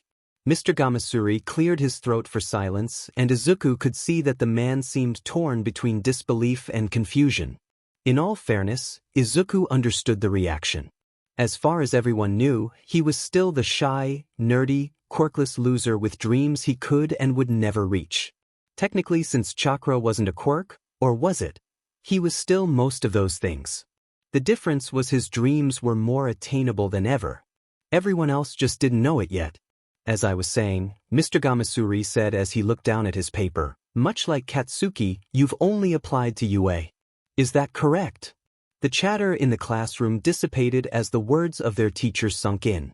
That's, see correct, Mr. Gamasuri, sir. Izuku stumbled over his words as everyone stared at him like he was an alien. I applied to you for the hero course. Bakugou scoffed at his words. Oddly, that was all it took for everyone to move on. There were murmurs and stares, but nothing too drastic. Izuku took the time to stare out the window as he mentally ran through his schedule for the week. He'd probably hold back on the elemental training and focus a bit more on the academic side as well as the enhancement technique. It would be tragic if he stumbled at the theory stage before even getting to the practical. So, he couldn't deprive himself of sleep if he wanted his mind and body to be prepared for what was coming up. The bell rang, signifying the end of the day. After a few more well wishes from Mr. Gamasuri, the students began to pack up and file out the class, excited for what the days ahead held for them and their futures. As always, Izuku took his time packing up. It was a bit surreal to realize that this was likely the last time he would set foot in Aldra. He hadn't had the best of times here by any sense of the word, but it was still a lot to take in. As Izuku finished putting the last of his stuff away, he noticed that someone, or rather a couple of someones, had walked up to him. Izuku closed his bag and he frowned as he saw Bakugou and his cronies standing in front of his table. What do you want, Kaken? Look, Bakugou said, his eyes narrowed. I don't know why you think you of all people can pass you his test, and I don't care. All I know is you've been weird since that stupid trip. Izuku held back a gulp as Bakugou hit the nail on the head. The test is a week away, but I'll figure out whatever it is you're up to, Bakugou said as he turned away. If it affects me in any way, then I'll show you why people look up to me and why they look down on you. You got that, Deku? No. Not even you, can or will stop me from getting into you, Kaken. I'm not going to go down easy. Filled a burst of unexpected confidence, Izuku put his bag and walked past Bakugou, purposely bumping shoulders with him as he went by. He was going to die, wasn't he? Two of Bakugou's lackeys tried to grab him, but to Izuku's surprise Bakugou barked out at them. Leave him. Izuku paused in his stride before he walked off. He could hear them begin to have a loud conversation, but Izuku didn't pay attention to that. He'd walk to the abandoned mall. This way he'd probably be calm enough to use his chakra by the time he arrived. Izuku was a lot calmer now that he'd gotten away from the school. He'd placed a DLVY at the bakery he and Kendo had gone to a while back. Normally he would have ordered something, but his appetite wasn't quite there. Izuku was using his phone as a way to pass the time as he navigated the busy streets of Mizudafu. He was aware enough to not bump into other people or stray into the street. Gradually, he got SCKD into what was on his phone and paid less attention to what was going on around him. First, he had refreshed Sumayor's website to see what she had on Kage. The site had undergone a major redesign. She'd probably gotten quite a lot of money from the increased traffic to her site. Her website had one of the larger forums discussing stuff that weren't the stuff news channels wanted to show. Complaints of recklessness or even corruption by heroes, videos and pictures of fights, and even sightings of criminals and, of course, vigilantes. Izuku scrolled past the pinned thread which mentioned something or someone called Gentle Criminal as he instead clicked on the thread dedicated to any and all news about Kage. From what he could tell, the incident with the red jackets did mention him and what he'd done, but that was it. There was nothing about the abilities he'd used at all. That did make sense. Eraserhead wasn't exactly the type to speak to the media unless he absolutely had to. Izuku was pretty sure he'd never even heard the man speak until that night by the mall, which was crazy for a not famous hero. Izuku skimmed the rest of the thread, but it was filled with random rumors, opinions, and other stuff that wasn't really essential. Izuku closed his browser before opening his messaging app. He had just 2 messages. One from his mother about her going to visit Aunt Mitsuki, and the other was from Kendo. It was a short video where Kendo sparred with what could only be her father. They were both wearing protective gear around their heads as they circled one another. She evaded or blocked all his attacks before connecting with a clean strike across his face. Her father dropped like a bag of rocks and Kendo posed over his prone. The thump of the finishing blow was audible from his phone's speakers even through the afternoon activity. It was only after watching it that he saw the video's caption. It made Izuku sigh. That will be you soon. Wanna put that fancy bottle of yours on the line next time we spar?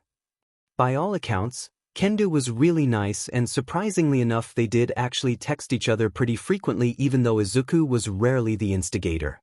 It was nice to have someone to talk to besides his mother. That being said, Kendo tended to be a bit excitable when it came to training. The contrast between her normal personality and her battle personality was jarring. She went from nice and funny to boastful and cocky and then back again instantaneously. He still wasn't used to it. Izuku was pretty sure Kendo had sent that video right after flooring her dad.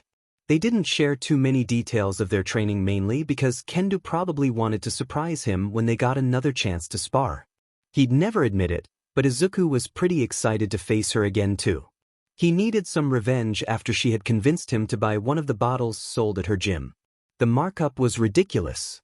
He should have known it was a scam. She didn't even own one. Izuku was about 10 minutes away from the mall, and so he stopped underneath an alcove to type out a message to his mother. He was about to reply to Kendo when loud tremors shook the ground. A few blocks up he could see people running away, and he put his phone away as he ran towards the commotion. He had to duck and weave through a swarm of people going in the opposite direction of him. By the time he arrived, there were already a couple of heroes on the scene. There were abandoned cars, trucks, and other vehicles scattered everywhere. It took him less than a second to find the source of all the trouble. A giant of a man in shaggy and worn-down clothing stood in the center of the street. A viscous green sludge leaked from his mouth and eyes, further amplifying his intimidation factor. The giant picked up a car and he pitched it towards an apartment building that had some faces peeking out at the fight. Before it could connect, a spray of tree branches caught it out the air before gently placing it on the floor. Izuku already knew who was on the scene. "Hey, it's Kamui Woods. That giant's gonna get it now." It was not that simple, however. Izuku had already seen and recognized all the heroes on the scene. None were suited for direct combat, and chances were even Kamui couldn't hit hard enough to take the giant down long enough. He was more suited to capture than anything else. Preemptive binding, lacquered chain hammer. That didn't mean Kamui was useless, though. The wooden tentacles originating from his arms shot up into the air. They melded and wrapped around each other to form a giant hammer. Kamui brought it down on the giant, and the impact was strong enough to send tremors through the ground. The hammer pressed the giant down to the road, and the asphalt splintered and cracked as a result. The hammer then morphed into a crisscrossing of branches that had him pinned to the road. The branches punched holes into the ground, further tightening their hold on the villain. There had been a thunderclap of noise that followed in the wake of the tremor, and it felt like a bomb had gone off in between his ears. Other people were also watching the fight unfold, and quite a few people were clutching their ears in pain.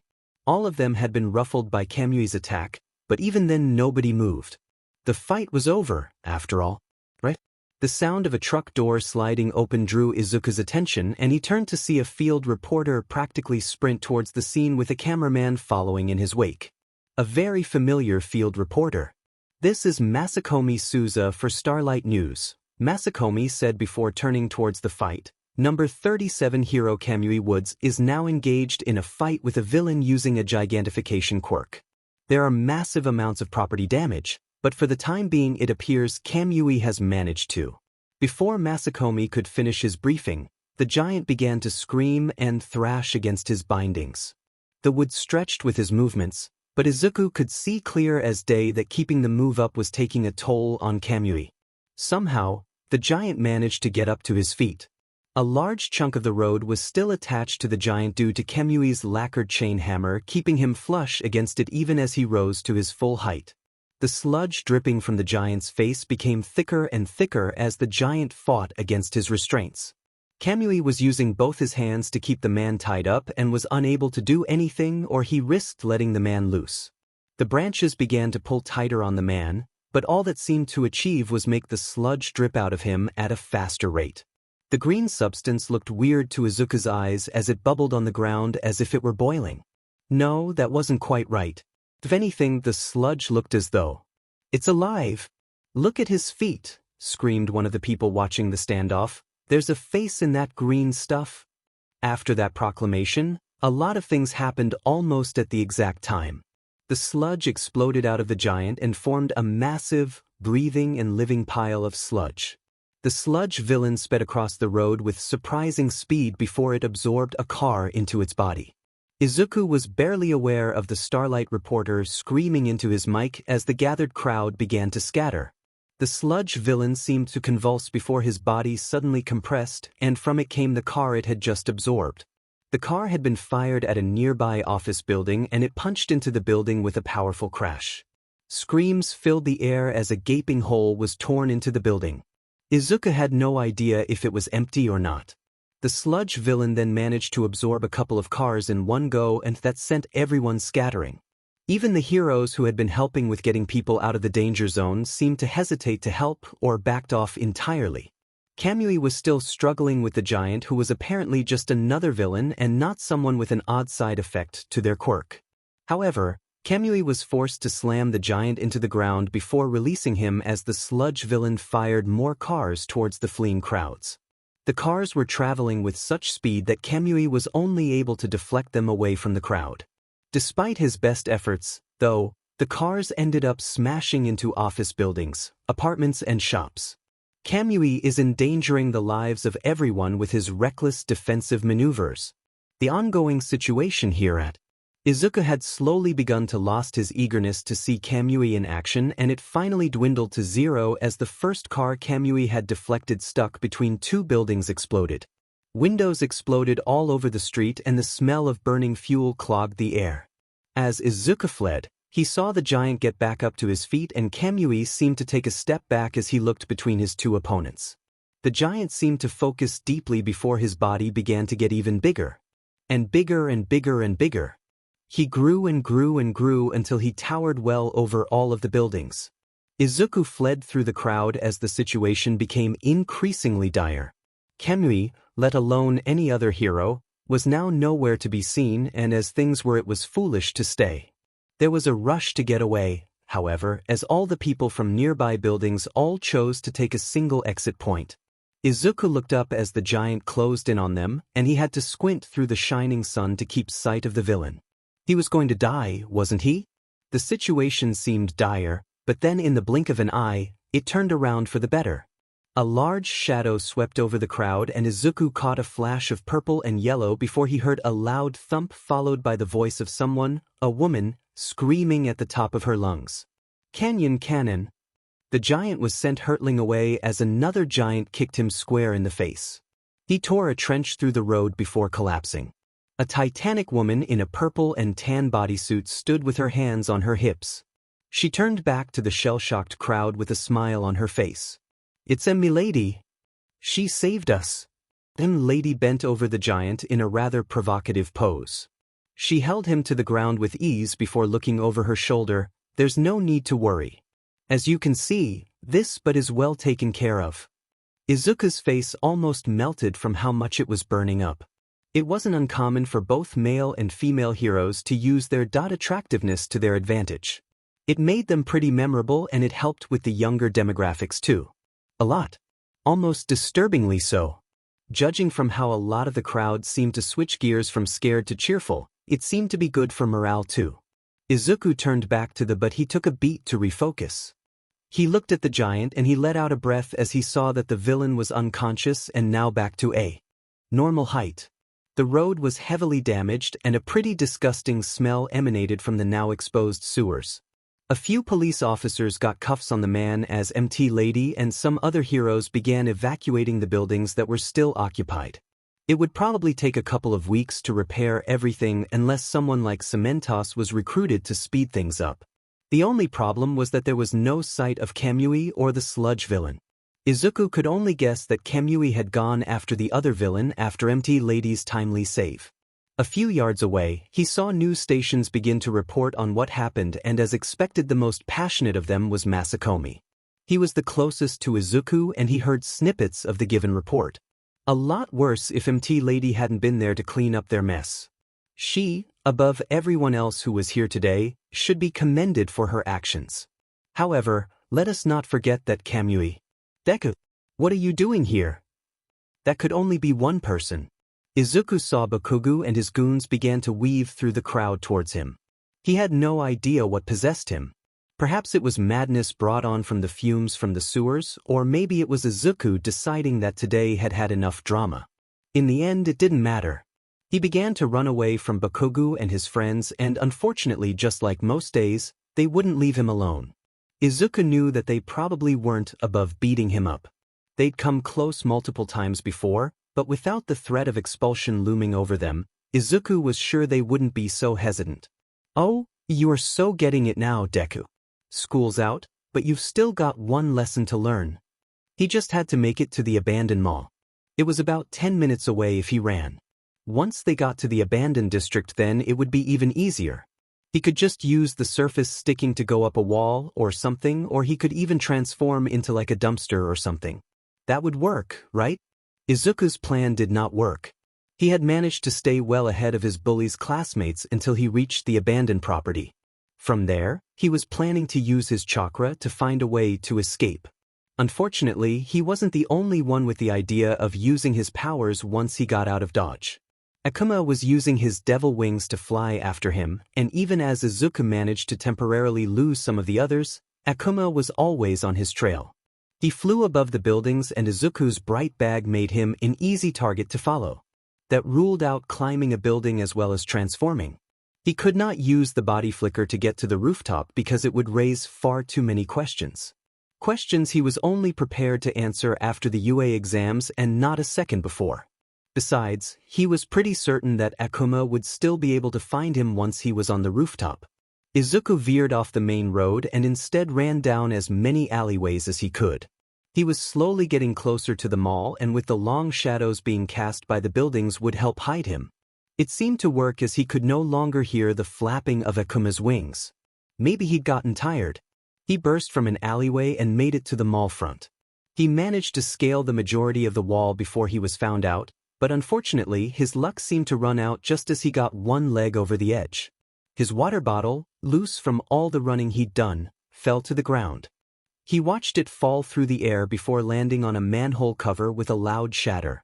It reverberated through the empty streets, and Izuku knew that Hayamimi's Quirk would have definitely heard that. Why did he listen to Kendo about getting a glass bottle? That thing had floored his mother from how much it had cost.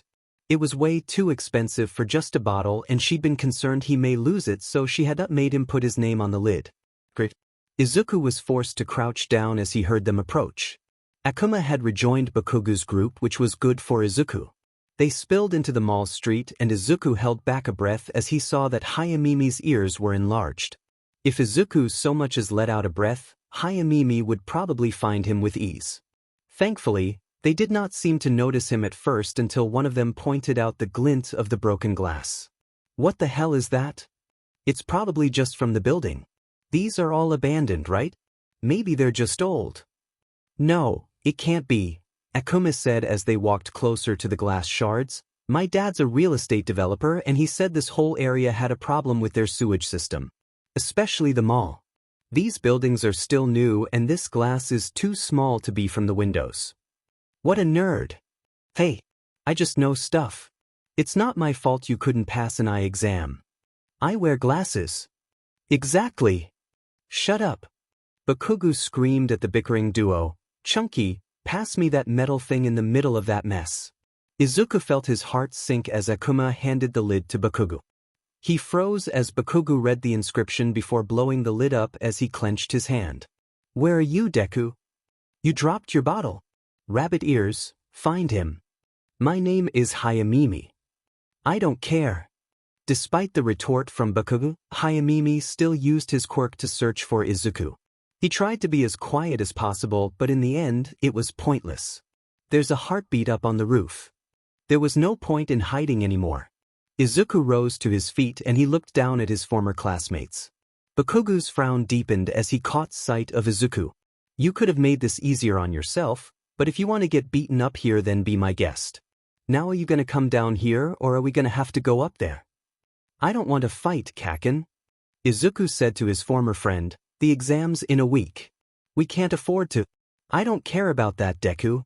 Bakugou screamed up at him. If you're not going to come down here, then I guess I'm coming up there.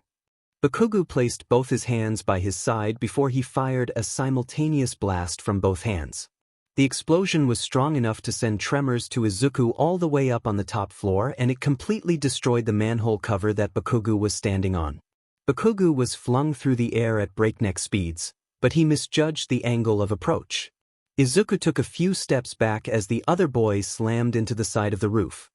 His hands latched onto the edge of the roof and Izuku almost went to help him when Bakugou pulled himself up and over with ease. It's just you and me here now, Bakugou said as he approached Izuku. Those scrubs down there can't interfere with this. Izuku frowned as Bakugou's smile grew larger. He couldn't use his chakra. It would only result in a massive headache, especially if he was able to match up to whatever Bakugou threw at him. I won't use anything too strong, Bakugou said as he walked forward, and Izuku spied a chair leg on the floor, just enough to show you that I can stop you from taking that exam if I have to. Hopefully, that meant he would not have to use his chakra. Bakugou rushed him and Izuku dove for the chair leg immediately. He sprang up to his feet as Bakugou lashed out as expected, with a right hook. Izuku used the chair leg to slap aside Bakugou's arm before he lashed out with a side kick. His foot went flush against Bakugou's ribs and sent the other boy stumbling a few feet away. Izuku held the chair leg at the ready as an irate Bakugou looked back at him. His red eyes held fury and shock and confusion. "How did you screw this? I'm gonna enjoy this." Izuku had had plenty of practice evading strikes with kendo and he was pushed to the limit as he strained to stay ahead of Bakugou. The other boy didn't seem to mind when he missed, letting out stronger and stronger explosions as he went tearing the garden to shreds. The main reason Izuku was able to avoid being hit was that he knew Bakugou's attack patterns like the back of his hand. He barely had any time for a counterattack as he shuffled back across the garden. Izuku managed to slap aside another attack by Bakugou before a kick slammed into his side. Pain erupted in his ribs, but before he could readjust, Bakugou connected with a low-powered blast that sent Izuku sprawling across the rooftop. "Doesn't feel great, huh?" He had lost his weapon and also been sent closer to the edge, and once Izuku rose he could see over the edge. Without warning, the memories from the scavenger hunt came flooding back. For just an instant, when he looked down he saw the rushing river that had almost killed him. "You look scared, Deku." Izuku turned to see Bakugou a few feet away from him. "I've heard about all the training you've been doing since that trip from my mom," Bakugou said with a frown on his face. "Do you know how much stress you're putting your mom under? She calls my mom all the time because you stay out past even midnight doing who knows what. You need to accept that you can never, ever be a hero, Deku." Bakugou's words cut into Izuku like the sharpest of knives. "You are just normal. There is nothing special about you, and there never has been and there never will be. Stop risking your life trying to change that. Auntie Inko deserves more than that." Izuku felt many emotions swirl up inside as Bakugou continued to berate him. Were his actions really having such a bad effect on his mother? Why didn't she say anything? How didn't he notice? Had he been so wrapped up in getting into UA that he forgot to check in on his mom? "Is that why you're so angry?" "I don't want to fight, Kakin," Izuku said as he cut Bakugou off. "I know I haven't been the best son for the past year and I'll work on that. But even then I won't let anyone but me decide if I can or can't become a hero." Izuku stared at Bakugou, who for once didn't seem as hostile. Izuku walked past Bakugou as he went away from the edge as he remembered the last time they'd been in a similar position. He could hear their classmates arguing about something, but neither of them paid it any attention. As he walked away, he could hear the flapping of Akuma's wings, which meant they'd probably be joined by the others soon. He turned back to Bakugou, whose gaze was still less hostile than usual. Akuma rose behind them, his wings flapping rapidly as he touched down on the ground. Izuku was about to speak when he noticed something off. Akuma's skin was a sickly green and a nasty sludge of the same color dripped off his wings and from his mouth and ears. Izuku felt as though ice was forming in his veins as he recognized the villain from before. "Which one of you caused all that noise?" A distorted and deep voice that was definitely not Akuma's said. The villain looked between the two of them before he saw the smoke trailing off of Bakugou's palms. Bakugou didn't seem to fully understand what was going on and Izuku ran towards him, but he was too late. As Bakugou opened his mouth to speak, a flood of green sludge flew from Akuma's mouth and into his. By the time Izuku reached Bakugou, there was green sludge dripping from his mouth. "Let's have some fun, shall we?" Not Bakugou said. "They for real now." He was going to die, wasn't he? Toshinori was enjoying the rest of his day off. There had been a rather major incident near the edges of town. Launched cars, damaged roads, and scores of injuries. He'd been occupied with a hostage situation on the opposite side of town, and by the time he had arrived, the problem had been dealt with and the cleanup was underway. One of the villains, a sludge-like monster, had gotten away before Empty Lady could apprehend. They had assumed Kamui was in pursuit, but the man himself had said he had found no trace whatsoever. Toshinori did feel bad for Kamui. He kept his ear to the ground and kept himself abreast of the situation of different heroes. Kamui was one such hero because of his declining popularity. Toshinori had been certain that Kamui would be a top 10 hero soon enough, But if things continued as they were, Kamui would be lucky to crack the top 200, and that was being nice about it. The hit job in the media had been that successful. Maybe if he had been there, then Kamui wouldn't be having such a hard time. Someone as young as Kamui didn't deserve that. No one did. Unfortunately, it had happened before and would happen again. Some people somehow got tired of hearing all the good and began to manufacture some controversy. It was probably all just for money, and nothing made money quite like controversy. Toshinori's crime radio crackled to life, and he rose out of his seat to shut it off. He couldn't keep it on when he barely had any time left to use one for all for today. It just hurt to know that he couldn't do as much as he could before. He needed to find someone he could trust to use it. Or he had to with a rather uncomfortable solution. "We've got a situation at the abandoned Agatari Mall," the responder said, and despite himself, he kept the radio on. A bunch of schoolboys said they had been attacked by some sort of sludge monster that possessed their friend. Some have fled, but there are still some children fighting. The sound of explosions was clear, so the recommend rank is A if alone and B if in groups of 3 or more. I repeat, we've got a situation at the... Toshinori turned off his radio as he tapped into one for all. His body grew to thrice its size as it surged with energy. He was out the door in a second, and he sped off towards the Agatari Mall. He had about 10 minutes left. He had to make them count. Author notes: thanks for the response to the last chapter. This is probably my most popular FIC, which is wild. Massive thanks to everyone bookmarking, reading, following, and everything in between. You guys rule. This chapter was supposed to come out sooner, but my brother needed my laptop for this work thing, and so I didn't have this thing for 6 full days. Here it is. I have some normal news, and then I have some great news. Normal news: I made a Discord server where I'll give daily updates on my progress with each chapter. You can use it to ask me questions or give suggestions on stuff like OCs, ultimate moves, ships, or just chat. I also have an OC competition channel where I'll add in your original content where necessary. The first competition is officially open. What do you think Izuku's hero costume should be? I have one in mind, but if any of you have anything cooler, you've got to shoot your shot. Full credit will always be given. Please do try to join the Discord server instead of putting the OC stuff in the comment section on here or on AO3. It makes it a lot easier to respond to you guys. Server, Discord. GG Tai 68 TDC Do 6, remove spaces. On to the great news. I have already finished chapter 7 and it should be up a day or 2 after this. It just needs some final touches. Until like tomorrow or the day after.